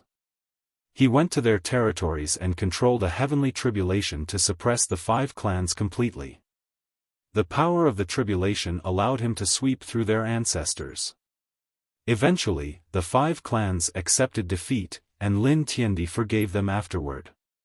From then on, they closed their gates and no longer came out. This made him famous in this world. No one from the younger generation in the southern region could compare to him. Both Yi Chuyun and the sky-bearing monarch were eclipsed by his radiance. In today's mortal emperor world, there was a saying. Mei Suyao in the east, Zhan Shi in the west, Wu Longxian in the north, Lin Tiandi in the south, and Jikong Wudi in the center. This phrase referred to the most outstanding geniuses of the contemporary times. East referred to the eastern 100 cities. The most brilliant genius there was Mei Suyao from the Eternal River School. The western desolate wasteland had Zhan Shi from the rampaging Divine Mountain. The northern Grand Sea had the famous Wu Longxian from the Crouching Dragon Cliff. Of course, who else could be number 1 in the southern barren earth besides Lin Tiandi? Even the geniuses of the blood race couldn't compare to him. There was another reason why Lin Tiandi's tales were so popular. This was because he came from a humble background. In other words, he was originally immortal. Compared to Mei Suyao's group who were all from imperial lineages, Lin Tiandi came from humble beginnings and was still a vagrant cultivator at this moment. Stories said that he came from a scholarly family. Although their ancestors taught the Tao and answered many questions, none of them were cultivators until Lin Tiandi appeared. At a young age, he taught himself the most basic merit laws and started his heroic journey, creating one miracle after another. During his training, rumor has it that many lineages, including imperial ones, wanted to recruit him. Even a mythical lineage like the Grand Palm Ancient Court tried to recruit him. But strangely enough, he declined all of their invitations and continued his cultivation alone. Despite not being able to take him in as a disciple, many great powers still willingly handed their merit laws and techniques to him for training. From this, one could easily imagine just how brilliant and charismatic he was. Many people in this region, including well-informed ancestors, all agreed that in this generation, Lin Tiandi's chance of becoming the immortal emperor was even higher than Jikong Wudi and the others. Many people were very proud of him, especially the young vagabonds. They all considered him their idol. Everyone knew that people like Mei Suyao and Jikong Wudi were exceptional, but they came from imperial lineages. Lin Tiandi was the only genius who came from humble beginnings. For many generations, many founders of imperial lineages such as the Heaven Guard's immortal emperor Qi Zhen and the mysterious Bamboo Mountain's immortal emperor Ba Zhen came from nothing. Unlike the other geniuses, Lin Tiandi with his humble beginnings will definitely become the immortal emperor. He will definitely create an invincible sect that can shine for an eternity. A vagrant cultivator made this comment with pride. Lin Tiandi's arrival was sensational, and many people went to greet him or to take a look. He trod through the sky with a transcendent and pure aura. His whole being was shrouded in clouds. His tall yet thin figure was adorned with a blue robe accompanied by an elegant temperament that was beyond this world. His appearance betrayed his arrogant and majestic name. He didn't look domineering, contrary to his name. He had a scholarly essence. Others would think that he had read many different scriptures and that he came from a literary family. He resembled a scholar more than a cultivator. Nevertheless, this did not affect his prestige in the slightest. In the eyes of the crowd, he was still the domineering Lin Tiandi. After causing quite a stir in the city, he went to visit the ancient and mysterious clans in the holy city. For cultivators of the southern region, it wasn't easy to go visit these clans. They wouldn't even entertain geniuses. However, Lin Tiandi not only visited them, he was treated as an esteemed guest. Some ancestors even came out to see him. A few days later, another piece of news came out from the city. Lin Tiandi had visited the Crimson Night Kingdom's Thunder Tower. The Tower Lord even made an exception to see him. Afterward, he managed to climb to the top of the tower. That's Lin Tiandi for you. It's not strange that he can do so. Just think about it, so many sects were willing to let him train in their merit laws. People weren't caught off guard by this at all. They were used to his brilliant nature. The young geniuses were incredibly envious after hearing this. The Thunder Tower was one of the two best locations in the Holy City. It was famous alongside Tiger Hill and the Dragon Platform. It once belonged to an ancient clan in the city, but now, it was a property of Crimson Night. Legend states that the tower was a natural creation of the heaven and earth. There were peerlessly wonderful items inside. It was presided over by the most powerful ancestor of the Crimson Night Kingdom. He was referred to by others as the Thunder Tower Lord. Today, an outsider like Lin Tiandi was not only received by the Tower Lord unlike normal convention, he also climbed to the top. Just how glorious was this? Among the youths of the Crimson Night Kingdom, only Qi Zixian had reached the top before. Other disciples were not qualified to even climb, yet Lin Tiandi, an outsider, was allowed to do so. This spoke volumes of his cachet. After he reached the top, day turned into night all of a sudden. Bursts of thunder resounded in the sky. Lightning streaked above the tower. The Thunder Tower suddenly became sky-reaching in a very mysterious and holy manner. Incredible, that's Lin Tiandi for you. He gained some benefits after entering the tower for such a short time. He was actually able to unravel the mysteries of the tower and obtain the resonance of the heaven and earth. Many people saw this shocking scene. Even a big shot from the last generation murmured to himself. The younger generation was naturally envious. Those who could unravel the mysteries of the tower would gain great benefits. Lin Tiandi didn't stop at the Thunder Tower for long. On the second day, he left the holy city and entered the God War Mountain by himself. The current peerless genius is indeed different. After understanding the mysteries of the Thunder Tower, he immediately entered the God War Mountain. Does he want the supreme scripture from there as well? Many people emotionally commented after seeing this. Jealousy was useless for the younger generation. Things difficult for others were easily achieved by Lin Tiandi. It was incredibly frustrating to compare oneself to him. While everyone had their eyes on Lin Tiandi, a buzzing sound suddenly rang inside the large cave on top of the dragon platform in the stillness of the night. A light flashed as a man rushed out from the cave. If any outsiders were here, they would be scared out of their mind from this scene as if they had just seen a ghost.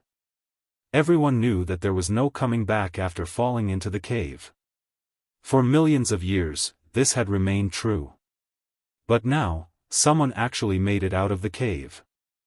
This news would shock the world if someone were here to see it. Of course, it was Li Qie who leaped out of the cave. After finishing his negotiation with the two existences in the ocean, he immediately left the Hidden Dragon Mountains. The world didn't know that one could leave the hidden dragon mountains through the dragon platform. However, entrance via the dragon platform guaranteed death. Naturally, these secrets were too elusive for ordinary people. Wuxia gazed at the hidden dragon mountains again while standing on top of the platform.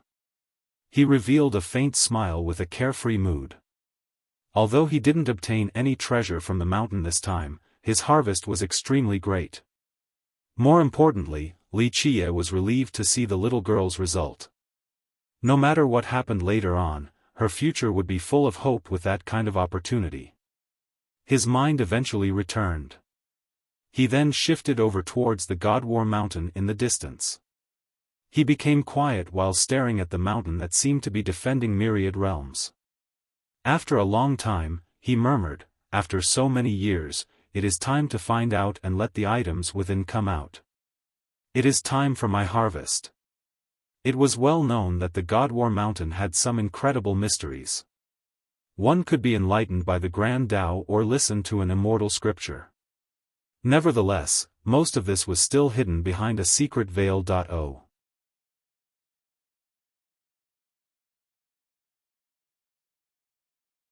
Chapter 969, Challenging the Crimson Night Kingdom. While he was looking over the mountain, a buzzing sound suddenly rang.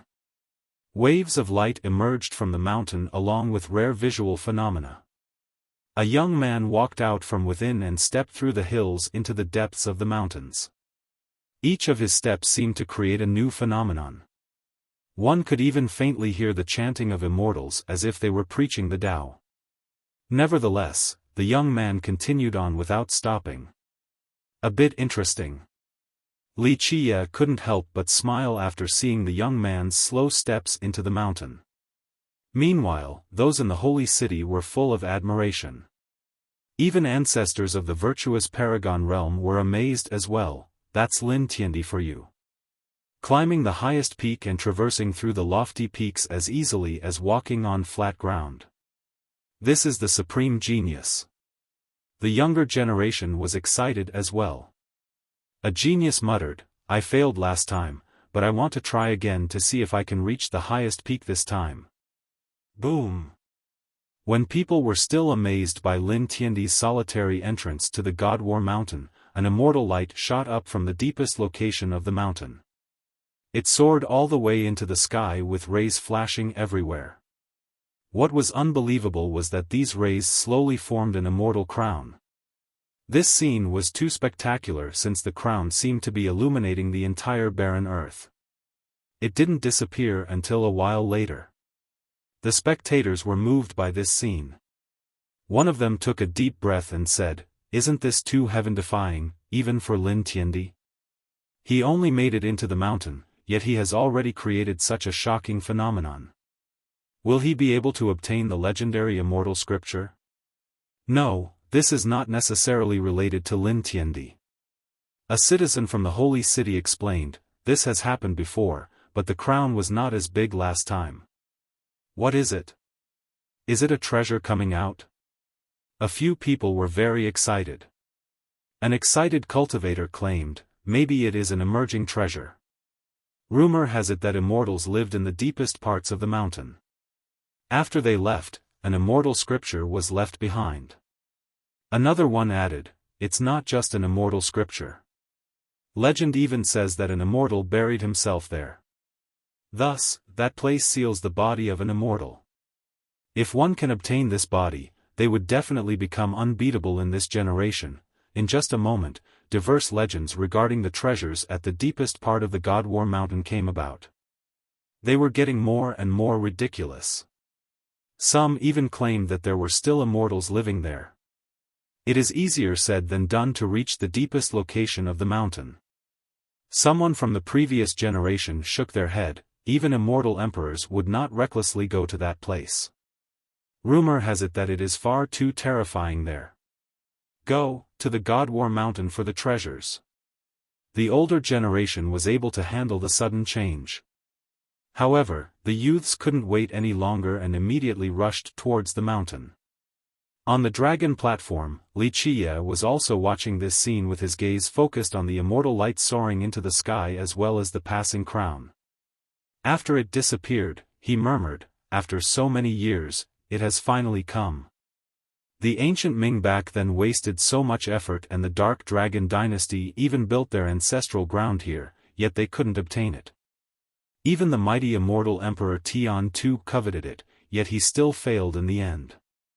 It seems like there will be results in this generation. Li Qie looked at the dark night sky as his eyes became very profound. In present times, only he knew what was below the God War Mountain.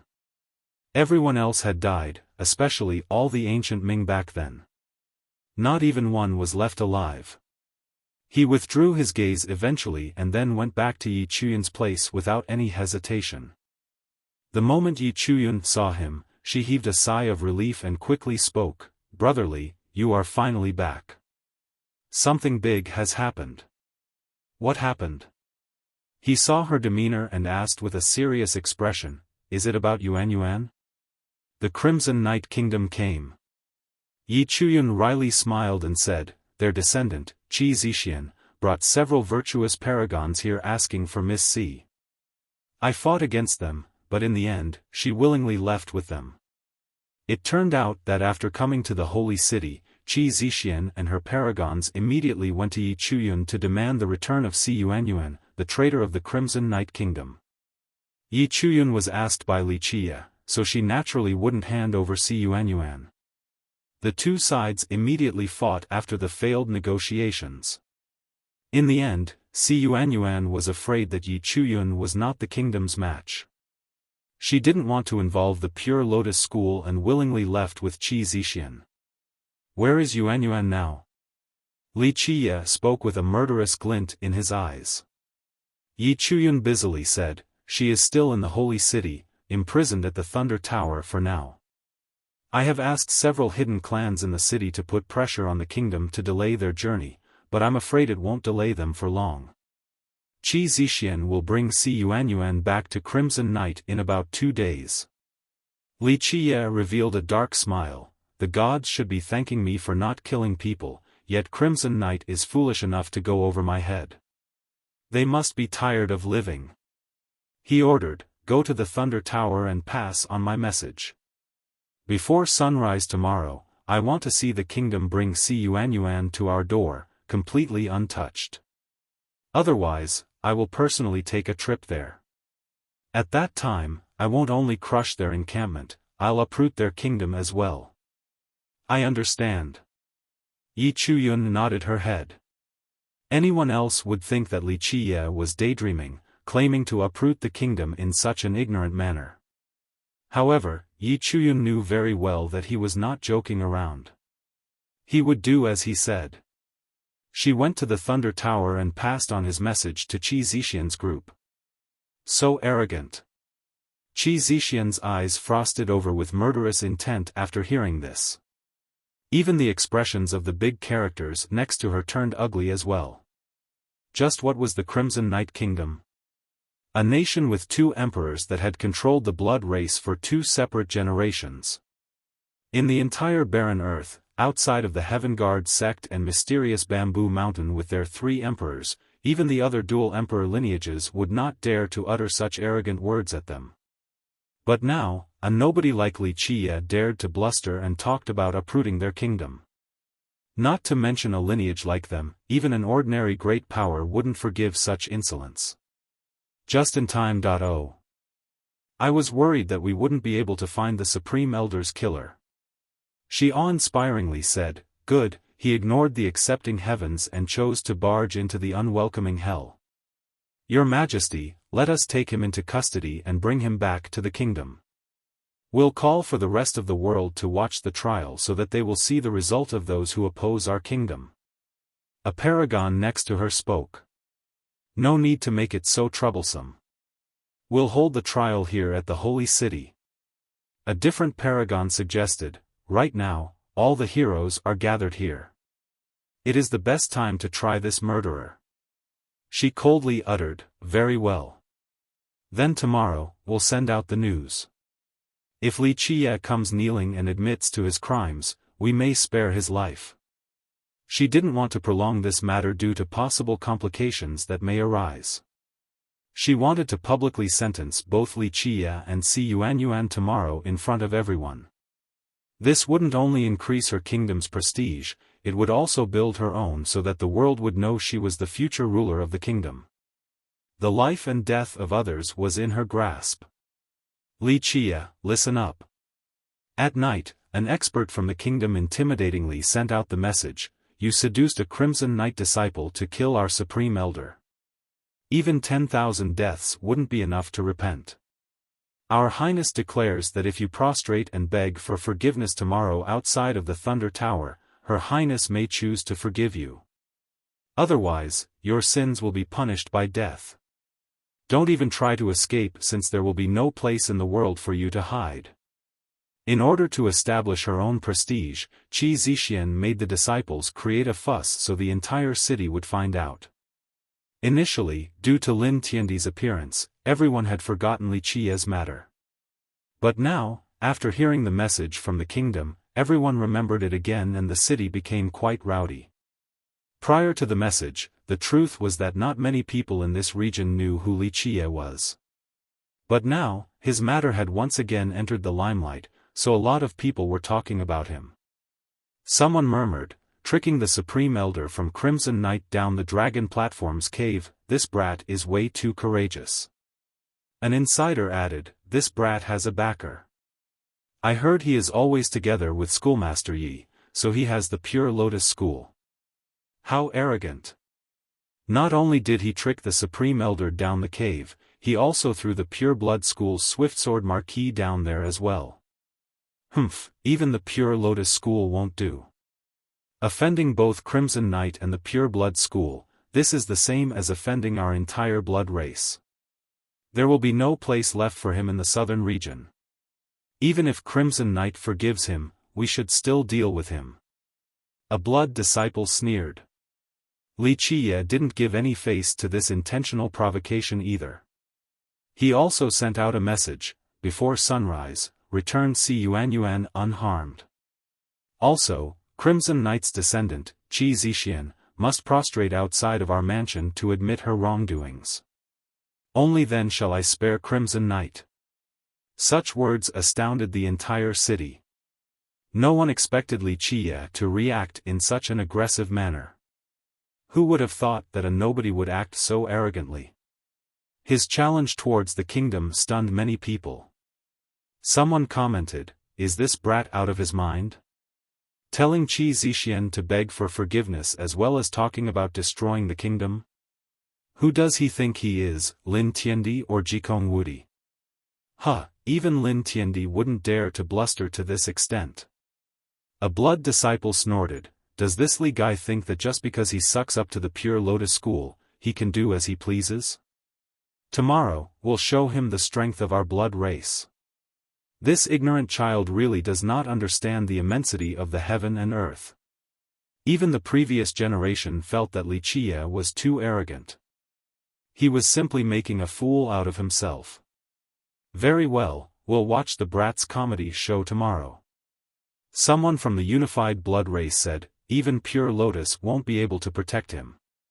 Crimson Knight will show its might tomorrow.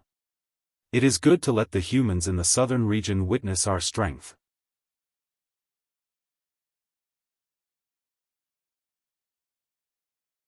Chapter 970, Hatred. Li Qia's provocation of the Crimson Knight Kingdom affected the entire blood race due to their great solidarity. Many blood disciples in the city mocked him and wanted to see him make a fool out of himself tomorrow. As for the human cultivators, they were more ambivalent as they glanced at each other. They found him to be quite ignorant in his provocation. Even Lin Tiandi wouldn't dare to do so, let alone a junior like him. Perfect. What a fool. No matter how powerful you are, only death awaits those who oppose Crimson Knight. You're saving me the trouble of having to kill you myself. Qi Tianyu, who also wanted to kill Li Qia, snorted while heaving a sigh of relief. He was quite happy with this new development. No one wanted to kill Li Qia more than Qi Tianyu since he was his biggest rival in love. Now, Crimson Knight was about to kill Li Qia for him. How could he not become excited? The half-moon princess sighed after hearing this. Of course, she was not feeling bad for Wuxia. In fact, she couldn't care less about his life. The only issue was that if Wuxia died, Qi Tianyu wouldn't be dissuaded from courting Yi Chuyun. This Wuxia guy, his performance at the dragon platform was absolutely brilliant. It is surprising that he is this overbearing and arrogant. Even if he was a virtuous paragon, he wouldn't be able to hold back Crimson Knight. This is him courting death. The princess slightly shook her head. What a shame, I really thought that he could marry Yi Chuyun. As for the sky-bearing monarch, the most talented genius of the blood race, he only laughed. This brat really doesn't know any better. The Crimson Knight Kingdom's strength is beyond his imagination. However, after he received a new message, he suddenly felt gloomy. An ancestor from the Blood Devil tribe finally returned from the primal ground. He came into the city and immediately met with the monarch. Ancestor, did the ancestors from the primal ground agree for me to go there to train? The spirited monarch asked right away. Although any disciple from the blood race could go back there to train, that was only simple training. To truly have their return accepted by the primal ground had a different significance. Anyone who received this treatment would be taught by the oldest ancestors in the primal ground. Moreover, there was a chance for them to observe and train in the oldest laws of their race.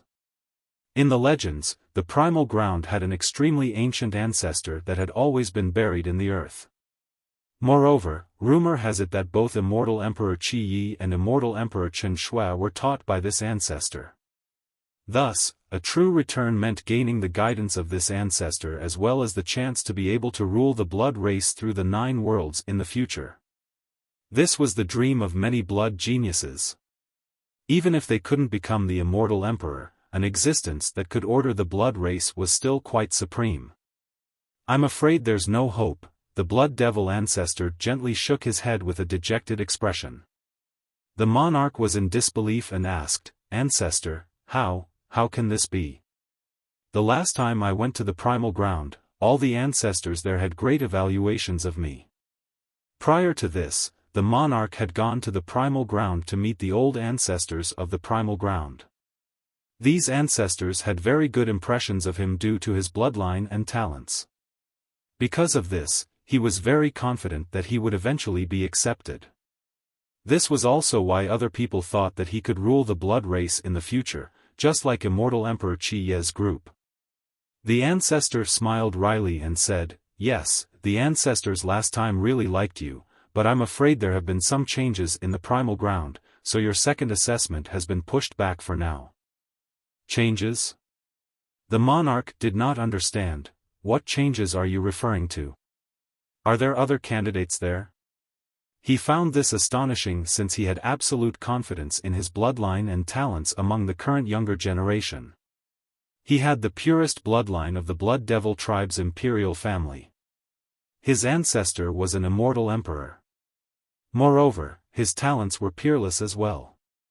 Both Qi Zixian and Bai Jian were not a threat to him. In his mind, who was more fitting to train at the primal ground to become the next ruler of the blood race?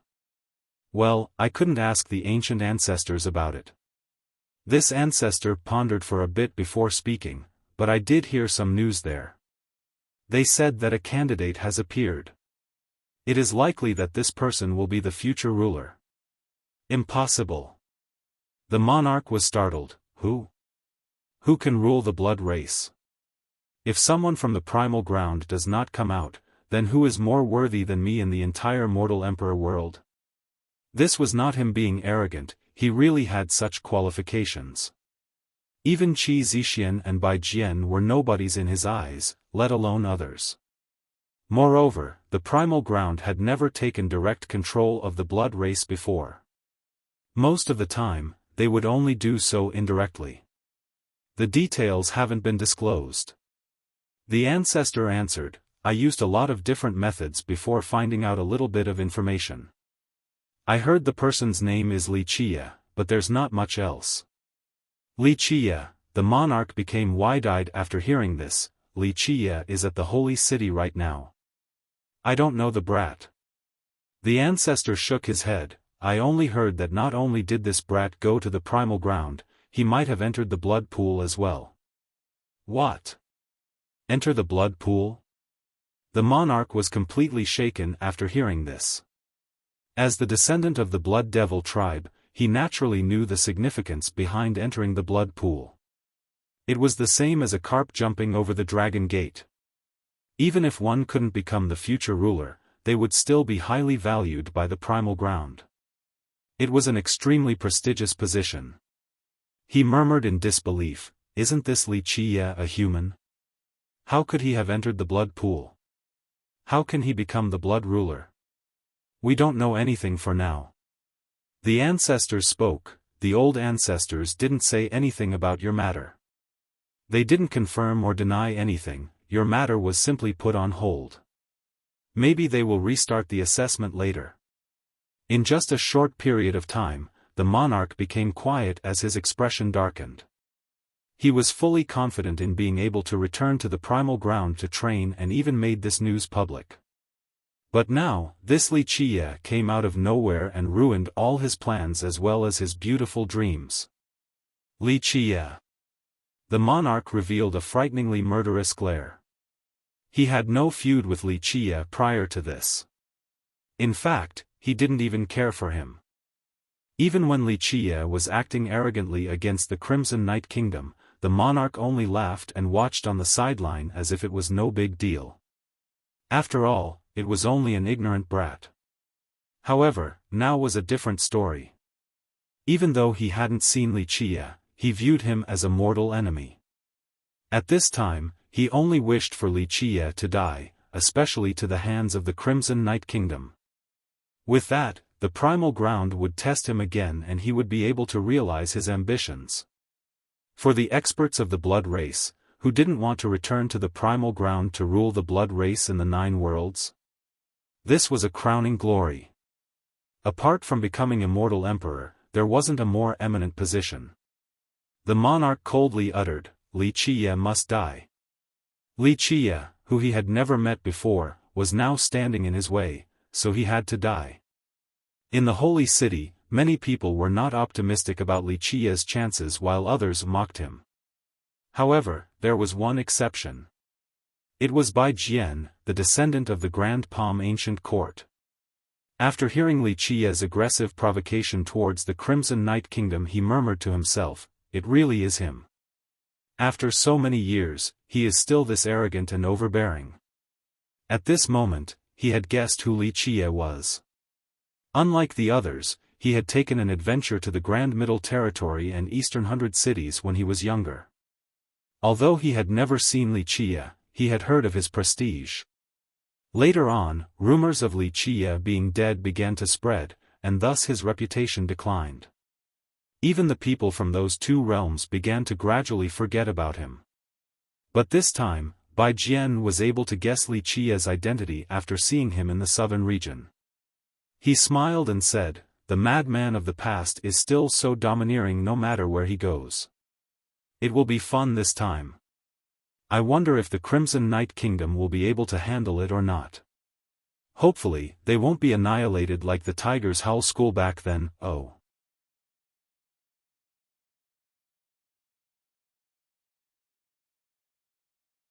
Chapter 971, Thunder Tower. On the next day, the sun slowly rose. No matter the time, the holy city remained unchanging. It was still ancient and solemn as well as full of mysteries. Many people were waiting eagerly for what was to come.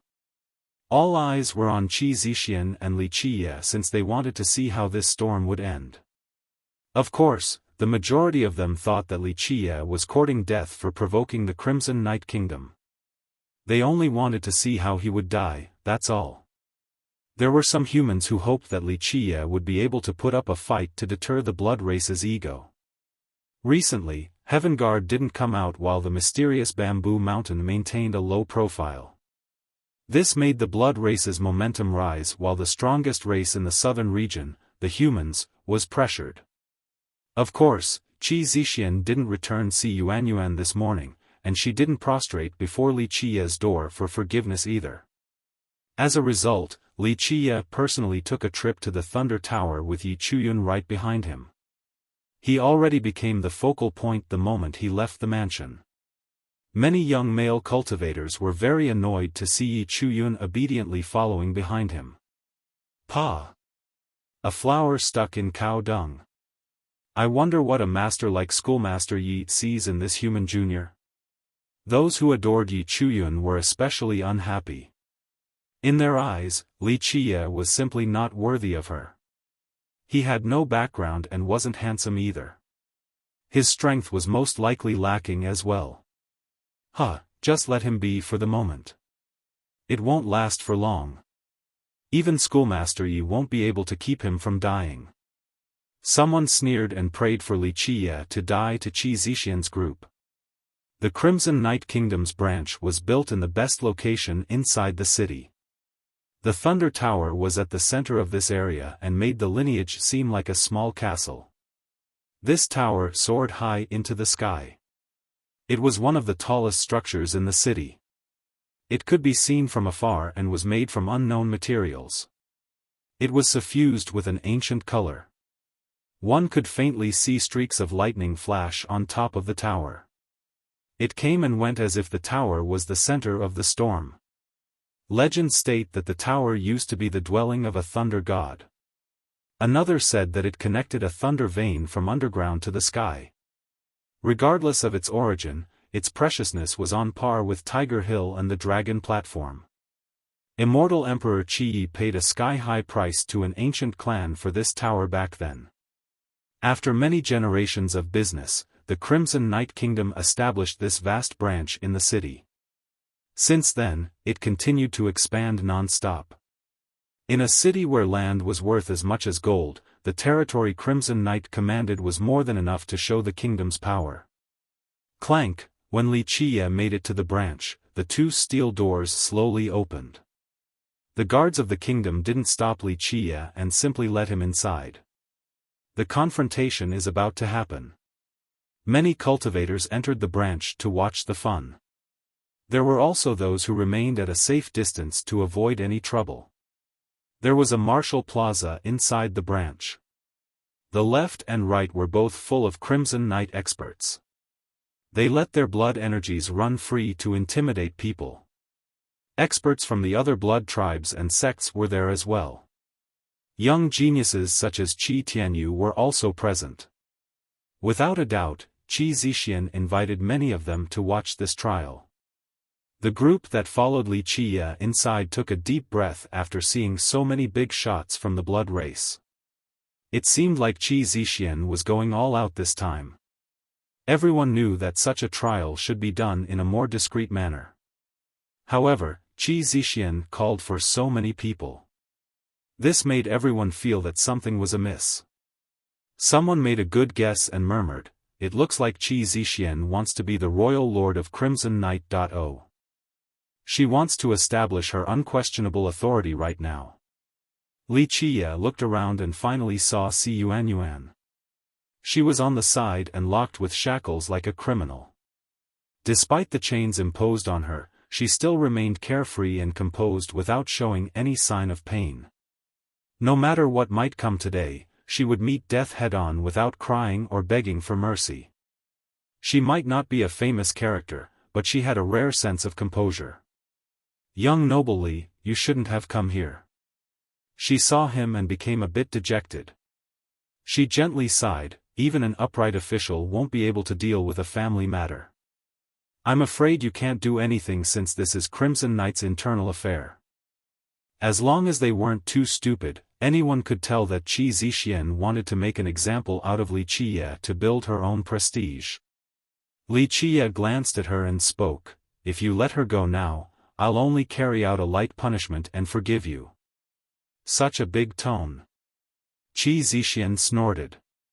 She sat in her high spot and looked down at him. "Li Qiye, do you know who I am?" Li Qiye was too lazy to look at her again. "How funny, you're only a descendant of the Crimson Night Kingdom, yet you still think you are somebody. My patience is limited. Will you release her, or do I have to take action?" A paragon next to her shouted, "This thing doesn't know life from death."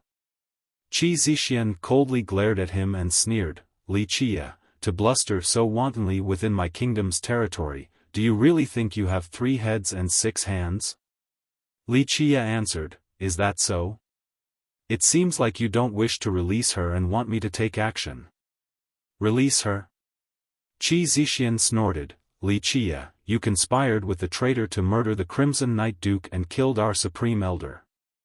The traitor should be drawn and quartered while you will face beheading. Kneel and admit your crimes, then we may spare you the pain by giving you a swift end. Li Qia couldn't help but smile. He leisurely said, everyone has been saying that I am the arrogant one with 0 regards for others, but why do I feel like I am not the arrogant one today? He continued on after lazily looking over her, very well, since you want me to take action. It has been a while since I last washed my hands with blood, might as well do so today. Before you die, I will let you know that I will not only save Si Yuanyuan today, I will also cut off all of your heads. If I am still not satisfied, I will visit your kingdom and kill until my hands grow tired. Perhaps then, I will forgive your kingdom. He ended with this threat.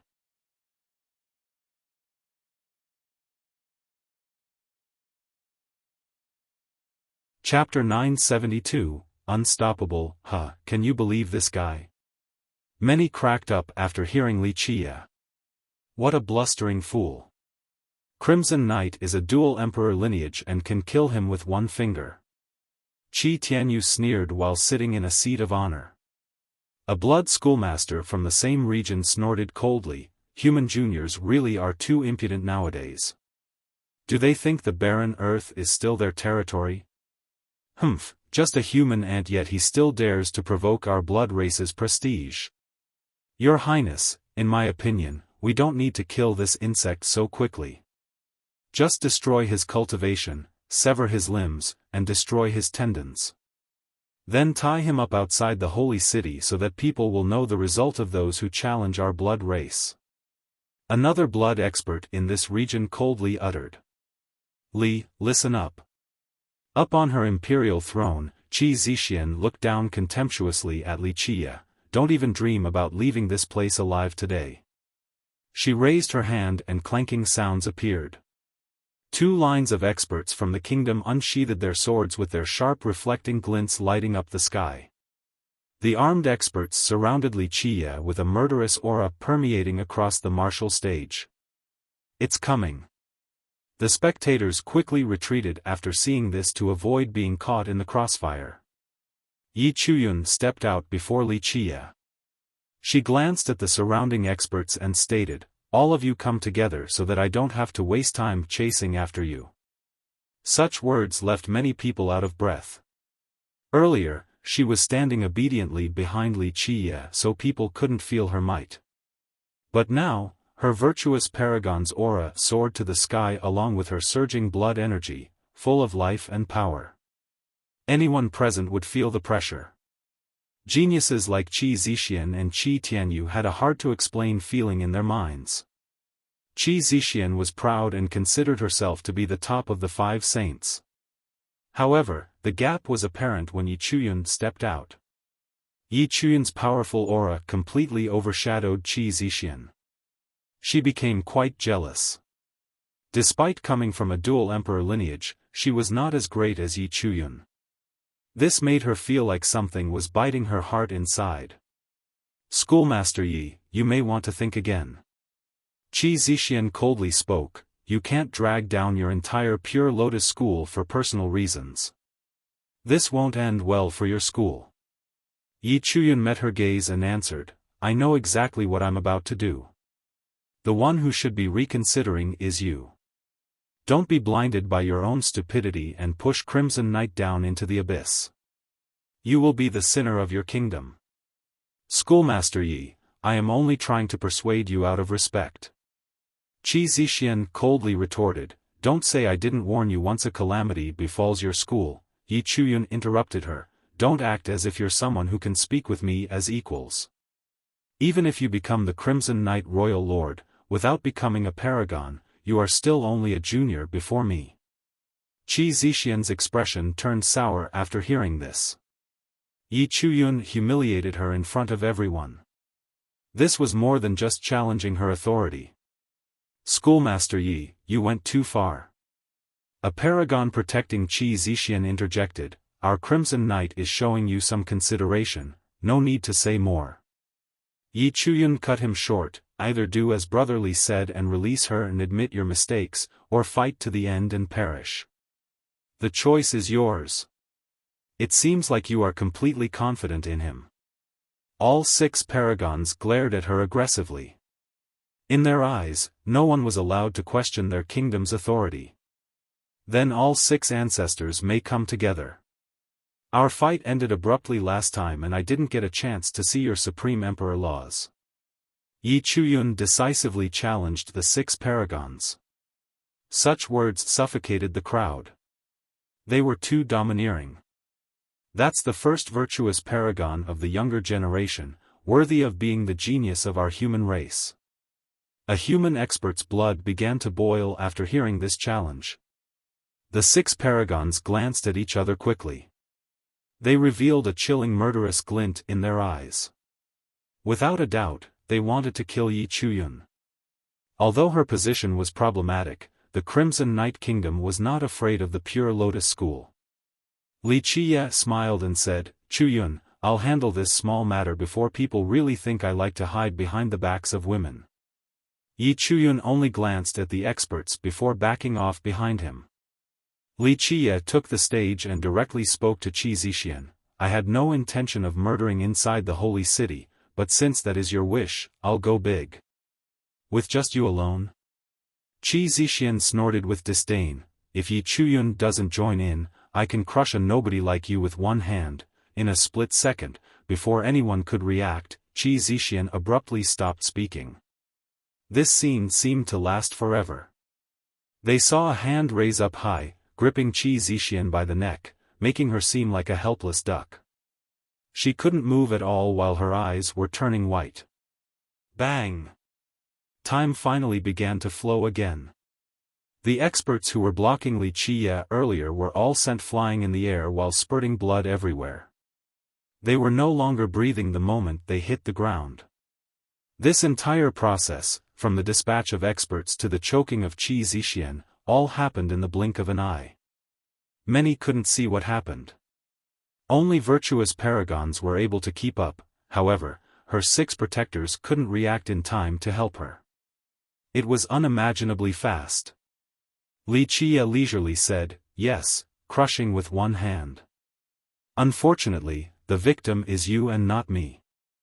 Junior, what are you doing? One of the paragons shouted, if you touch a single hair of hers, our kingdom will let you taste a fate worse than death. The 6 were afraid of breaking the vase by chasing the rat. They wanted to help but were afraid of Li Qiye reacting by strangling her. Don't worry, I won't touch a single hair of hers, I have zero interest in that. Li Qiye didn't bother looking at the 6 paragons, I only want to add a bit more force to crush her neck. While struggling to breathe, Qi Zixian thunderously shouted, if you kill me, Si Yuanyuan will die. Sure enough, the shackles on Si Yuanyuan's body tightened after her threat, causing Si Yuanyuan to groan. Although she didn't scream out loud, her expression made it clear that she was in tremendous pain. Threatening me? Li Qiye's eyes narrowed as he tightened his grip. Qi Zixian's eyes became bloodshot while her limbs twitched. Buzz! As her life was hanging by a thread, the Thunder Tower suddenly quaked. Before anyone knew what was going on, Qi Zixian fell down to the ground with a loud plop. Qi Zixian coughed harshly while feeling her own neck. She struggled to get up. At the same time, the 6 paragons quickly surrounded Qi Zixian to prevent Li Qiye from catching her again. Young friend, this is not a place where you can do as you please. An old voice came from the Thunder Tower after Qi Zixian barely managed to survive. The Thunder Tower Lord, someone exclaimed after hearing this old voice. Everyone here gasped, especially the experts from the blood race including royal lords and sect masters. Someone murmured, this finally got the Tower Lord's attention. Humph, this brat is done for now. Qi Tianyu celebrated. He was trembling after seeing Li Qiye gripping Qi Zixian's neck in an instant. He thought that the brat was too scary. He didn't notice that Li Qiye was just hiding his strength before. He felt despair after seeing Li Qiye's terrifying speed, but now, the Tower Lord had appeared. This changed the entire situation and made people realize that Li Qiye's death was swiftly approaching.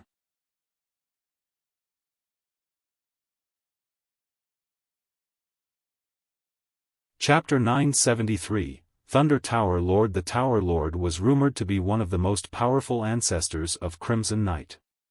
He had guarded the tower for many years. Nobody actually knew how long he had been here for. The only thing people knew was that very few could see him. Even Qi Zixian, their descendant, couldn't easily gain an audience with him. But now, the Tower Lord was moving to save Qi Zixian from Li Qiye. Everyone watched very closely at this moment. They weren't willing to miss out on the tiniest of details. The human brat is dead for sure. A blood expert cruelly guffawed. He was excitedly waiting for Li Qiye to die to the Tower Lord. Only Li Qiye remained nonchalant on the martial stage. He slowly sat down on the imperial throne and smiled. The Lord of the Thunder Tower, I'm afraid you aren't qualified to have this title. The masses gave me this title. The Tower Lord answered, young friend, I see that you are a rare genius. This time, just admit your mistakes to our kingdom and we'll let all of this go. How about it? Everyone was surprised to hear this. They all assumed that the Tower Lord would kill Li Qiye. Who would have thought that the Tower Lord would forgive him so easily? Li Qiye leisurely answered while relaxing on the throne, a bit interesting. Crimson Knight finally produced a discerning person. Although you are not qualified to be the Thunder Tower Lord, the kingdom was right to let you guard the tower due to the virtue of your vision. Such arrogant words astounded the spectators. But of course, the Tower Lord's perception far exceeded ordinary experts. After seeing Li Qiye's speed, he immediately knew that Li Qiye was training the soaring immortal physique. In the 9 worlds, anyone who could cultivate an immortal physique would be an unfathomable character. Young friend, the Crimson Knight Kingdom sincerely wishes to let this go. Just admit your mistakes and let our disciple return, then everything will end. The Tower Lord spoke. No, Qi Zixian interjected with a serious tone, Ancestor, this guy and the whore conspired to kill our disciples. They cannot be forgiven. Without killing them, we can't calm the anger in our disciples' hearts. Ancestor, this disciple was asked by Ancestor Storm God to try them in order to obtain justice for the Supreme Elder and the Crimson Knight Duke. Please lend me a hand to take him down. Qi Zixian finally regained her aggressive momentum. Once the Tower Lord came out, even the 6 paragons didn't dare to utter a single word. Although they were of the Ancestor level as well, there was a huge disparity between them and the Tower Lord. They were only juniors of juniors compared to him. Among them, only Qi Zixian dared to act so fearlessly because her backer, the Storm God, was not afraid of the Thunder Tower Lord. The Tower Lord did not respond, causing her to look stiff. She had no choice but to follow through in this precarious situation. If she couldn't kill Li Qiye and Si Yuanyuan, then all of her efforts would have been for naught. To tell the truth, there is no saving the kingdom when they pick a descendant like you, someone who is foolish to a subhuman level. It is simply incredible that you even managed to reach your position. Li Qiye looked at her and smiled. Qi Zixian solemnly spoke, little animal, surrender now or I'll kill this wretch. With that, a sword with a cold aura was placed on Si Yuanyuan's neck. The Tower Lord quickly arrived in front of the palanquin and prostrated on the ground. I didn't know Ancestor was coming here in person. This junior didn't welcome you in time, please forgive me. Even the Tower Lord was kneeling on the ground. This scene shocked everyone. A looming threat permeated the crowd's mind at this moment. All the blood disciples here, including Qi Tianyu, felt their legs give in. They all kneeled on the ground and didn't dare to do anything foolish. Rise. The voice inside the palanquin came out. The Tower Lord finally stood up along with the blood disciples present. Although no one knew who was inside the palanquin, they didn't dare to ask. Even an existence like the Tower Lord had to kneel down, so how could anyone else dare to speak? Young noble Li, how about letting it go? The voice asked. Everyone held their breaths at this moment and looked over at Wuxia. They were shocked and scared. Just who was this Wuxia? Why was this mysterious figure acting so polite towards him? Let it go? Wuxia remained seated on the imperial throne and said, only blood can settle this. If she commits suicides, then I can spare the Crimson Night Kingdom. With that, he stared at Qi Zixian. Qi Zixian's expression quickly shifted and she had to take several steps back. She finally felt fear. Young noble Li, would you please spare our kingdom's disciple? The Tower Lord quickly pleaded, we are willing to make amends. No matter what, Qi Zixian was still their main descendant. Her death here would be a huge loss to their prestige. You are mistaken. Wuxia shook his head, those who dare to maneuver against my people must pay with blood. Simple amends won't do. He stared at her and said, will you do it yourself, or will I have to help you? If you do so, I will forgive the people around you. Qi Zixian was filled with dismay. She was the descendant of the kingdom, a high and above existence. But now, she was merely an insect in Wuxia's eyes. I am the future ruler of Crimson Night. My ancestral grandmother is the storm god. She took several steps back while screaming. She put up a strong appearance despite trembling inside.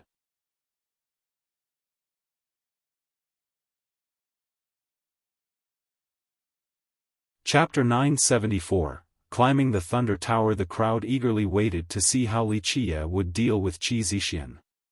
No matter what, they were still quite afraid when she brought up the storm god. Who wouldn't be afraid of immortal Emperor Chen Shui's daughter? I've had enough of hearing about her. Wuxia shook his head, I don't care for this storm god or whatever. Besides, no one can threaten me. Not this vixen storm god, and not her father either. You, Qi Zixian still tried to maintain a strong front despite her fear. If you kill me, my grandmother won't forgive you. You're truly disappointing me with your struggle. You didn't even think about those close to you before death. Wuxia slowly stood up from the imperial throne. Young noble Li, the Tower Lord wanted to plead for her. Wuxia waved his hand dismissively and said, there's no need to plead for her. I'll be frank, I won't give you any face. I wouldn't give face to the old geezer in the palanquin either, let alone you. The crowd was stunned after hearing these extremely arrogant words. Who were the Thunder Tower Lord and the mysterious existence?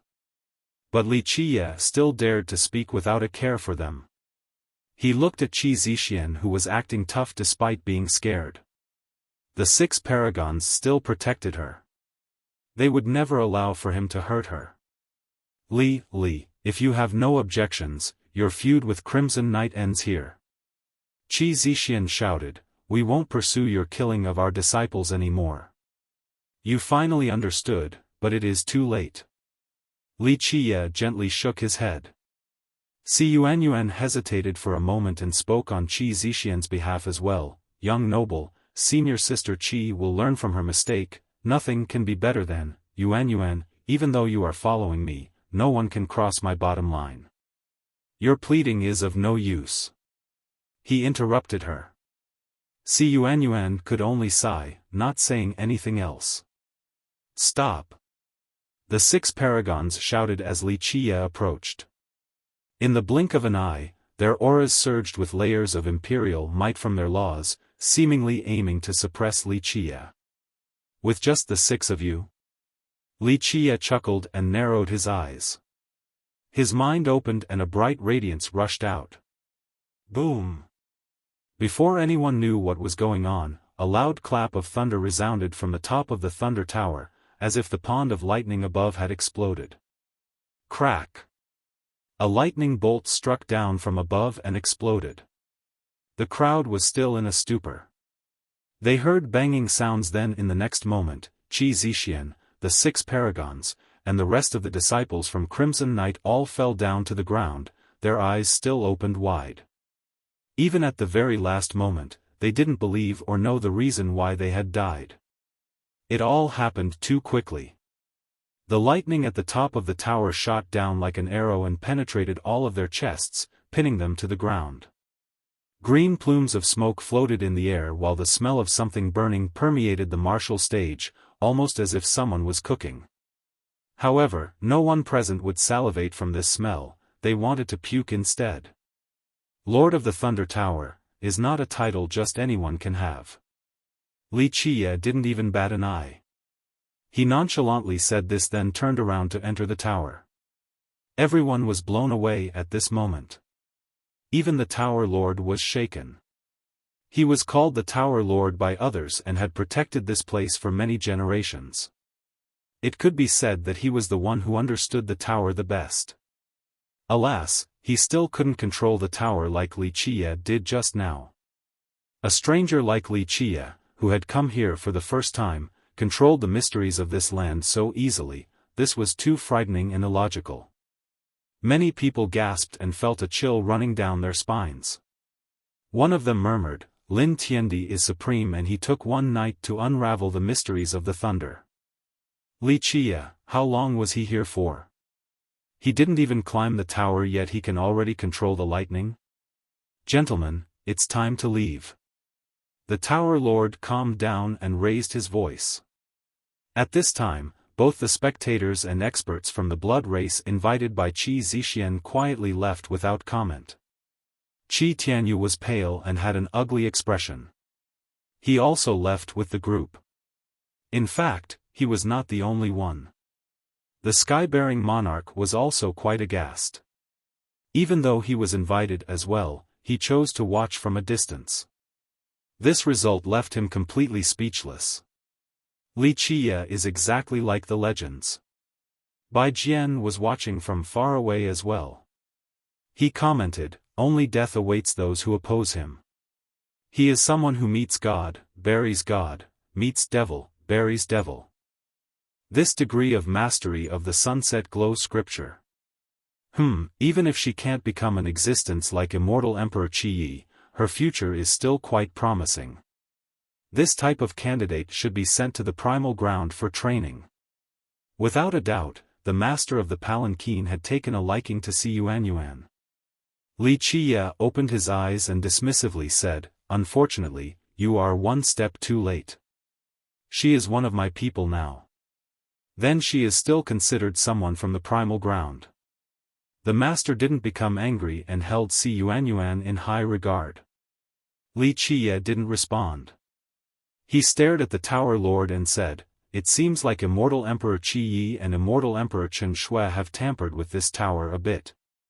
I really don't know about that." The Tower Lord smiled.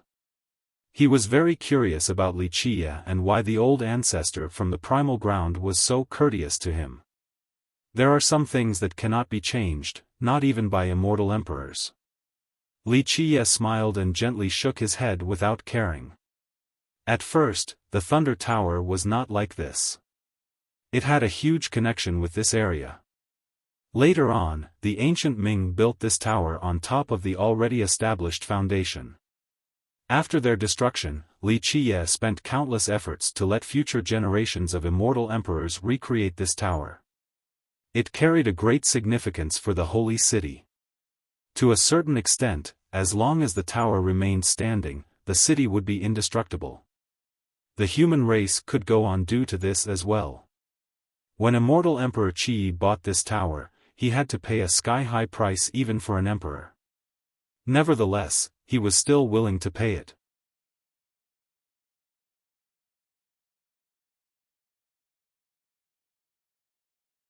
Chapter 975, Blood Bowl. God-fiend Li Qie chuckled while looking at the old palanquin. He straightened his posture and said, so it appears that you have personally come. Your primal ground is indeed acting in good faith. The existence inside replied, "You know who I am?" Its voice was feeble, yet carried an awe-inspiring prestige. Wuxia couldn't help but laugh at this response. Others might not know who you are, but who else has the stench of cattle at the primal ground besides you? How dare you? Even the winter matron scowled and glared at Wuxia. Wuxia met her glare and gently waved his sleeve to say, "Girl, I've always been presumptuous throughout the 9 worlds. Moreover, it is you who wants to ask me for a favor, not the other way around." He paused for a bit and smiled. "I am actually a very amiable person. Otherwise, regardless of whether I feel like being presumptuous or not, none of you would be able to stand in front of me." Such words made the Tower Lord sweat a bit. He simply couldn't imagine how Wuxia was still talking in such an overbearing manner despite knowing who was in the palanquin. Anyone else would be stricken with fear and fall to their knees after knowing who it was. Young nobly, confidence is a virtue. However, too much ego can lead to ruin. The master inside spoke flatly. "You are mistaken there." Wuxia gently shook his head. "I have never been egotistical. Blood Bowl God Fiend, do you really think that I have been overstepping my bounds?" The Tower Lord jumped from shock again. No one had ever dared to call out the title of the existence in the palanquin like this, but Wuxia didn't give a damn. Such arrogance couldn't be described with words. Even Yi Chuyun's heart skipped a beat. Si Yuanyuan, on the other hand, didn't know who the Blood Bowl God Fiend was. Yi Chuyun, as the schoolmaster of the Pure Lotus School, had heard the legends before. The Blood Bowl God Fiend was the oldest existence in the blood race and was rumored to be a real God Fiend, not a false, self-titled god. Not to mention the younger generation in the blood race, not many experts knew of his existence even within the tribe. Only real masters like the Thunder Tower Lord knew of him. He was said to have complete control and supreme authority within the blood race. As for how powerful he was, even the Thunder Tower Lord wouldn't be able to answer this question clearly. This was because the God Fiend had taught immortal Emperor Chen Shui before. Domineering enough. The God Fiend inside did not become angry. He slowly retorted, "But you should know that you are not invincible even though you have obtained the legacy within the blood pond." The Tower Lord lost his voice as he exclaimed, "Legacy of the blood pond." He stared at Wuxia in amazement, then glanced over at the winter matron. After seeing their expressions, he realized that this was the truth. He took a deep breath to calm down. If Wuxia had obtained that legacy, didn't it mean that he had become the blood forefather? A human becoming the blood forefather of the blood race was simply unfathomable. The Tower Lord did not understand why the blood pond would pick a human to become the new forefather. Wuxia smiled and shook his head in response, "You're greatly underestimating me. Within the bounds of the Thunder Tower, I am the true ruler. Even without your legacy, I can still slay both gods and fiends. Do you want to try, Blood Bowl God Fiend?" The Winter Matron coldly stated, "Do you think you are an immortal emperor?" He countered, "Even if I'm not one, an immortal emperor would still have to take the long way around me inside the holy city." The Tower Lord became slack-jawed. The more Wuxia talked, the more outrageous he became. To even look down on immortal emperors, could there be anyone more insane than him in this world? Although the Tower Lord didn't view Wuxia with any disdain, he still felt that these words were too arrogant. To be frank, it was just boasting. "I haven't heard such words in a long time." The God Fiend only murmured to himself. "Since your bullhead is here in person, it clearly shows that you came in goodwill." Wuxia was very satisfied with the God Fiend's attitude. He gently nodded, "Very well, we can talk alone." The God Fiend contemplated for a moment before ordering, "Carry me in." With that, the men carried out an old coffin from the palanquin. It was completely blood red, as if the coffin was sealing immortal blood. A bloody gloss cloaked the coffin and created many strange images. There were flying phoenixes and humming dragons. Stars were also falling from the sky. One could faintly see a figure inside this coffin. This figure was lying inside quietly, but no one could see their true appearance. An amazing immortal coffin. Wuxia had to praise after seeing the coffin. If it wasn't out of consideration for Providence, I would have seized this coffin already. It isn't easy to meet someone who has such discerning taste. Wuxia's words were very rude, but the god fiend didn't mind at all. On the contrary, he seemed to have taken it as a compliment. His appreciation was not unfounded. This immortal coffin had a heaven-shattering origin. It was the reason why he was able to sleep here from one generation to another. This coffin weakened the erosion of time to its lowest level. The god fiend commanded, "All of you, leave." The Tower Lord naturally wouldn't dare to say no and immediately left along with the palanquin bearers. Even immortal Emperor Chen Shui was only a junior before the god fiend, let alone him. The winter matron only glared at Wuxia one last time before leaving as well. Wuxia gently waved his sleeve. Both Si Yuanyuan and Yi Chuyun went out right afterward. A private conversation between the two of them meant that this was not a trivial matter. It involved secrets that others weren't allowed to know. If you are willing, I can let you rule the blood race and have its full support. I trust that you will definitely become a brilliant immortal emperor. The god fiend spoke when it was only the two of them left. Wuxia shook his head. "No, you misunderstood my intentions. Even without the blood race, I will still become the most brilliant immortal emperor across all the eons. I want to talk to you alone, but not about the matter of the blood forefather." Wuxia paused for a bit before continuing. "Of course, if you or the blood race deem it necessary, I can still become your blood forefather. It would still be convenient and easy, but I do not wish to command the blood race." The god fiend pondered for a moment before asking, "Then what do you want?" Wuxia smiled and answered slowly, "What I want is very simple. When necessary, I want you to come into being. Take that item from your blood race and exert your power to fight for me." "That's impossible. The god fiend smiled. "Even when immortal Emperor Chen Shui vied for the heavens will that year, I still didn't come out to protect him. There's no way I will come into being for you. I can lend you a hand, but I won't come into being." The god fiend was too important to the blood race. He was their soul. Outside of the legendary progenitor, no one had a greater importance to the blood race than him. "I know your reason to live on." Wuxia smiled. "You have kept on struggling with your last breath till now to prevent the fallen from seeing the sunlight again. You are afraid that the blood race will descend to their doom and become void of sunlight. Who are you?" The god fiend raised his voice after hearing this. "This private conversation should show my goodwill in discussing this matter." Wuxia solemnly said, "In the blood race, you are known as the immortal emperor's Tao teacher because immortal Emperor Chen Shui was your disciple. However, I'll be frank, you are not qualified for this title." He continued on slowly, "You should have heard as well. Across all the eons, only one person is qualified to be called the teacher of immortal emperors.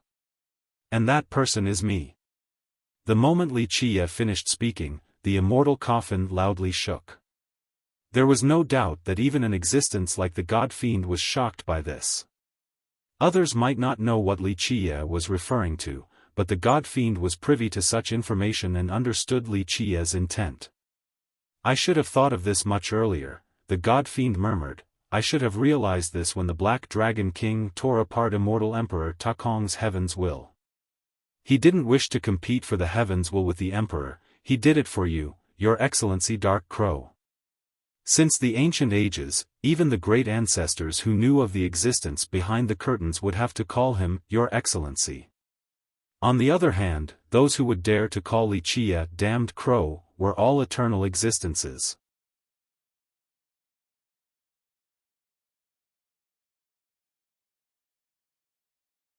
Chapter 976, Deal. After a while, the God-fiend finally returned from his bewilderment and spoke, "Your Excellency has not revealed yourself for a generation now. It is an honor to see you today." Although the God-fiend was the soul of the blood race, an extremely incredible existence, he was only a junior before the real teacher of immortal emperors, the Dark Crow. Even older emperors were only Wuxia's juniors, let alone him. "I don't appear every single generation." Wuxia shook his head and said, "Sometimes, I disappear for several." The God-fiend let out an emotional sigh and said, "I didn't think that I would be able to meet your Excellency in this situation. I have long heard of your thunderous fame before. I especially didn't think that our legacy would be obtained by you." Wuxia said, "Although your legacy is indeed incredible, it is not to the level where I must have it. Fate is what brought me to your blood race's legacy." The God-fiend had no response to this because he had heard of many legends regarding the Dark Crow. If the Dark Crow truly wanted something, very few items could elude him. Wuxia stared at the coffin and spoke, "Of course, since I have taken your legacy, I can do a few things for your race when necessary." However, Wuxia paused for a bit, "We won't talk about trivial matters like ruling the blood race. I have no interest in this, it is only a waste of my time." The God-fiend didn't deny this opinion. Ruling the blood race was the dream of many blood geniuses. It was a supreme glory that would make their ancestors proud. However, the God-fiend knew that the Dark Crow had even ruled the 9 worlds. For an existence like him, ruling the blood race was no big deal. Such overbearing words were said, but they seemed so natural when it came from Wuxia. The God-fiend asked, "What will your Excellency bring to my blood race if I am willing to come out to fight for you?" This time, the God-fiend's words had no semblance of doubt or posturing. His tone was full of compliance. He knew very well of his own strength. He was strong enough to be described as heaven-defying. However, this was not enough to act foolishly before the Dark Crow. For millions of years, many heaven-defying existences had pledged loyalty to the Dark Crow. Even immortal emperors were willing to work for him. "We won't talk about some stuff like glory or dominating the world, these are meaningless and I don't have time or the mood to lead your blood race to such things." Wuxia answered, "If you take out that item and come into being for me to fight with all your might, I can give you something that no one else can. I'm all ears." Despite living for so many years, the God-fiend's heart still jumped just now. Very few things could leave him with such eager anticipation. "Blood forefather." Wuxia slowly said, "I can give you a true blood forefather." The God-fiend's heart was stirred. "Your Excellency is saying," Wuxia clarified, "your progenitor. The thing, or rather, the existence that all of you have been waiting for." "No way." The God-fiend lost his voice, something that was very unbecoming of a character of his level. He was quite shaken by this. "That is impossible because our progenitor is dead. That is why we have the Sky Dome and the Blood Pond as well as our legacy." "Perhaps, but perhaps not." Wuxia smiled, "Many things have remained a mystery until now, things that are quite difficult to trace. One of them is the origin of your blood race. Was your progenitor a drop of immortal blood turning into a spirit or an evil existence, or a mythical devil? Out of all the theories, the primal ground supported the one about the immortal blood. However, as the soul of his race, the God-fiend knew that there was another branch of their blood race. If, say, I give you a true blood progenitor to finalize your blood origin, how would you feel about that? Wuxia leisurely continued, "With a progenitor and a real origin, will you still be afraid of the fallen under the abyss? I still don't quite understand a few things. Please enlighten me." The God-fiend spoke after careful contemplation. Wuxia smiled and said, "Very well, ask." The God-fiend inquired, "Your Excellency is a character that has been around for eras and ruled this world. Others might be unaware, but I know full well that it would be difficult to find an existence capable of threatening you in the 9 worlds. With your abilities, why do you need some old bones like me to fight for you? Li Qie said, you are right about that. I'm not afraid of anyone in the 9 worlds or even what is outside of them.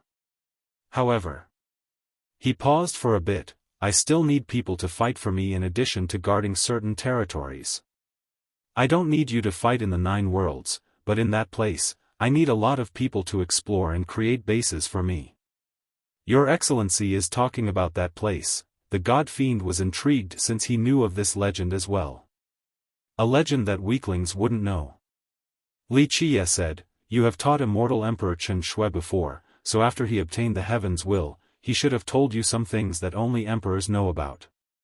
Your Excellency is talking about the place where the heavens will returns to? The God Fiend spoke with emotions.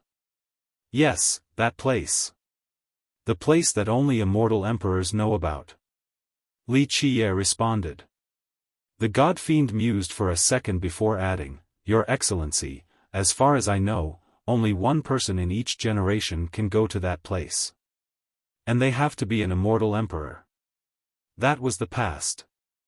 Li Qie revealed a mysterious smile, this generation is different, everything has changed. Moreover, you should know that there is nothing I can't do. If I say it is possible, then it can be done. Can I really go to that place? The God Fiend hesitated for a moment. His Dao heart that had been calm for so many years suddenly grew hot with anticipation and excitement. Yes, I don't need to trick you and ruin my own reputation, right? Li Qie said. The God Fiend took a deep breath and finally solemnly spoke, as long as your Excellency needs me, I am willing to take the vanguard and be of service. I am willing to go to the very end for glory. Very wise. Li Qie said, this is killing 2 birds with 1 stone for you. Not only is it beneficial for your blood race, you will also be able to see a different world, a world of deities and emperors. May I ask when your Excellency will prove our origin? The God Fiend asked with a solemn tone, where is this progenitor your Excellency is referring to? I can't tell you right now. Li Qie gently shook his head, but if you go to that place, I will give your race a progenitor. The God Fiend's expression changed as he asked, you mean our progenitor really came from that place? Maybe, maybe not. Li Qie smiled, a few things are not as simple as they appear on the surface. Like I said earlier, solving this type of mystery is not an easy task. I should have guessed that this was the case. The God Fiend murmured. If this was the case, then their progenitor didn't come from the 9 worlds, but rather that place where others couldn't go to. That legendary location, the destination of the heaven's will. Li Qie continued, I can assure you that as long as you come out and fight for me, I won't only take you to that location, I will also help you find your blood progenitor. Of course, I won't force you. I will only give you and your race an opportunity. I'm not interested or in need of anything else. I am willing. The God Fiend agreed, your words are the truth. With your assurance, there is no need to question anything. When will your Excellency depart? The time is not yet ripe. I will let you know when the time is right. Li Qie said.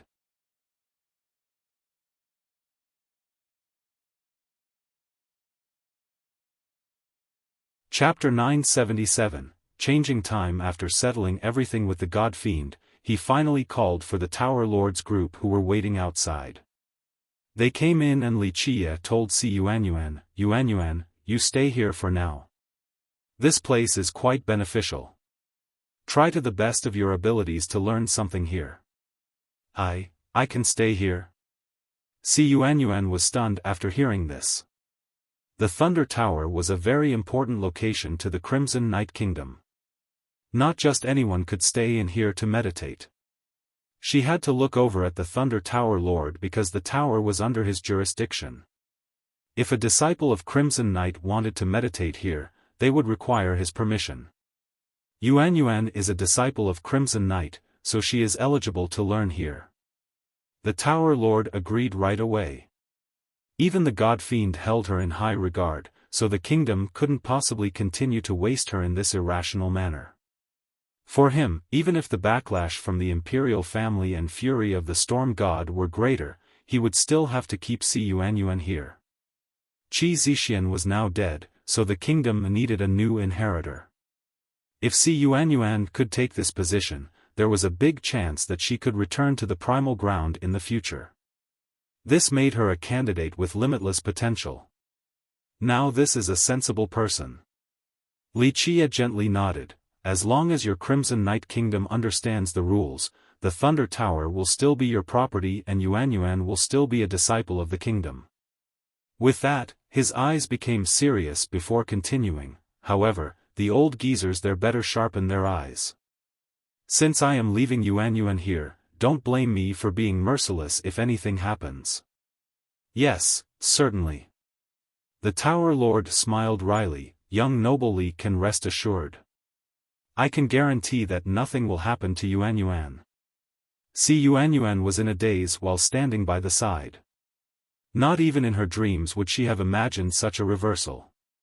She had prepared for the worst, either being executed or exiled from her home, the barren earth. This result was completely outside of her expectations. If your kingdom doesn't train such a good successor, it will surely decline. Even the Blood Bull God Fiend commented. The Tower Lord immediately felt a huge pressure after hearing the God Fiend. He was a renowned character in the Crimson Night Kingdom.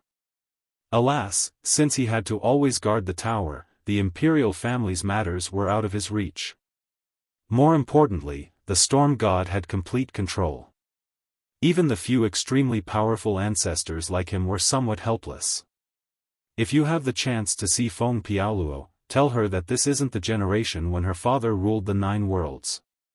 Don't wallow in the illusion that she can still do what she wants. The God Fiend spoke. There are a few people whom she can never afford to offend. This was true even back during her father's generation. Once she does, there will be no one in this world that can protect her. Feng Piaoluo was the storm god, the daughter of immortal Emperor Chen Shui. Coincidentally, the God Fiend was also her father's Tao teacher. Because of this relationship, the storm god could do as she pleased like a tiger with wings. Rainfall and storms came and went at her beckons. In the blood race and even throughout the entire barren earth, countless lineages and experts were slightly fearful of her. This disciple will send the message. Since the God Fiend had spoken, the Tower Lord took a deep breath and bowed towards him. It wasn't as if the Storm God was the strongest ancestor at Crimson Night. However, her status as an emperor's daughter and her ties to the primal ground caused these ancestors to make concessions at times. However, it became a different story now since the Blood Bull God Fiend had given his input on the situation. Yi Chuyun was shaken as well since she was privy to more information thanks to her status as a ruler. His words meant that the Storm God wouldn't be able to monopolize the kingdom's future decisions. Furthermore, the future successor of the kingdom was most likely no longer under her control. The God Fiend eventually spoke, "Let us go." The virtuous paragons lifted the immortal coffin into the palanquin and were getting ready to leave. Li Qia looked at the winter matron who was leaving as well and smiled, "Little girl, don't forget. I am your blood forefather, so you 4 sisters will have to carry my palanquin one day." Such words enraged the matron. She glared at him before leaving. Li Qia, Xi Yuanyuan, and Yi Chuyun returned to their abode. At this time, all of his actions attracted a lot of attention. Many people were speculating his identity. Although the blood race didn't recognize the Blood Bull God Fiend, even the Thunder Tower Lord had to kneel. This was more than enough to show that the person inside the palanquin had a heaven-defying background. Plus, they could be from the blood primal ground. Even without knowing his exact identity, some big shots from these lineages could still guess that a great character had arrived from the primal ground. Thus, this made many curious about how a human junior like Li Qia was related to the blood race. Why did the primal ground view him so highly? This was truly difficult to believe. Rumor has it that Wuxia is likely to enter the primal ground and will rule the blood race in the future. No one knew who spread this message or whether it was even intentional or not. In short, this message spread from the holy city to the outside. What a joke. Someone heard this message and didn't believe it at all. They sneered, Wuxia is a human. How can he enter the primal ground, let alone rule the blood race? However, a few blood experts found that the source of this message was very reliable, so they quickly came together to discuss this matter in private. We are blood, we definitely cannot let a human be our ruler. A big shot stated during the meeting, no matter what Wuxia did to infiltrate the primal ground, we have the responsibility to protect the purity of our bloodline. Yes, he is not a real blood, so he definitely has ulterior motives. A great character from the Blood Devil tribe commented, the primal ground can't publicly show itself in many matters. This has been true for millions of years now. Perhaps, Wuxia caught their weakness or secret. However, we, the blood race and my Blood Devil tribe, have the duty to eradicate external threats to protect our eternal legacy. In a short moment, an atmosphere full of scheming filled the night sky. After returning to their place, Wuxia told Yi Chuyun, we'll go to the God War Mountain tomorrow. If you want, I can help you go up and maybe you will be able to learn some nice things. Brotherly, I also want to go with you, but I most likely can't. I have to go back to the Pure Lotus School tomorrow. She quickly replied. Go back?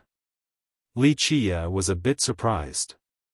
She answered, Brotherly, I received a message from the sect recently. We have made contact with your cleansing incense, so now our two sects might be building a Dao portal. I have to personally preside over this matter. The construction of a Dao portal between the two sects meant that there would be a direct teleportation path.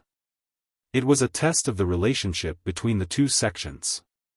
Under normal circumstances, only trustworthy allies would build a Dao portal to connect to each other. Otherwise, it would create an underlying problem in the future. Because of this important matter, Yi Chuyun, as the schoolmaster, had to look over the process herself. Otherwise, both sides would not be able to reach an agreement. Then you should go. Wuxia gently nodded. However, when night came, Wuxia had yet to go to the God War Mountain and Yi Chuyun still hadn't returned to the Pure Lotus School, but an explosion suddenly occurred. The entire region trembled and everyone woke up from the shock. They all rushed out in order to see what was going on. At this time, an endless light spewed out from the God War Mountain like an erupting volcano. The difference compared to last time was that the light was no longer just an immortal light, it also carried a bronze affinity. This massive bronze light rushed out from the deepest area of the God War Mountain and illuminated the entire area, brightening the holy city as if it was daytime. This scene horrified others as if this was the end of the world since this surging bronze light engulfed the entire city. Once enough bronze light was present, strange images began to appear in the sky. These images carved themselves into the night sky with blinding flashes, making it so others couldn't really see them clearly. There was an image of a kingdom and a city. In the midst of the commotion, there seemed to be living beings walking around across the streets and corners. It was a very crowded area. However, with a more careful observation, people could see that the busy pedestrians were not humans or members of the blood race or even existences from any other race. These pedestrians all seemed to be bronze statues. However, this image was too faint, so it was difficult to completely see it. You're tuning in to the Xiaofan's Wuxia Tales YouTube channel. Don't forget to subscribe and join us on this journey to catch the most captivating stories. Oh.